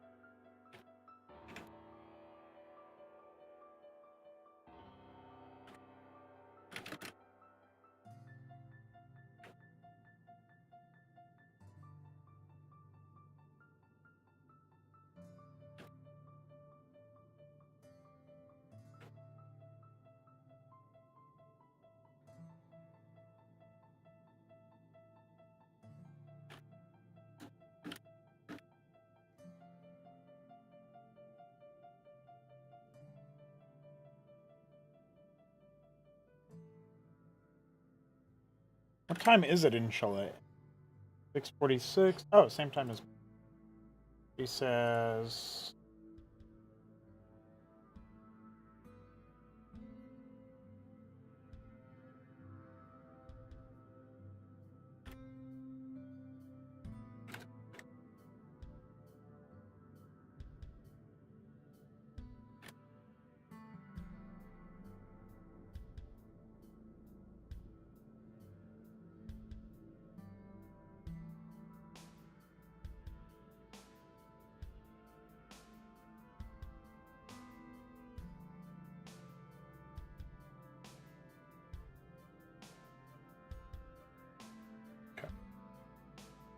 Closing this one down for now, we're going to go pop into the Madrigal that I moved into the new Blender folder, and we're going to convert it to the new materials, which means I got to append those materials, reset the world lighting to be the new environment. Oh, it looks like maybe that's already taken care of.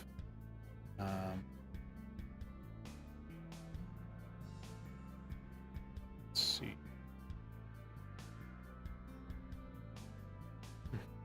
It definitely doesn't look like the lighting is correct, judging by what I'm seeing here.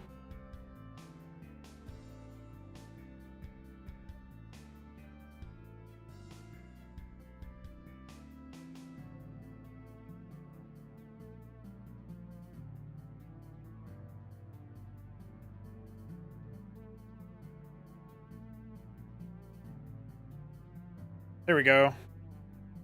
So yeah, it looks like the world lighting is actually configured correctly.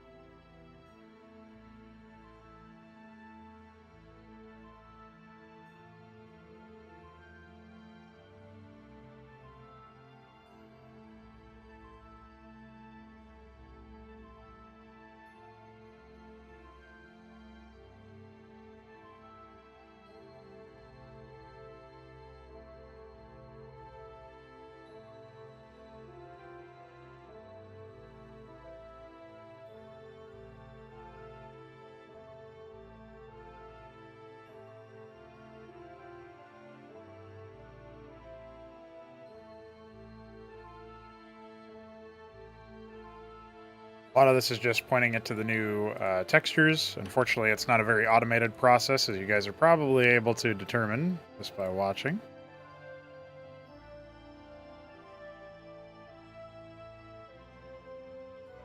At least as far as I know, there's no easy way to do it. Not a new one, Milestone. Welcome, welcome. We are just updating it, and I'll probably make a couple of small tweaks to it. I'm looking at it intently for that reason.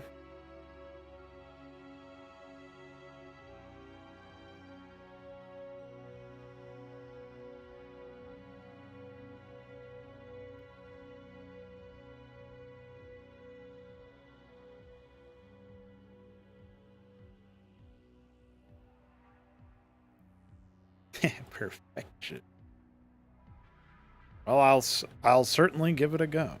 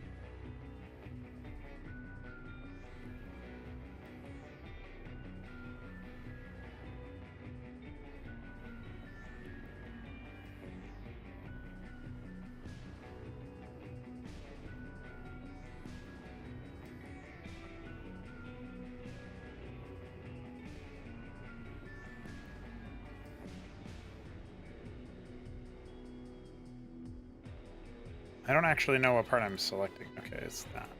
Now I can do this.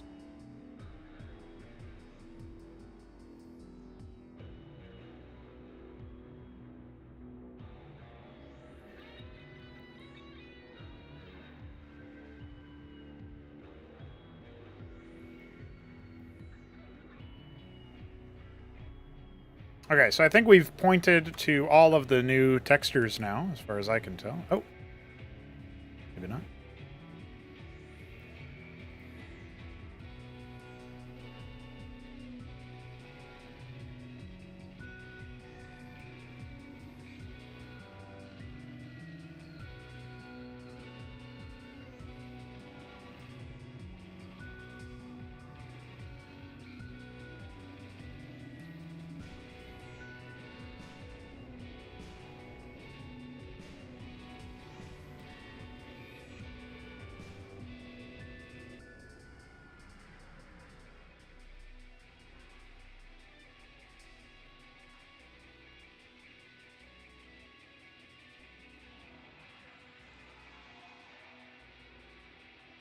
Oh, that's funny. I forgot how separate all this stuff was. Yeah, I think a lot of them are indeed unused, but you know. Not really any way to tell that from this user interface, which, at least as far as I can tell, maybe I'm missing something obvious.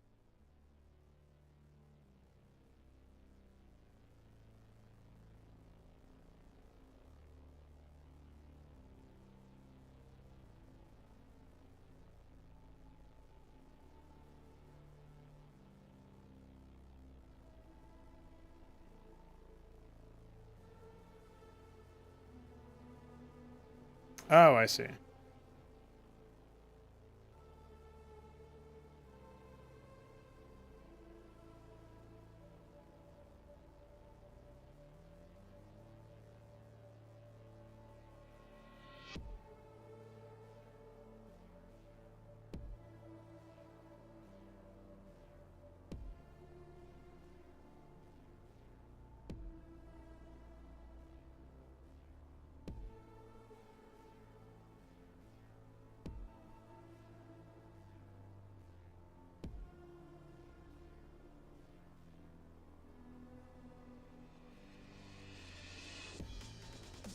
Thank you, sir. That is helpful.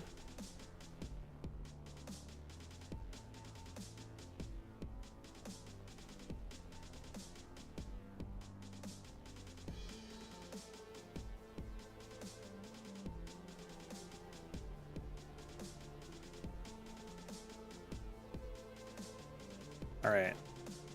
So if I pop open, oops, pop open Obsidian. So if I look at the Madrigal as it is, like, you can kind of make out some of those details on the front. It is kind of neat that they're also asymmetric, but it's not, it's kind of noise, right? It's not really the biggest of deals. That doesn't mean I want to delete them, but I would like to maybe make them a little bit more noticeable.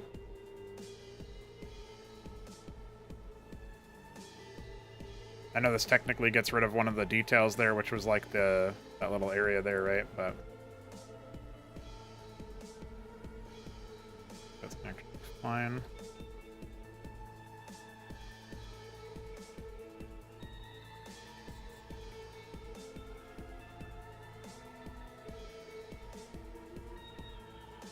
Apparently we have some kind of unapplied angle transformation here on this graphic, which is very silly.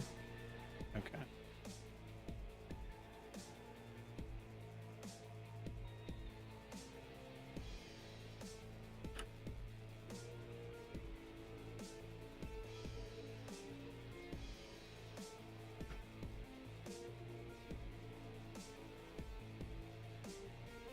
Yeah, just making the yeah, you can't even really tell about the turret or this thing either, right? Like,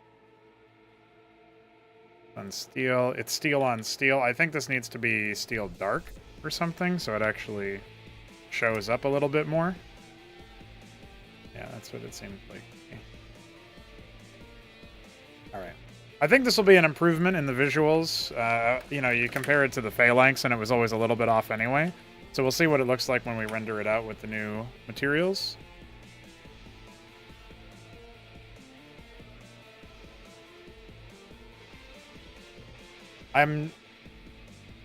Oh yeah, the Madrigal just uses the base as its shadow. So that's actually fine, I guess. We're going to go to Madrigal for the collection.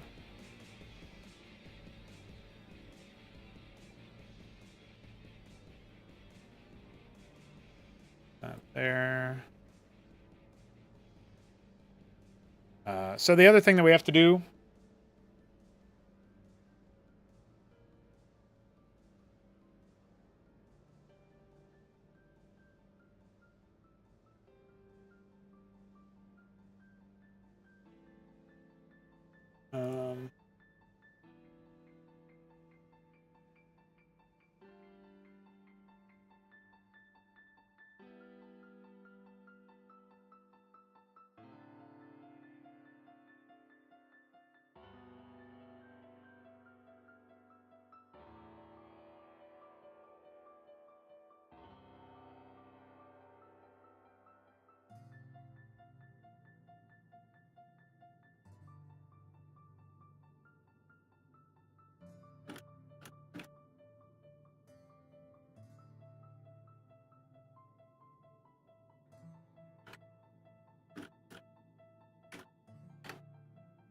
SG trying out his hand at modeling. I know it was Sausage as well. Sausage downloaded Blender. Soon, between Arcana and Delta, Solstice isn't the only modeler anymore. I mean, DF's always been helping us out too, but it's still pretty snazzy.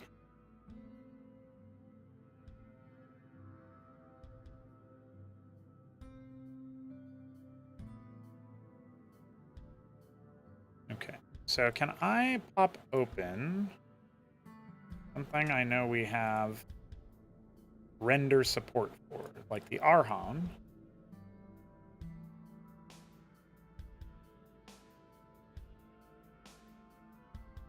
And I see we have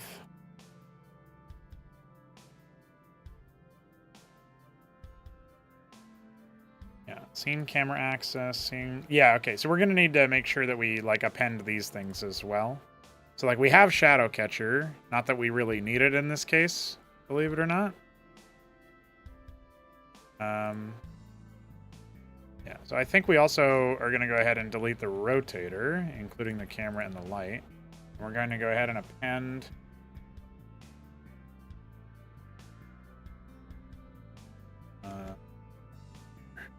scene camera access, scene light, scene shadow catch. Going to append those. We can take them and put them into scene collection and the scene camera access. Okay.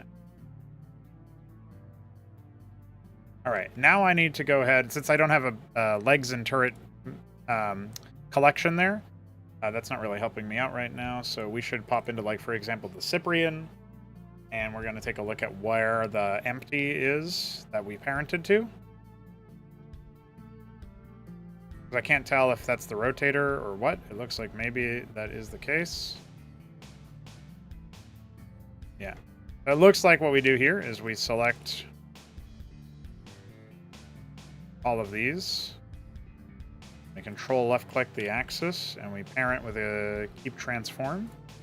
Right? Is that accurate? No? I can't tell, to be honest with you.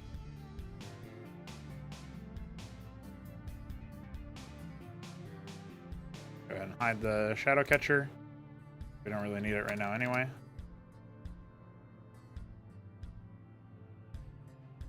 Okay, I'm definitely lost on that one.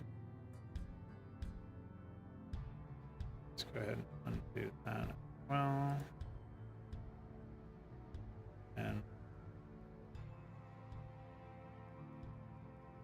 these.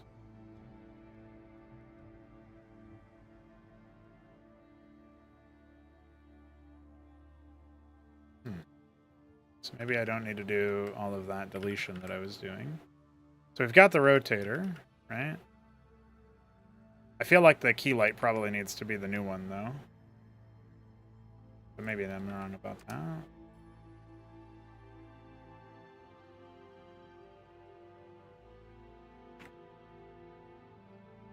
Alright. Let's get out of the Cyprian then and go to, like... I feel like the Legionnaire had it. The setup from before besides syncing light settings is fine? Okay. Alright, well in that case... give it a shot.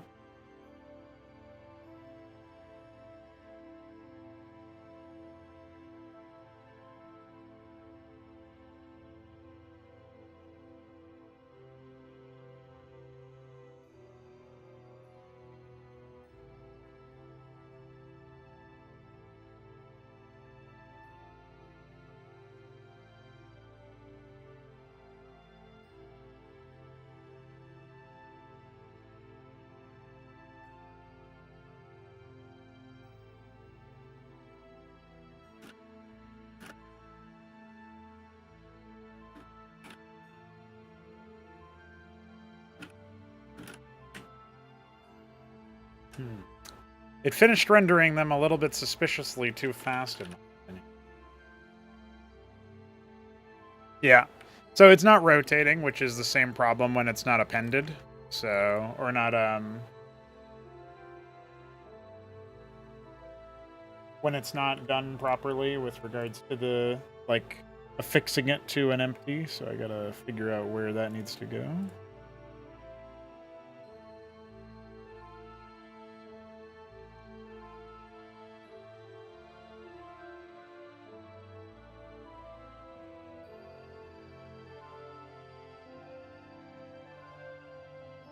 Only the first object in the collection is rotated. Well, no object in the collection was rotated, unfortunately.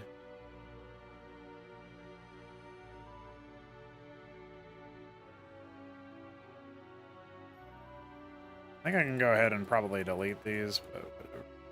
Not worried about it.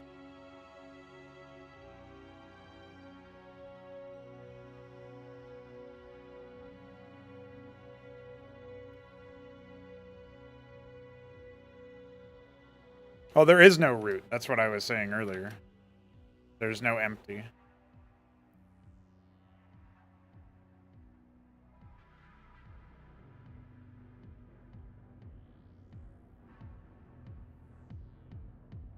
So maybe that's the problem. Try that.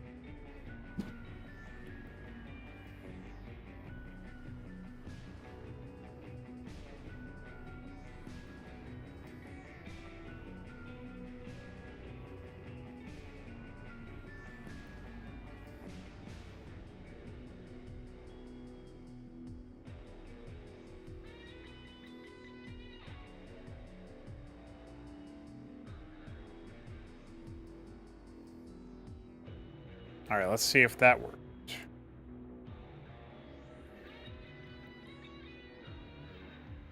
So we don't have any rotations, but it is rendering.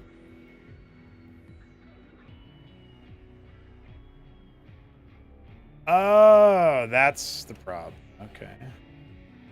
Well, let me delete these muzzle flashes, because we don't need those anymore.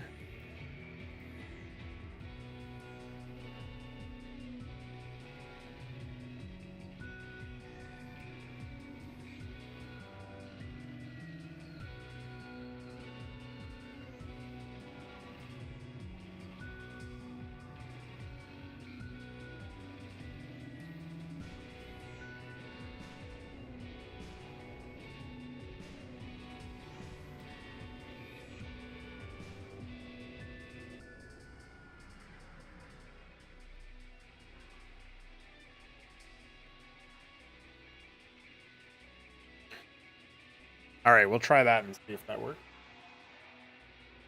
That explains why I had so many problems with it, and I had no fucking idea why it was like that. Thank you for illuminating that.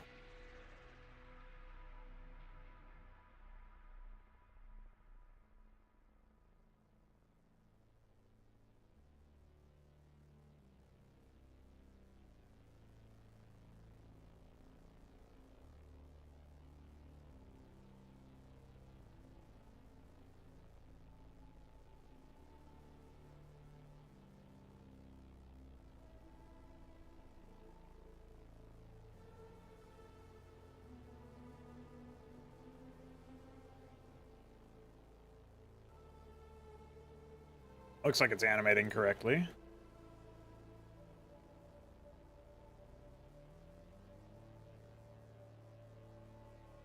Okay.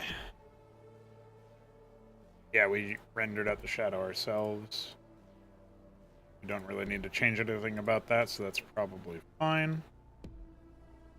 All right. Well, now we can go ahead and save this as Madrigal Ikaton.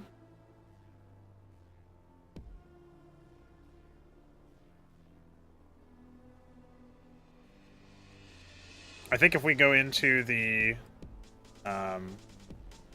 Arhan, we could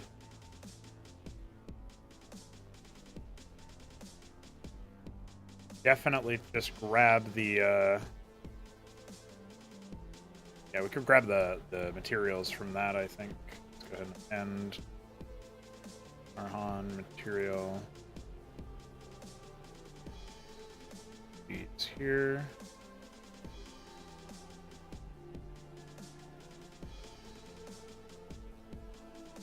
Just changing the colors is honestly going to be enough a lot of the time, but let's go into shading.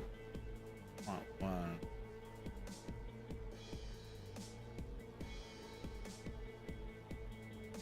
Steel.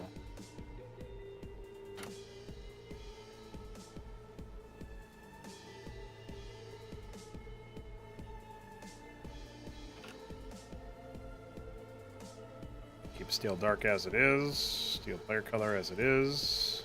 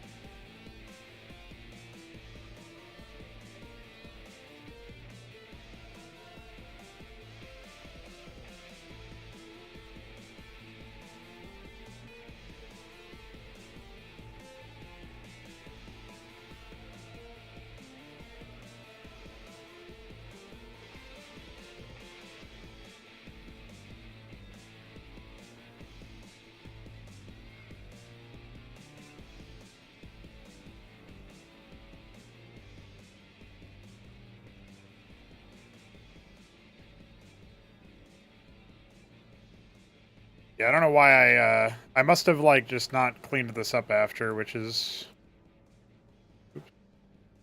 definitely bad form in my opinion.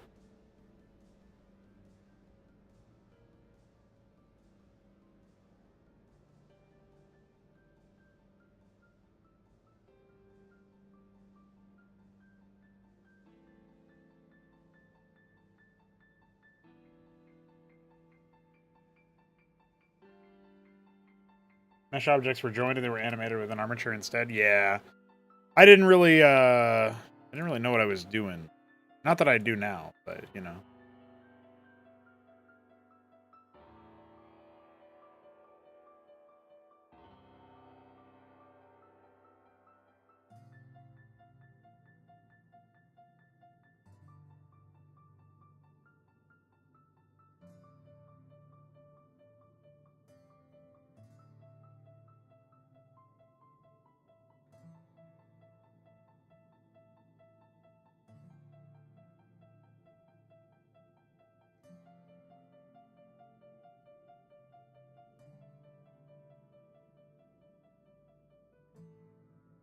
Wow, those are some real small details, I'll tell you that, man.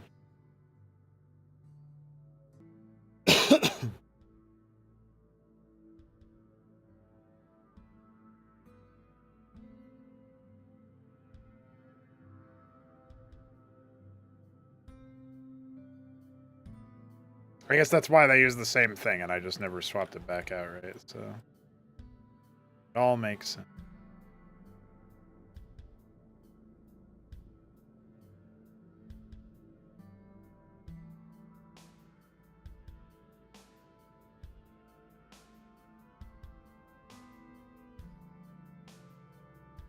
All right. So that's basically it for like the recolor, if you will. I'm sure we can make some actual changes to the graphic as well. But for now, I think we're just going to test this out. On base. So also this is supposed to go to faction-t. All right.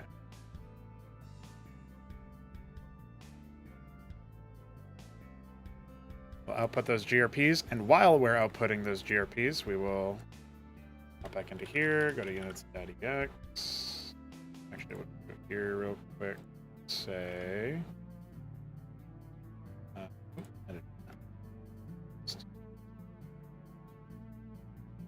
CM faction T madrigal hecaton.grp, and it's madrigal hecaton dash base. Here we have madrigal hecaton.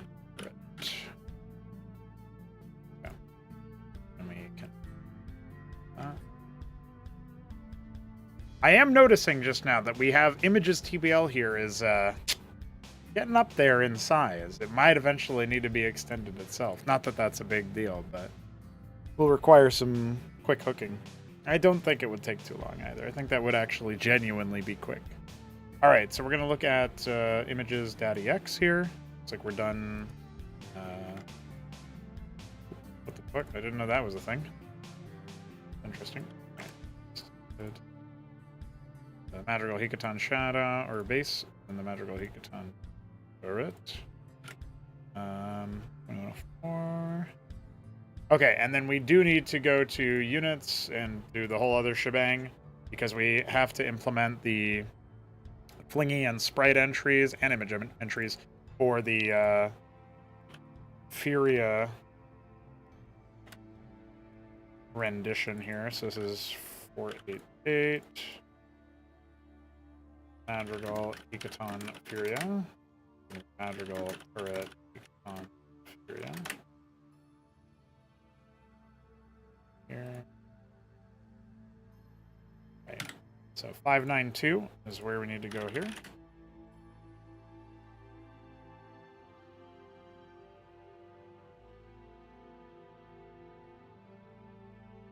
And the reason why we have to do this is because now we have different graphical lookups for them. So even though they use the same, in this case, they use the same iScript for the, they don't use the same iScript for the Imperioso mode, but they do for the Furia mode. However, we still need to point to different GRPs. Otherwise, they won't use the modified graphics, and it'll just suddenly become a more vanilla-looking one, which is not what we want. Furia.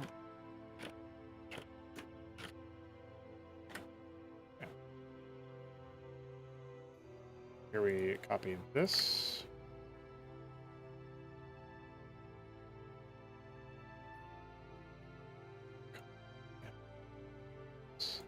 $1041.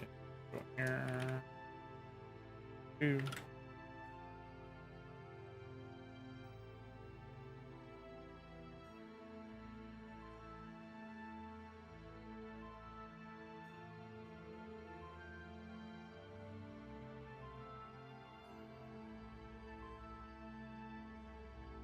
Yep, that's all we needed to change.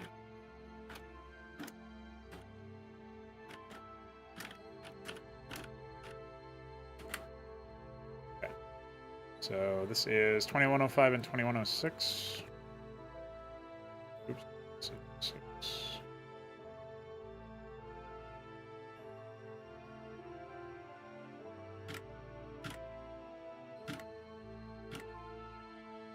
Now we'll boot it up and see if it is good. First, we'll take a look. So the player color probably needs that same like occlusion treatment with the I forget what it's called, but there's a crypto mat, I think is what it's called. The texturing on the front does look a bit better for sure. Looks a bit more like depthful. It has more depth to it. That's what it looks like to me.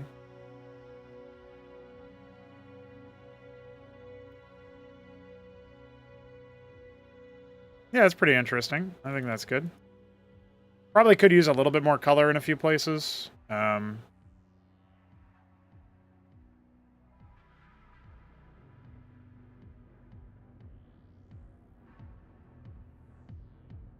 But I think it's an improvement. The color needs the crypto mat for sure, but like it's very flat in some angles, right? But I still think it's an improvement overall. I'd probably do some tweaks to like the undersides here, give them a little bit more depth on the little pads here, and same kind of deal down here in the front and on the back of the chassis, and then maybe a little bit more color over here as well, just a little bit like where the turret ends, basically. Let's go ahead and find vote 4. Yeah, I think we're definitely going to want to change more about this graphic visually. I could see an argument for the turret to have like more yellow overtones or something based on the incineration. Or maybe it would be the turret nozzle that fires the rocket, so that's probably what we would need there.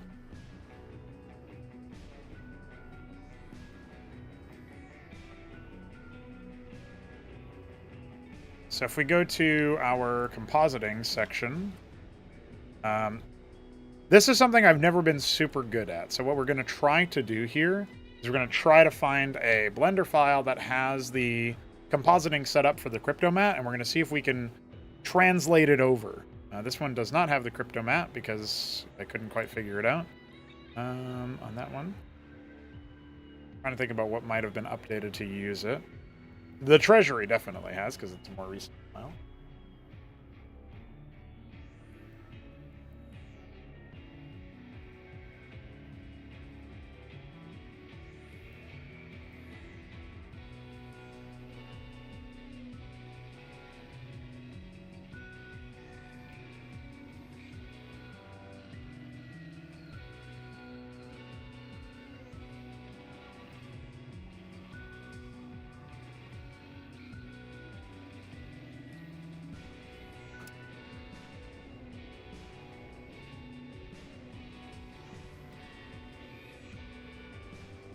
Okay. So it looks like here we drag image out to the crypto mat.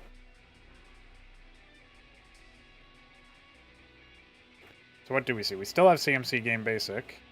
We just also additionally draw this out to crypto mat, which we say the mat goes to the greater than node, which then goes to player color mask. We skip the mix, so we're going to do greater than. The value here goes to player color mask. 250. Their color multiplier is 1. Go use alpha on viewer and composite. We cycle through here. Okay. And then we do view layer. What the fuck did I just do?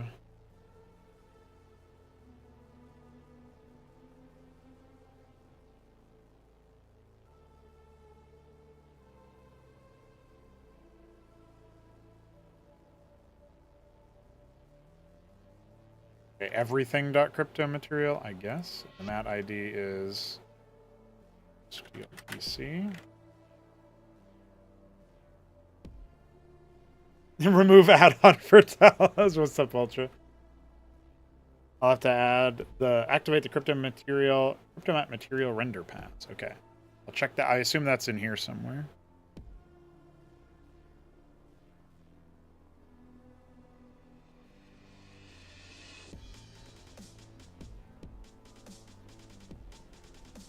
Because this is render settings, right? Oh no, render.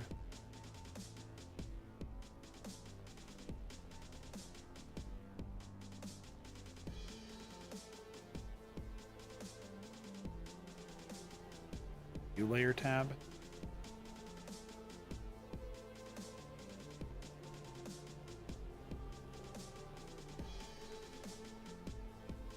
Am I in the right area then? You layered.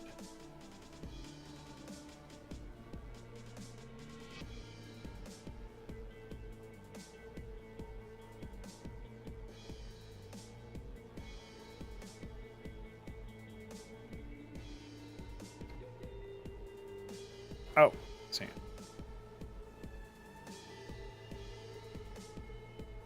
Cryptomat tick for material. Okay. Oh, interesting.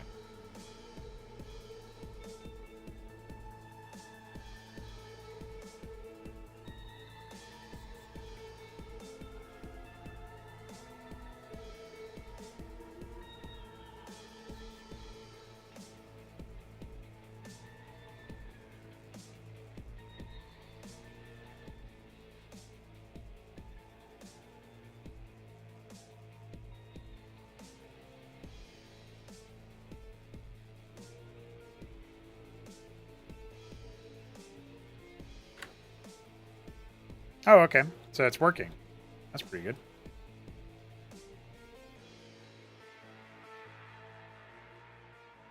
All right, that's definitely something that I can remember pretty easily.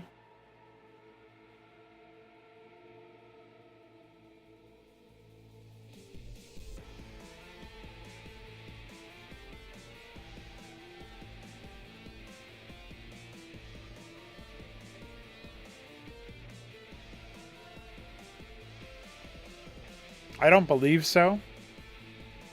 I'm guessing that would help me out, though. Let's fire it up and see if we like it. Oh, that definitely looks better, doesn't it? Still a little bit harsh up here in the stripes, but like when it's facing this, the lighting or whatever, but it's so much better everywhere else. All right. What we're going to do here is we can save our work on that. I guess it doesn't really matter. I'll probably reset it anyway if there's an update later. Let's go back up to the madrigal here.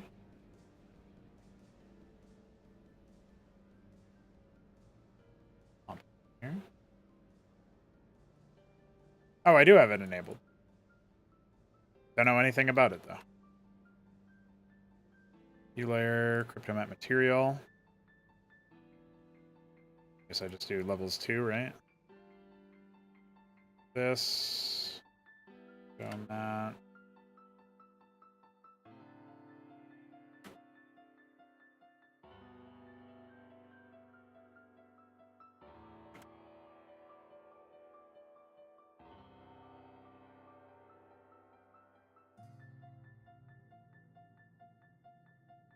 Okay.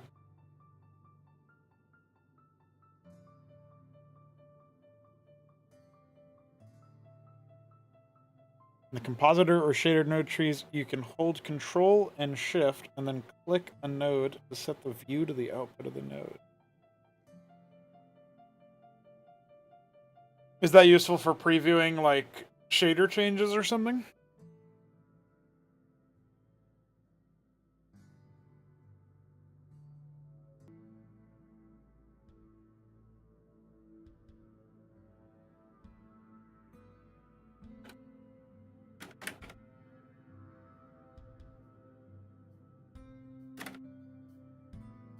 I'm noticing that it never gets as bright as before, which is probably some kind of opacity thing, right?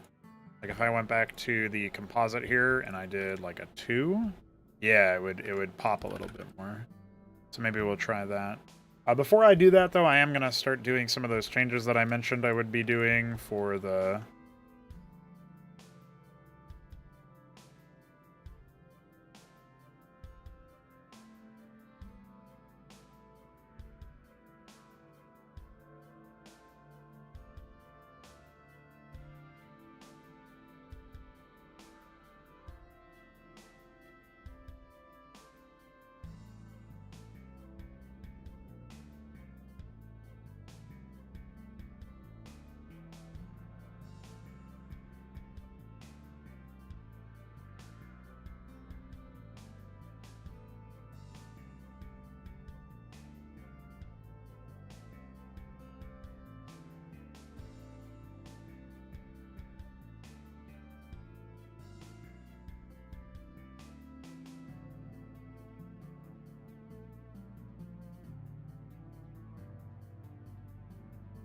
Okay. So what I'm going to do here is I'm going to set this one to steel dark.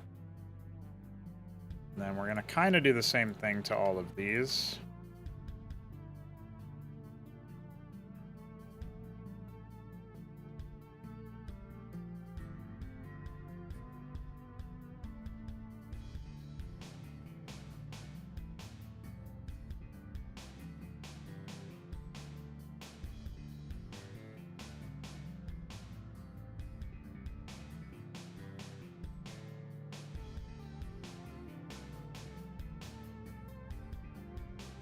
I don't even know if you see the...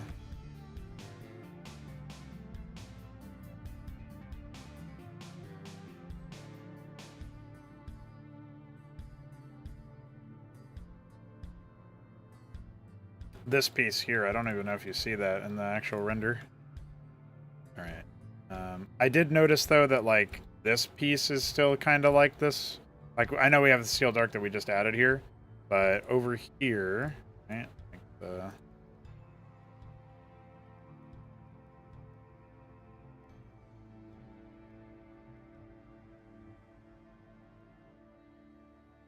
It's hard for me to actually easily loop select this, though.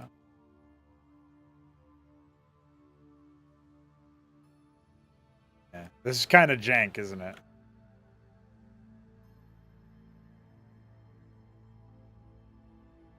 All right, I think we'll leave it that. We'll leave those changes at that, and then I did want to take the turret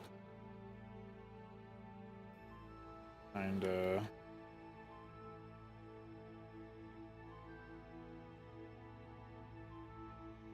it out a little bit more.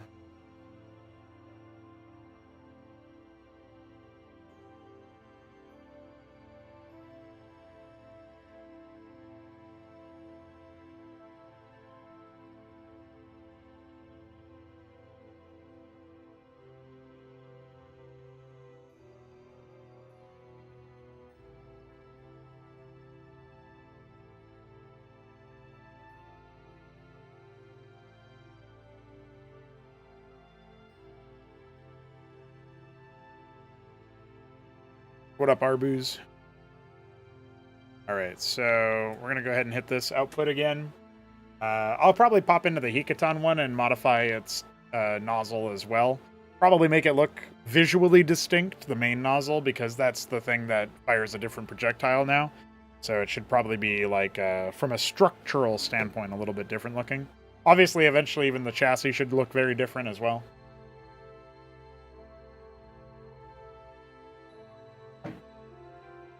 The Arhan has, like, a pretty interesting construction to it that I think is probably worth carrying forward in some ways, if possible. It'll require a little bit more hard surface work. And I am going to be going pretty soon here, so I don't think we necessarily have time for that right this second. But I do want to see about... let's see.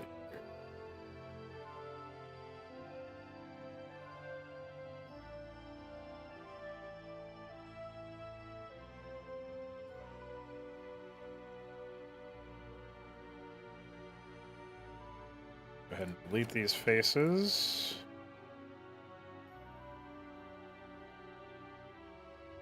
I guess I'll inset it. Screwed in.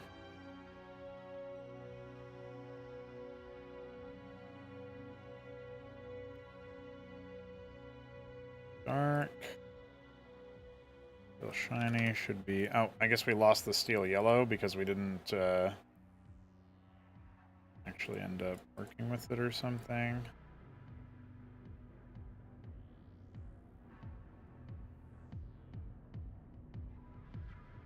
Duplicate this and call it steel yellow.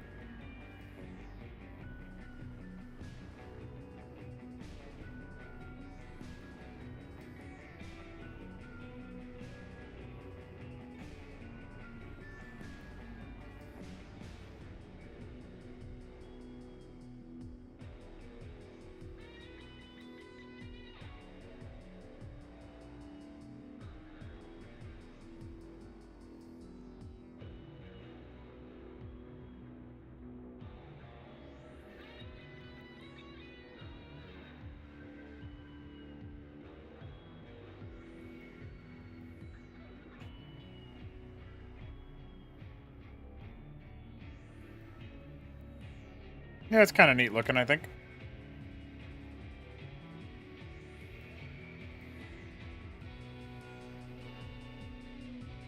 Hopefully that looks all right when we render it out.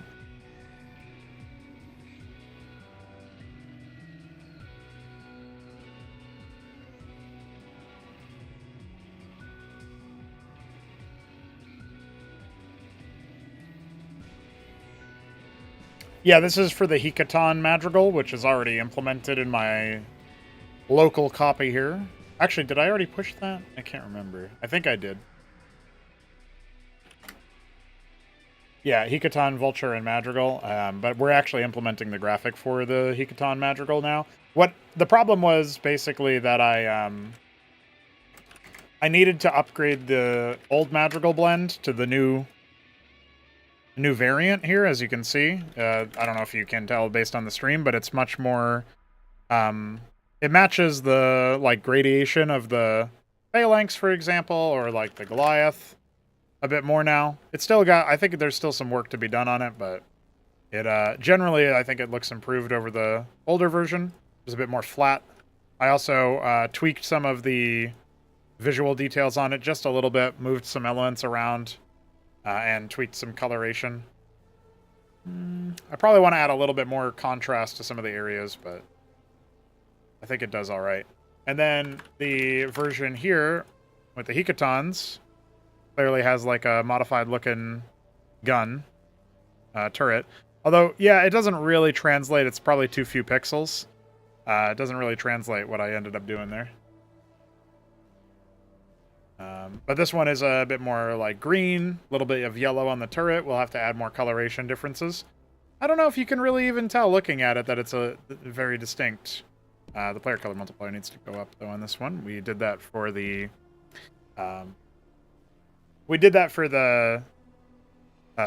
first the base Madrigal, and we didn't do it for this one. So gotta update that. So we're gonna go ahead and sync these upgrades to the Madrigal and the factional variant for the Hikaton one as well, and then we'll do some more work on both, but mostly the Hikaton one to keep separating it from the other. So generally speaking, it's going to end up being a very slight visual upgrade, you can say. All right. I'm gonna go ahead and close this for now, and we're gonna say.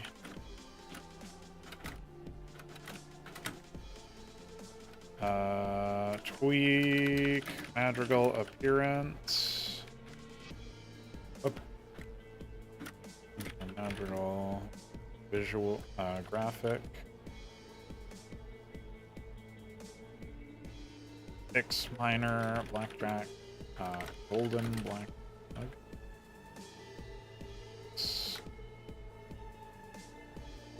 Bug blackjack golden.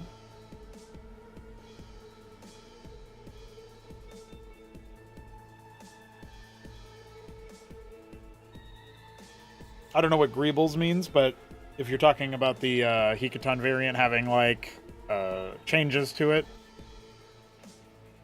based on the square part of the turret, yeah, there's definitely going to be some changes to it that make it very different.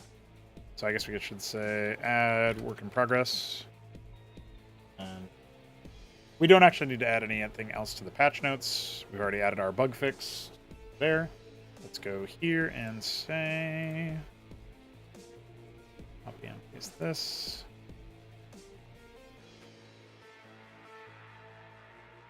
Oh, okay. Spiky protrusions. Yeah. Making it almost look like a fort or something, right? Like the ramparts or battlements of a castle, yeah. That's kind of neat.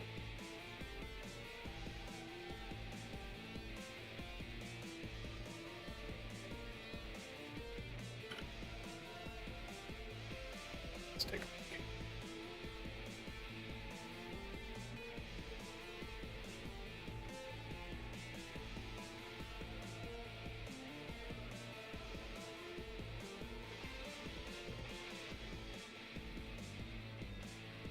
Oh, I guess we should add to the patch notes that we've tweaked the...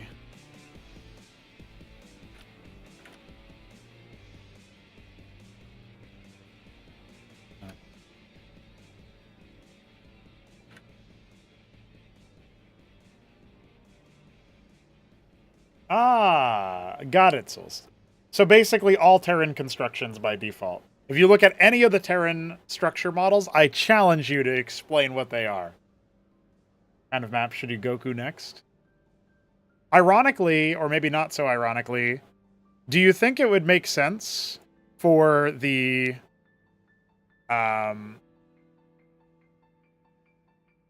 for there to be a guide that Goku tells you for how to make a melee map? Like, I don't know.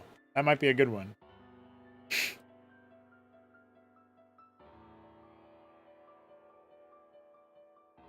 You'll have to tell me what you think, but to me that seems like a good idea.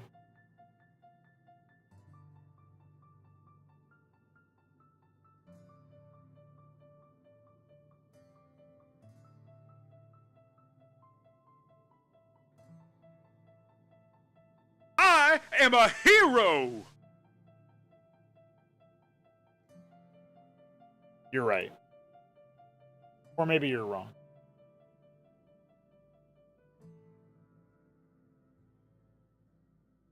What if we had Goku explaining how to make trenches 6? Yeah, that's a shit, man.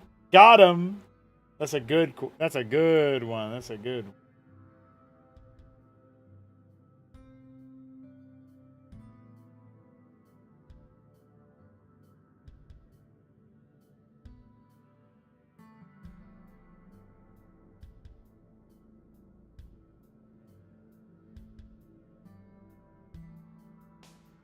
You're 3 heroes? You don't know the Goku meme? Artosis has people like donate Goku text-to-speech, among other things, for his Twitch channel.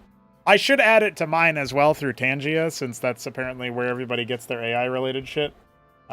Clearly that's something that we need in this house. All right, homies, we managed to get some good progress made on a couple of visual stuff related to the Madrigal. Now I feel better equipped to upgrade more graphics to the new Blender pipeline and improve things with Cryptomat player colors so that they have the gradations and all that good stuff. So shout out to Solstice for helping me in the chat. Will you let it read Mario Erotica on stream? I think there's probably got to be some kind of like control on that where somehow we have to detect if there's something like that, because that's another thing that happens in Artosis' channel. And I am going to set the price higher than $3.33 for that one. I'm going to set it to at least $30. If you donate $30, then sure, you can give me some Mario Erotica. I'll just pretend to be listening the whole time, I swear. But, you know, if it's anything less than that, I refuse to let it go out. That's how we go. That's how we go. So, with all that said, I'm going to go ahead and close out the stream here. However, we are going to see if we can give Herbmon a little boost, as he is just started streaming. So let's see if you guys want to pop in there and watch a Zerg gamer play some StarCraft 1. Maybe encourage him to also check out Cosmonarchy again. He did play it once upon a time. So maybe we can convince him to play it again. He's a pretty cool like amateur NA Zerg. So give him a shout out there on Twitch if you like. And we'll see what we do from there. Yeah, my dignity is 10x more expensive than Artosis. For Mario Erotica, yes. You know, in other ways, I'm a lot more accessible than him. But when it comes to Mario Erotica, absolutely. You're absolutely right. So that is where we close our stream out. Ladies and gentlemen, prepare to meet Herbmon. And besides that, I'll see you guys tomorrow for another stream. We only have 2 more days for our show match, so tomorrow's going to be the last work stream of the week. I'll see you guys then. Peace.